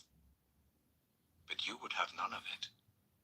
You said, no, we will flee on horses. Therefore you will flee. You said, we will ride off on swift horses. Therefore your pursuers will be swift. 1,000 will flee at the threat of 1. At the threat of 5, you will all flee away, till you are left like a flagstaff on a mountain top, like a banner on a hill. Yet the Lord longs to be gracious to you. Therefore he will rise up to show you compassion. For the Lord is a God of justice. Blessed are all who wait for him. People of Zion, who live in Jerusalem, you will weep no more. How gracious he will be when you cry for help. As soon as he hears, he will answer you. Although the Lord gives you the bread of adversity and the water of affliction, your teachers will be hidden no more. With your own eyes you will see them. Whether you turn to the right or to the left, your ears will hear a voice behind you saying, this is the way, walk in it. Then you will desecrate your idols overlaid with silver, and your images covered with gold. You will throw them away like a menstrual cloth, and say to them, away with you. He will also send you rain for the seed you sow in the ground, and the food that comes from the land will be rich and plentiful. In that day your cattle will graze in broad meadows. The oxen and donkeys that work the soil will eat fodder and mash, spread out with fork and shovel. In the day of great slaughter, when the towers fall, streams of water will flow on every high mountain and every lofty hill. The moon will shine like the sun, and the sunlight will be 7 times brighter, like the light of 7 full days when the Lord binds up the bruises of his people and heals the wounds he inflicted. See, the name of the Lord comes from afar, with burning anger and dense clouds of smoke. His lips are full of wrath, and his tongue is a consuming fire. His breath is like a rushing torrent rising up to the neck. He shakes the nations in the sieve of destruction.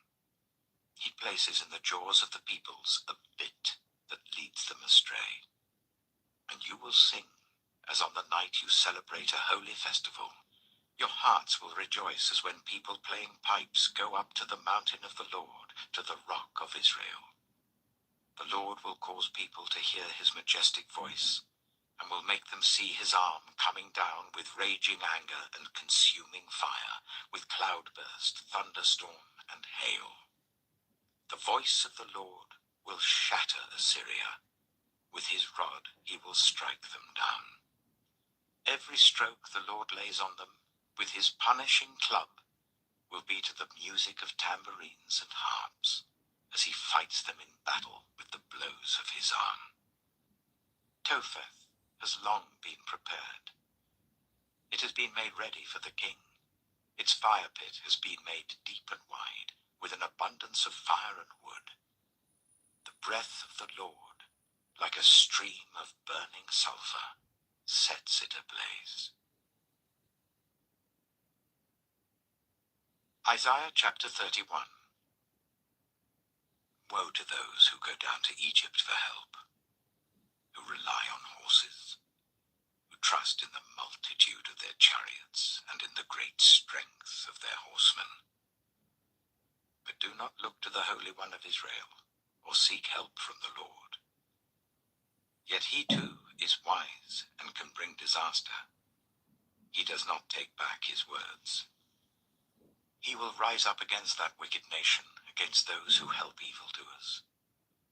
But the Egyptians are mere mortals and not God. Their horses are flesh and not spirit. When the Lord stretches out his hand, those who help will stumble. Those who are helped will fall. All will perish together. This is what the Lord says to me. As a lion growls, a great lion over its prey. And though a whole band of shepherds is called together against it, it is not frightened by their shouts or disturbed by their clamor. So the Lord Almighty will come down to do battle on Mount Zion and on its heights. Like birds hovering overhead, the Lord Almighty will shield Jerusalem. He will shield it and deliver it. He will pass over it and will rescue it. Return, you Israelites, to the one you have so greatly revolted against. For in that day every one of you will reject the idols of silver and gold your sinful hands have made. Assyria will fall by no human sword. A sword not of mortals will devour them. They will flee before the sword, and their young men will be put to forced labor. Their stronghold will fall because of terror. At the sight of the battle standard, their commanders will panic. Declares the Lord, whose fire is in Zion, whose furnace is in Jerusalem. Isaiah chapter 32. See, a king will reign in righteousness, and rulers will rule with justice. Each one will be like a shelter from the wind, and a refuge from the storm, like streams of water in the desert, and the shadow of a great rock in a thirsty land. Then the eyes of those who see will no longer be closed, and the ears of those who hear will listen. The fearful heart will know and understand, and the stammering tongue will be fluent and clear. No longer will the fool be called noble, nor the scoundrel be highly respected. For fools speak folly. Their hearts are bent on evil. They practice ungodliness and spread error concerning the Lord. The hungry they leave empty, and from the thirsty they withhold water. Scoundrels use wicked methods. They make up evil schemes to destroy the poor with lies, even when the plea of the needy is just. But the noble make noble plans, and by noble deeds they stand. You women who are so complacent, rise up and listen to me. You daughters who feel secure, hear what I have to say. In little more than a year, you who feel secure will tremble. The grape harvest will fail, and the harvest of fruit will not come. Tremble, you complacent women. Shudder, you daughters who feel secure. Strip off your fine clothes and wrap yourself in rags. Beat your breasts for the pleasant fields, for the fruitful vines, and for the land of my people. A land overgrown with thorns and briars. Yes, mourn for all houses of merriment, and for this city of revelry. The fortress will be abandoned, the noisy city deserted.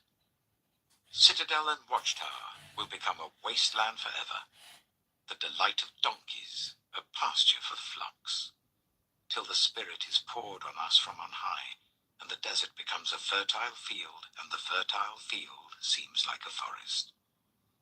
The Lord's justice will dwell in the desert, his righteousness live in the fertile field. The fruit of that righteousness will be peace. Its effect will be quietness and confidence forever. My people will live in peaceful dwelling places, in secure homes, in undisturbed places of rest. Though hail flattens the forest, and the city is leveled completely, how blessed you will be, sowing your seed by every stream, and letting your cattle and donkeys range free. Isaiah chapter 33. Woe to you, destroyer, you who have not been destroyed. Woe to you, betrayer, you who have not been betrayed. When you stop destroying, you will be destroyed. When you stop betraying, you will be betrayed. Lord, be gracious to us. We long for you. Be our strength every morning, our salvation in time of distress. At the uproar of your army, the peoples flee. When you rise up, the nations scatter. Your plunder, O nations, is harvested as by young locusts. Like a swarm of locusts, people pounce on it. The Lord is exalted, for he dwells on high. He will fill Zion with his justice and righteousness. He will be the sure foundation for your times, a rich store of salvation and wisdom and knowledge. The fear of the Lord is the key to this treasure. Look, their brave men cry aloud in the streets. The envoys of peace weep bitterly. The highways are deserted. No travelers are on the roads. The treaty is broken. Its witnesses are despised. No one is respected. The land dries up and wastes away. Lebanon is ashamed and withers. Sharon is like the Arabah, and Bashan and Carmel drop their leaves. Now will I arise, says the Lord. Now will I be exalted. Now will I be lifted up. You conceive chaff. You give birth to straw. Your breath is a fire that consumes you. The peoples will be burned to ashes. Like cut thorn bushes, they will be set ablaze. You who are far away, hear what I have done. You who are near, acknowledge my power. The sinners in Zion are terrified. Trembling grips the godless. Who of us can dwell with the consuming fire? Who of us can dwell with everlasting burning? Those who walk righteously and speak what is right, who reject gain from extortion and keep their hands from accepting bribes, who stop their ears against plots of murder and shut their eyes against contemplating evil.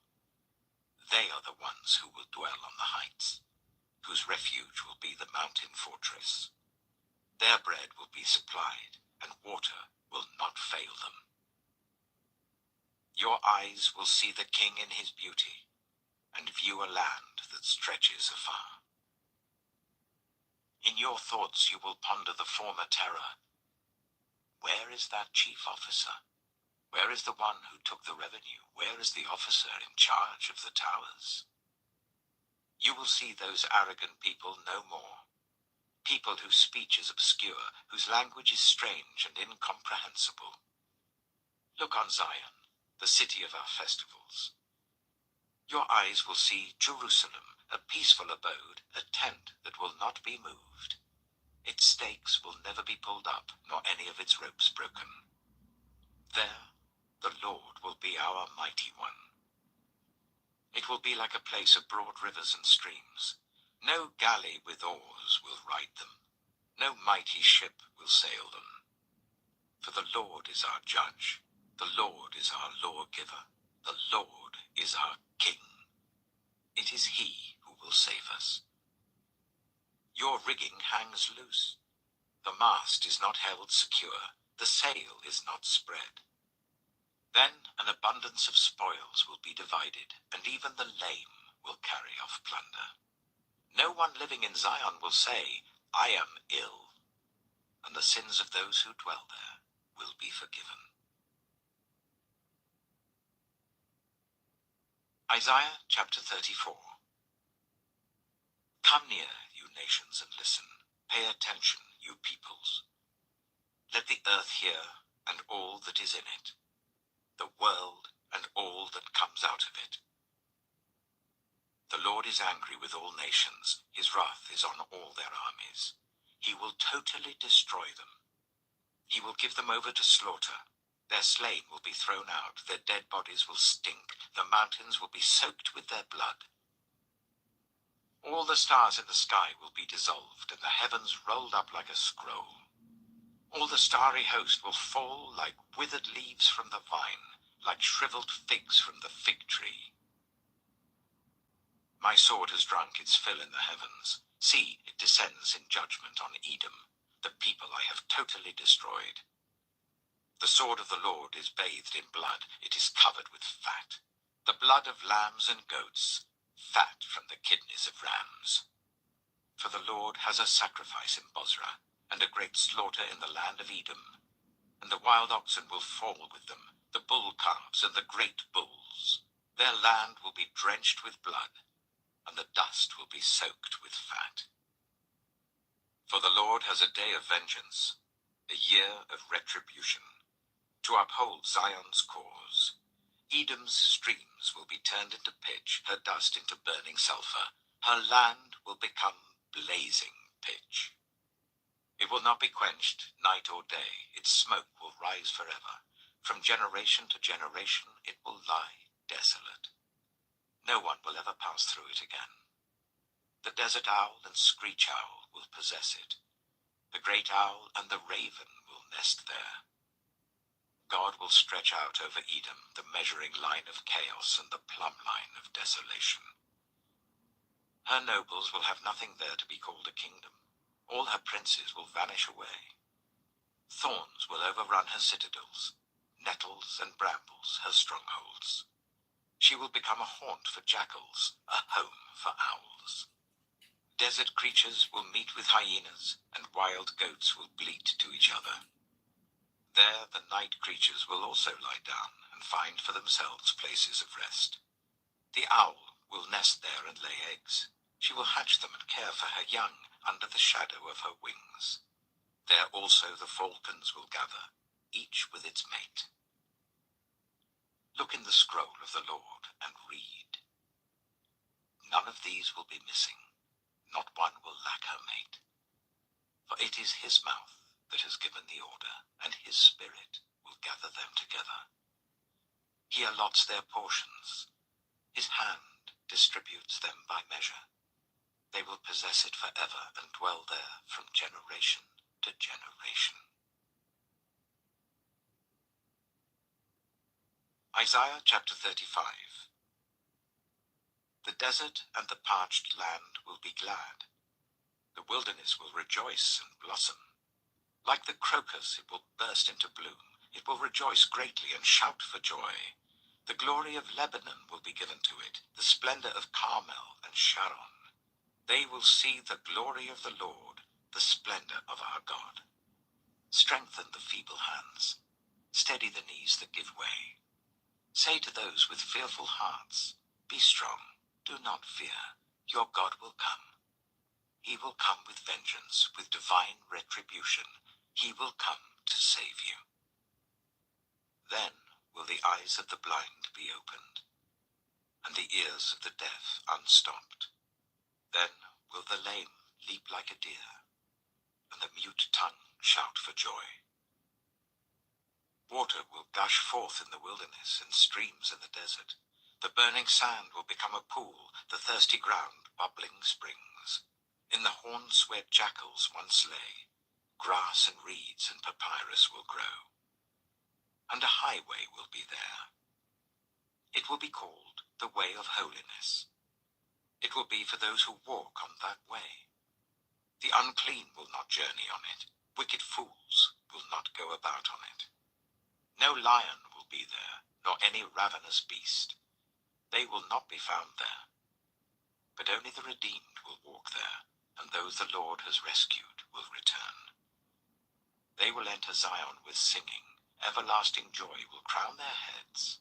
Gladness and joy will overtake them, and sorrow and sighing will flee away. Isaiah chapter 36. In the 14th year of King Hezekiah's reign, Sennacherib, king of Assyria, attacked all the fortified cities of Judah and captured them. Then the king of Assyria sent his field commander with a large army from Lachish to King Hezekiah at Jerusalem. When the commander stopped at the aqueduct of the upper pool on the road to the launderer's field, Eliakim, son of Hilkiah, the palace administrator, Shebna the secretary, and Joah, son of Asaph, the recorder, went out to him. The field commander said to them, "Tell Hezekiah, this is what the great king, the king of Assyria, says. On what are you basing this confidence of yours? You say you have counsel and might for war, but you speak only empty words. On whom are you depending that you rebel against me? Look, I know you are depending on Egypt, that splintered reed of a staff, which pierces the hand of anyone who leans on it. Such is Pharaoh, king of Egypt, to all who depend on him. But if you say to me, 'We are depending on the Lord our God,' isn't he the one whose high places and altars Hezekiah removed, saying to Judah and Jerusalem, 'You must worship before this altar'? Come now, make a bargain with my master, the king of Assyria. I will give you 2,000 horses, if you can put riders on them. How then can you repulse one officer of the least of my master's officials, even though you are depending on Egypt for chariots and horsemen? Furthermore, have I come to attack and destroy this land without the Lord? The Lord himself told me to march against this country and destroy it." Then Eliakim, Shebna, and Joah said to the field commander, "Please speak to your servants in Aramaic, since we understand it. Don't speak to us in Hebrew in the hearing of the people on the wall." But the commander replied, "Was it only to your master and you that my master sent me to say these things, and not to the people sitting on the wall, who, like you, will have to eat their own excrement and drink their own urine?" Then the commander stood and called out in Hebrew, "Hear the words of the great king, the king of Assyria. This is what the king says. Do not let Hezekiah deceive you. He cannot deliver you. Do not let Hezekiah persuade you to trust in the Lord when he says, 'The Lord will surely deliver us. This city will not be given into the hand of the king of Assyria.' Do not listen to Hezekiah. This is what the king of Assyria says. Make peace with me and come out to me. Then each of you will eat fruit from your own vine and fig tree, and drink water from your own cistern, until I come and take you to a land like your own, a land of corn and new wine, a land of bread and vineyards. Do not let Hezekiah mislead you when he says, 'The Lord will deliver us.' Have the gods of any nations ever delivered their lands from the hand of the king of Assyria? Where are the gods of Hamath and Arpad? Where are the gods of Sepharvaim? Have they rescued Samaria from my hand? Who of all the gods of these countries have been able to save their lands from me? How then can the Lord, deliver Jerusalem from my hand." But the people remained silent and said nothing in reply, because the king had commanded, "Do not answer him."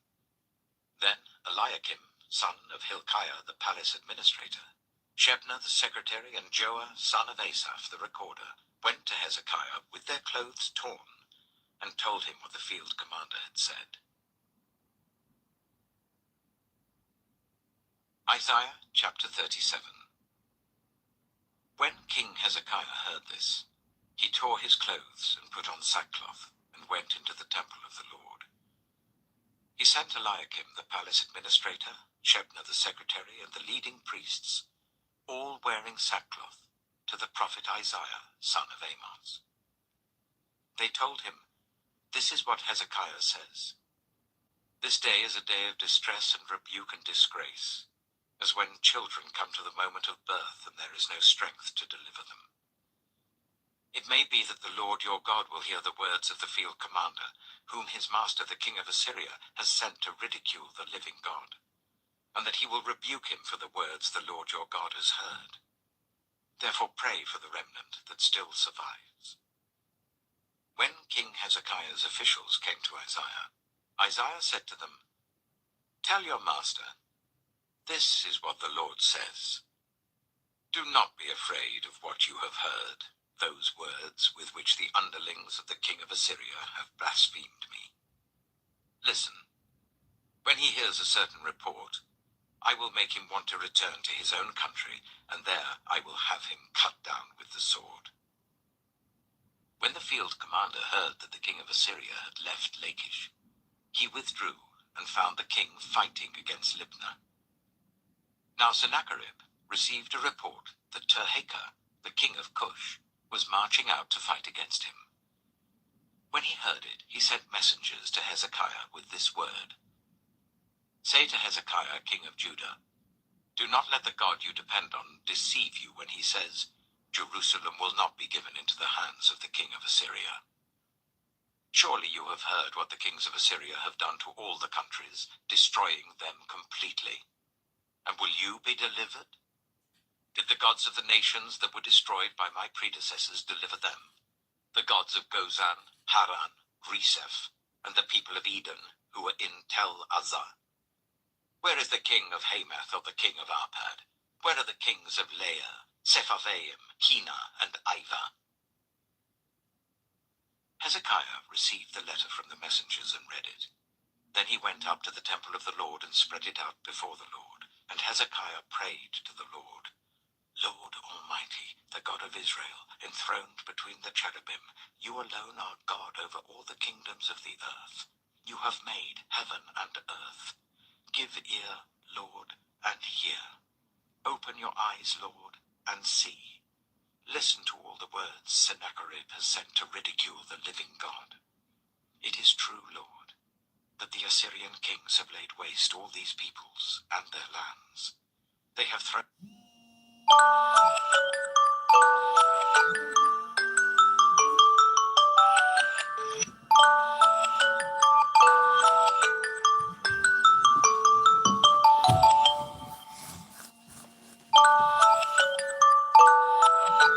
their gods into the fire and destroyed them, for they were not gods but only wood and stone, fashioned by human hands. Now, Lord our God, deliver us from his hand, so that all the kingdoms of the earth may know that you, Lord, are the only God." Then Isaiah, son of Amos, sent a message to Hezekiah. "This is what the Lord, the God of Israel, says. Because you have prayed to me concerning Sennacherib, king of Assyria, this is the word the Lord has spoken against him. Virgin daughter Zion despises and mocks you. Daughter Jerusalem tosses her head as you flee. Who is it you have ridiculed and blasphemed? Against whom have you raised your voice and lifted your eyes in pride? Against the Holy One of Israel. By your messengers you have ridiculed the Lord, and you have said, 'With my many chariots I have ascended the heights of the mountains, the utmost heights of Lebanon. I have cut down its tallest cedars, the choicest of its junipers. I have reached its remotest heights, the finest of its forests. I have dug wells in foreign lands and drunk the water there. With the soles of my feet I have dried up all the streams of Egypt. Have you not heard? Long ago I ordained it. In the days of old I planned it. Now I have brought it to pass, that you have turned fortified cities into piles of stone. Their people drained of power are dismayed and put to shame. They are like plants in the field, like tender green shoots, like grass sprouting on the roof, scorched before it grows up. But I know where you are, and when you come and go, and how you rage against me. Because you rage against me, and because your insolence has reached my ears, I will put my hook in your nose and my bit in your mouth, and I will make you return by the way you came. This will be the sign for you, Hezekiah. This year you will eat what grows by itself, and the second year what springs from that. But in the third year, sow and reap, plant vineyards and eat their fruit. Once more, a remnant of the kingdom of Judah will take root below and bear fruit above. For out of Jerusalem will come a remnant, and out of Mount Zion a band of survivors. The zeal of the Lord Almighty will accomplish this. Therefore this is what the Lord says concerning the king of Assyria. He will not enter this city, or shoot an arrow here. He will not come before it with shield, or build a siege ramp against it. By the way that he came, he will return. He will not enter this city, declares the Lord. I will defend this city and save it, for my sake, and for the sake of David, my servant. Then the angel of the Lord went out, and put to death 185,000 in the Assyrian camp. When the people got up the next morning, there were all the dead bodies. So Sennacherib, king of Assyria, broke camp and withdrew. He returned to Nineveh and stayed there. One day, while he was worshipping in the temple of his god Nisroch, his sons Adramelech and Sharezer killed him with the sword, and they escaped to the land of Ararat. And Esarhaddon his son succeeded him as king. Isaiah chapter 38. In those days, Hezekiah became ill and was at the point of death. The prophet Isaiah, son of Amos, went to him and said, This is what the Lord says. Put your house in order, because you are going to die. You will not recover. Hezekiah turned his face to the wall and prayed to the Lord. Remember, Lord, how I have walked before you faithfully and with wholehearted devotion, and have done what is good in your eyes. And Hezekiah wept bitterly. Then the word of the Lord came to Isaiah. Go and tell Hezekiah, this is what the Lord, the God of your father David, says. I have heard your prayer and seen your tears. I will add 15 years to your life, and I will deliver you and this city from the hand of the king of Assyria. I will defend this city. This is the Lord's sign to you that the Lord will do what he has promised. I will make the shadow cast by the sun go back the 10 steps it has gone down on the stairway of Ahaz. So the sunlight went back the 10 steps it had gone down.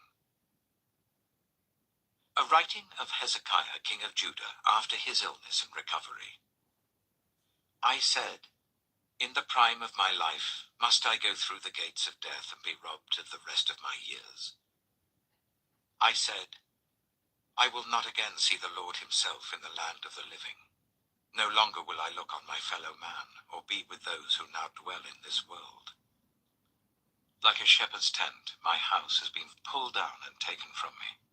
Like a weaver, I have rolled up my life, and he has cut me off from the loom.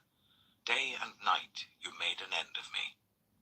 I waited patiently till dawn, but like a lion he broke all my bones. Day and night you made an end of me. I cried like a swift or thrush, I moaned like a mourning dove. My eyes grew weak as I looked to the heavens. I am being threatened. Lord, come to my aid.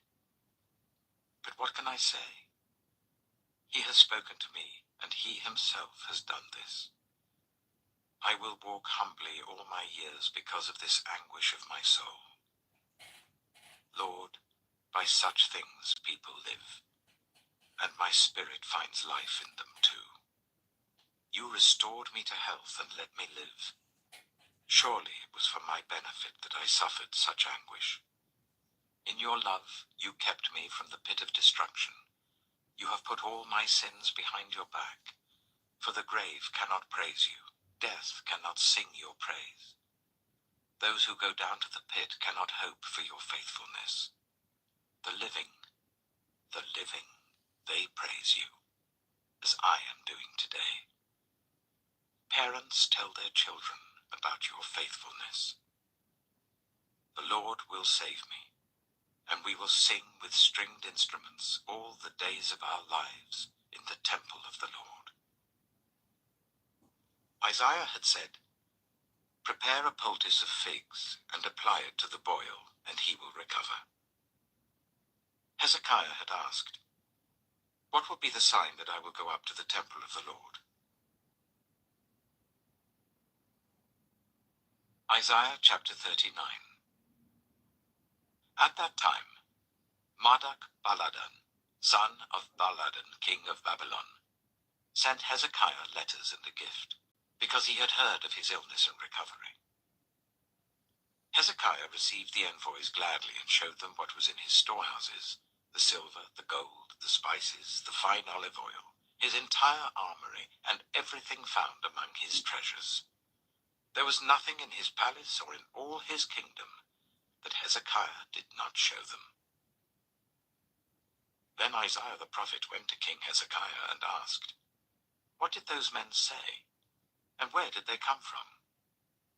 "From a distant land," Hezekiah replied. "They came to me from Babylon." The prophet asked, "What did they see in your palace?" "They saw everything in my palace," Hezekiah said. "There is nothing among my treasures that I did not show them." Then Isaiah said to Hezekiah, "Hear the word of the Lord Almighty. The time will surely come when everything in your palace, and all that your predecessors have stored up until this day, will be carried off to Babylon. Nothing will be left, says the Lord. And some of your descendants, your own flesh and blood, who will be born to you, will be taken away, and they will become eunuchs in the palace of the king of Babylon.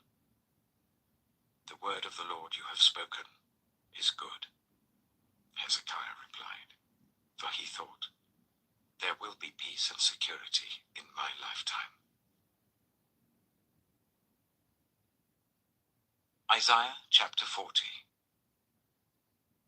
"Comfort, comfort my people, says your God. Speak tenderly to Jerusalem, and proclaim to her that her hard service has been completed, that her sin has been paid for, that she has received from the Lord's hand double for all her sins." A voice of one calling, "In the wilderness prepare the way for the Lord. Make straight in the desert a highway for our God.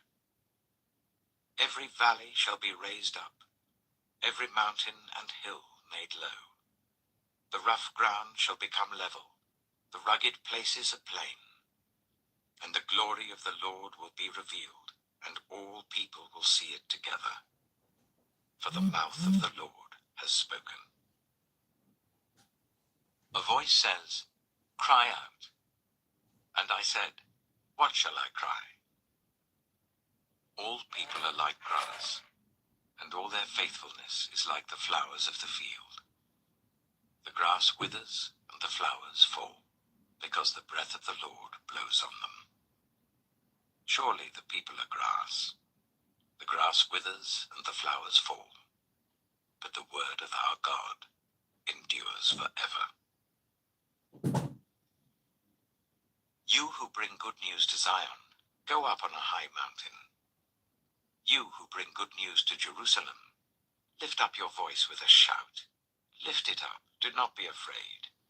Say to the towns of Judah, here is your God. See, the sovereign Lord comes with power, and he rules with a mighty arm.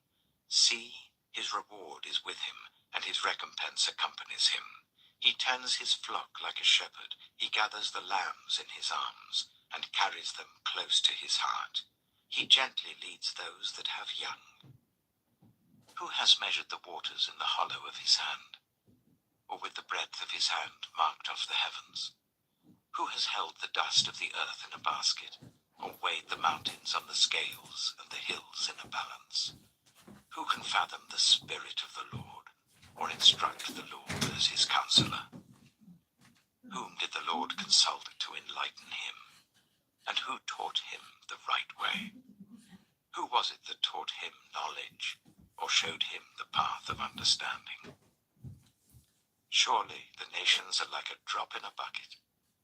They are regarded as dust on the scales. He weighs the islands as though they were fine dust.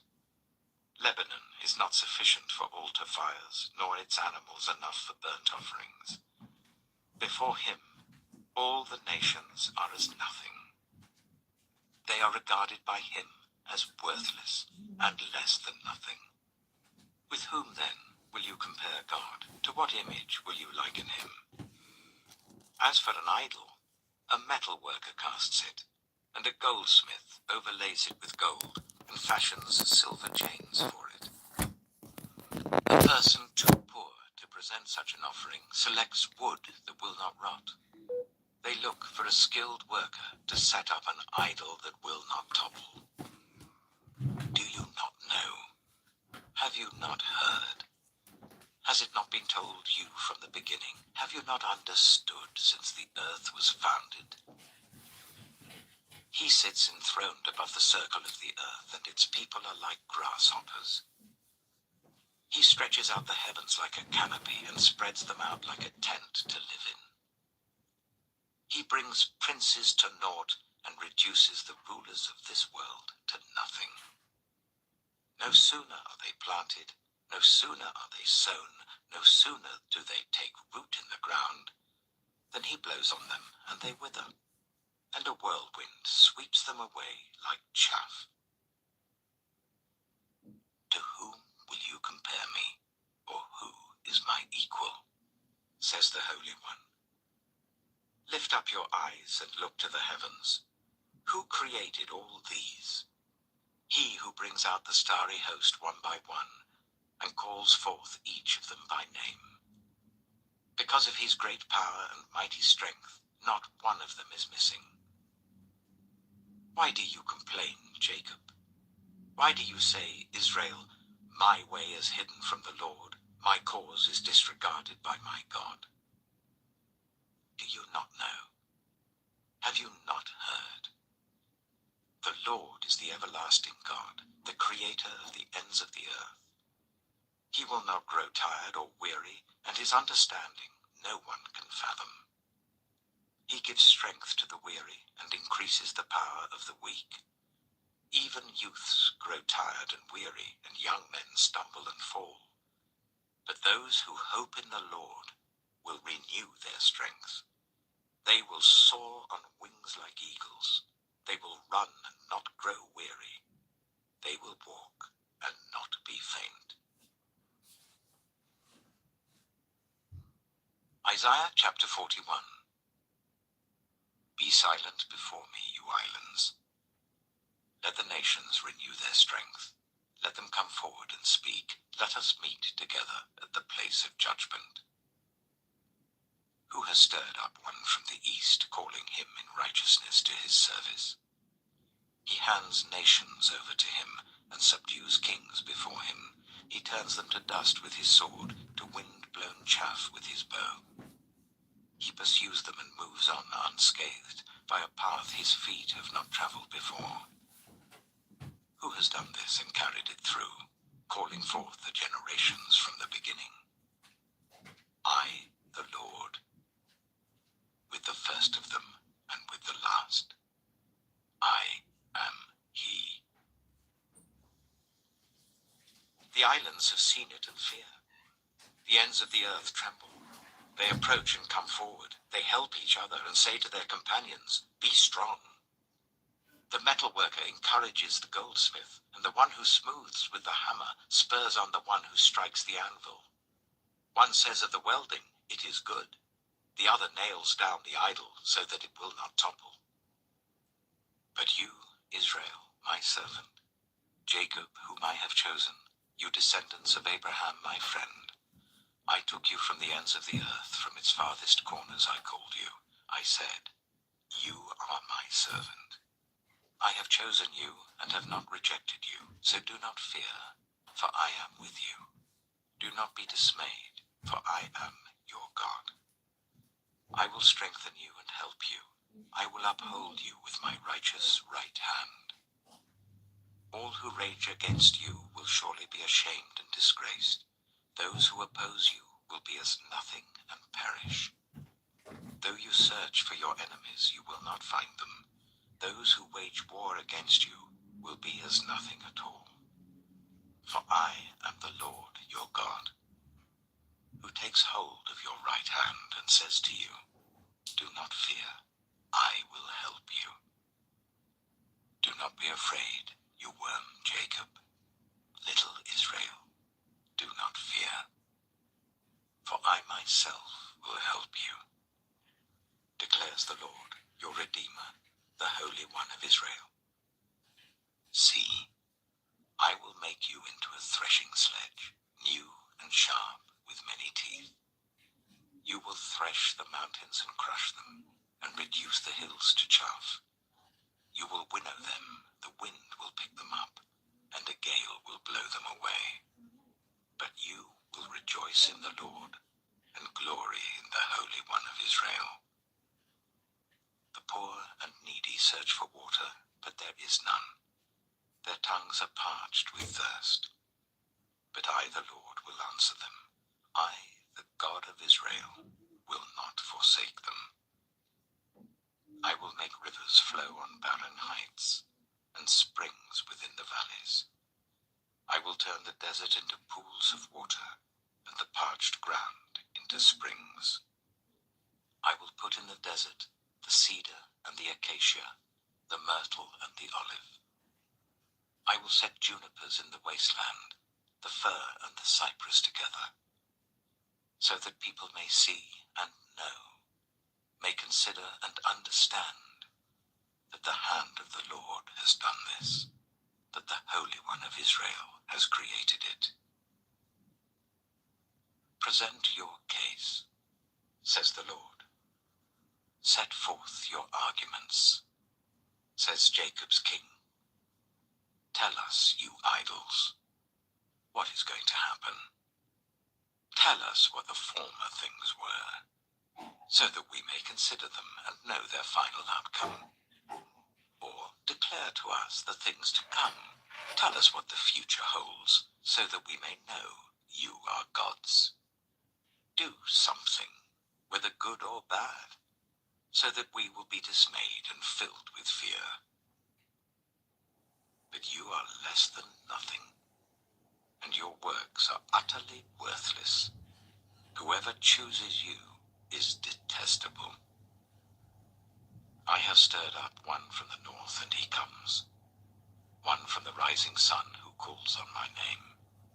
He treads on rulers as if they were mortar, as if he were a potter treading the clay.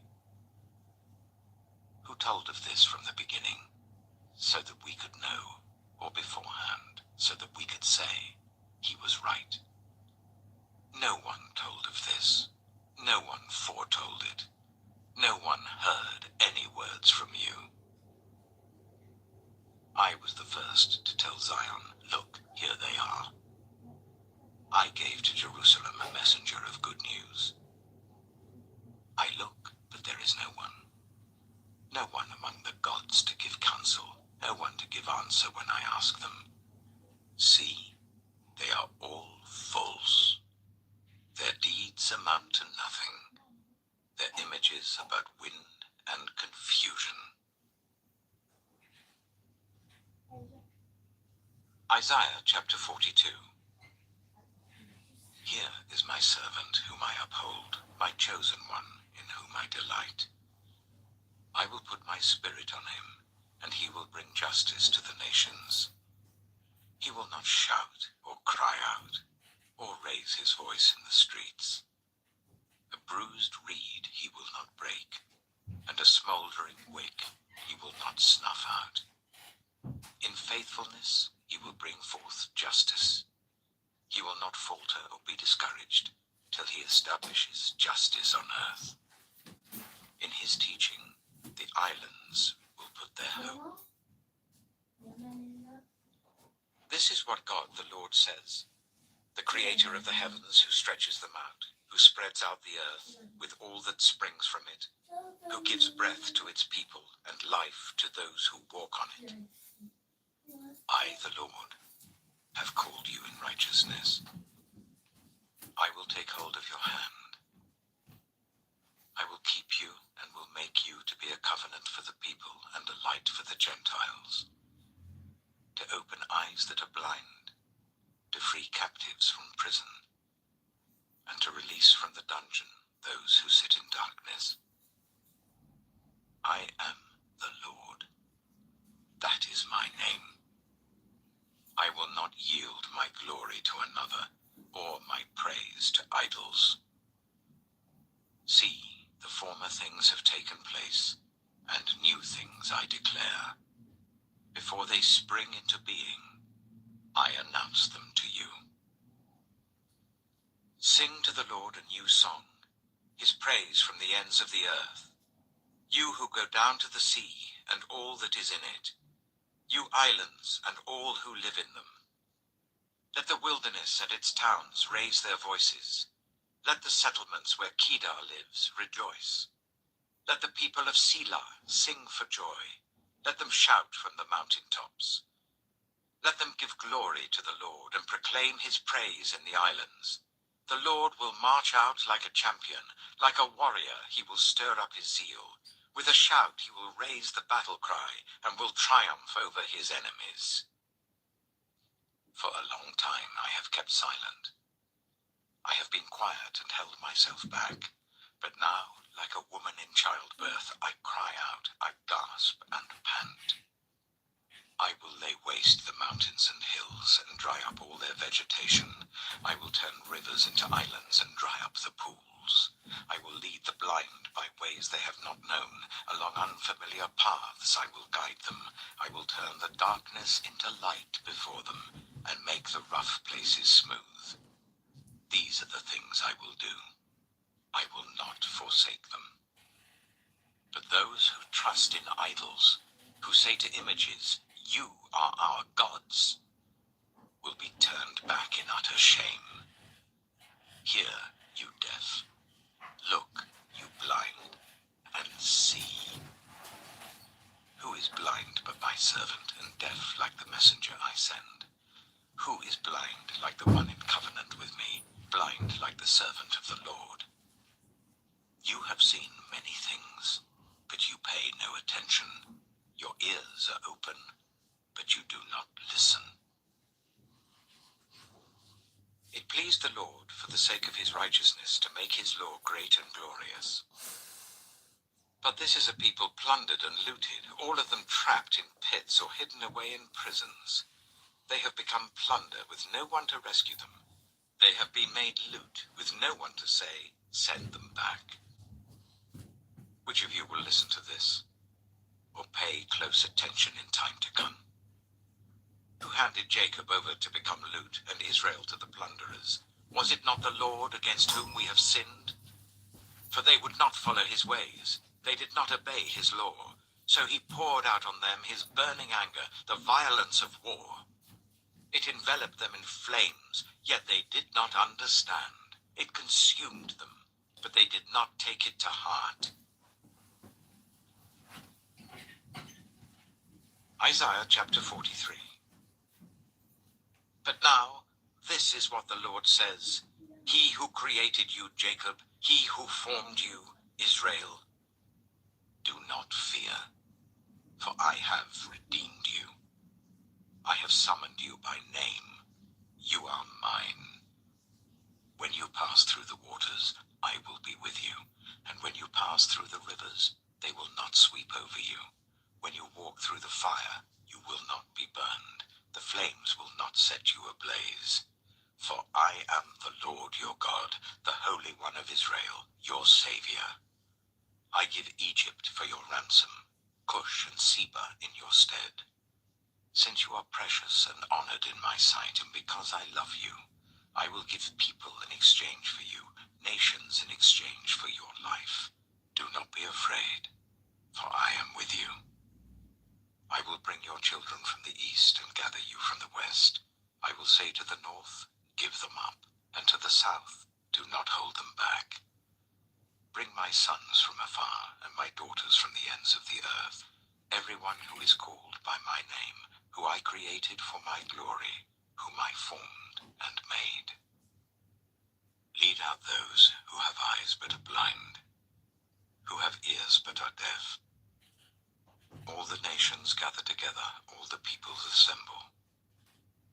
Which of their gods foretold this and proclaimed to us the former things? Let them bring in their witnesses to prove they were right, so that others may hear and say, it is true. You are my witnesses, declares the Lord, and my servant whom I have chosen, so that you may know and believe me and understand that I am he. Before me, no God was formed, nor will there be one after me. I, even I, am the Lord, and apart from me there is no Savior. I have revealed and saved and proclaimed, I, and not some foreign god among you. You are my witnesses, declares the Lord, that I am God. Yes, and from ancient days I am he. No one can deliver out of my hand. When I act, who can reverse it? This is what the Lord says, your Redeemer, the Holy One of Israel. For your sake I will send to Babylon, and bring down as fugitives all the Babylonians, in the ships in which they took pride. I am the Lord, your Holy One, Israel's Creator, your King.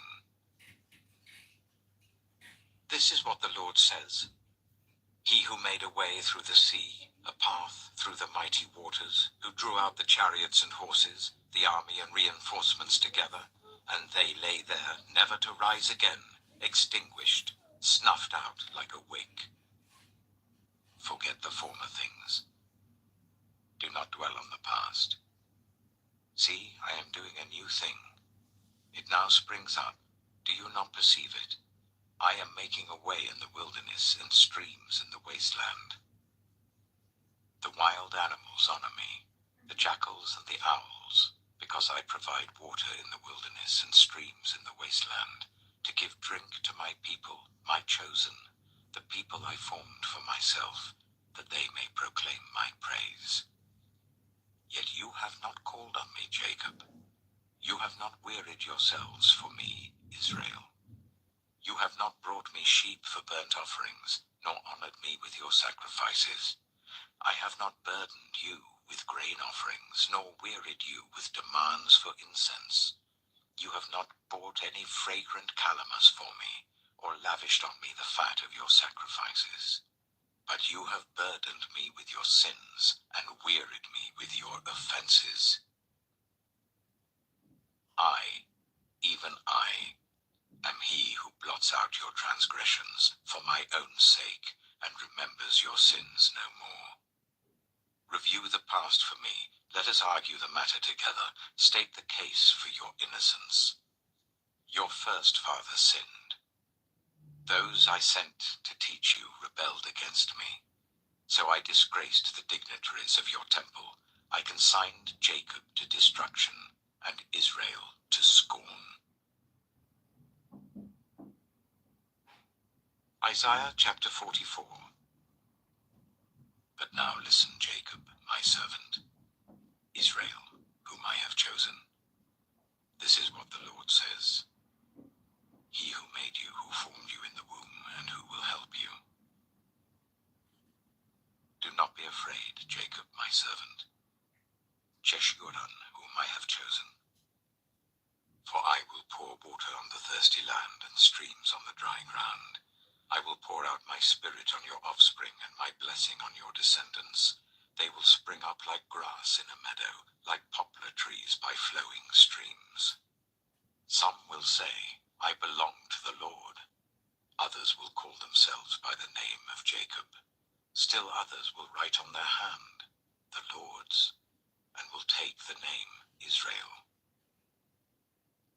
This is what the Lord says, Israel's King and Redeemer, the Lord Almighty. I am the first, and I am the last. Apart from me, there is no God. Who then is like me? Let him proclaim it. Let him declare and lay out before me what has happened since I established my ancient people, and what is yet to come. Yes, let them foretell what will come. Do not tremble, do not be afraid. Did I not proclaim this and foretell it long ago? You are my witnesses. Is there any God besides me? No. There is no other rock. I know not one.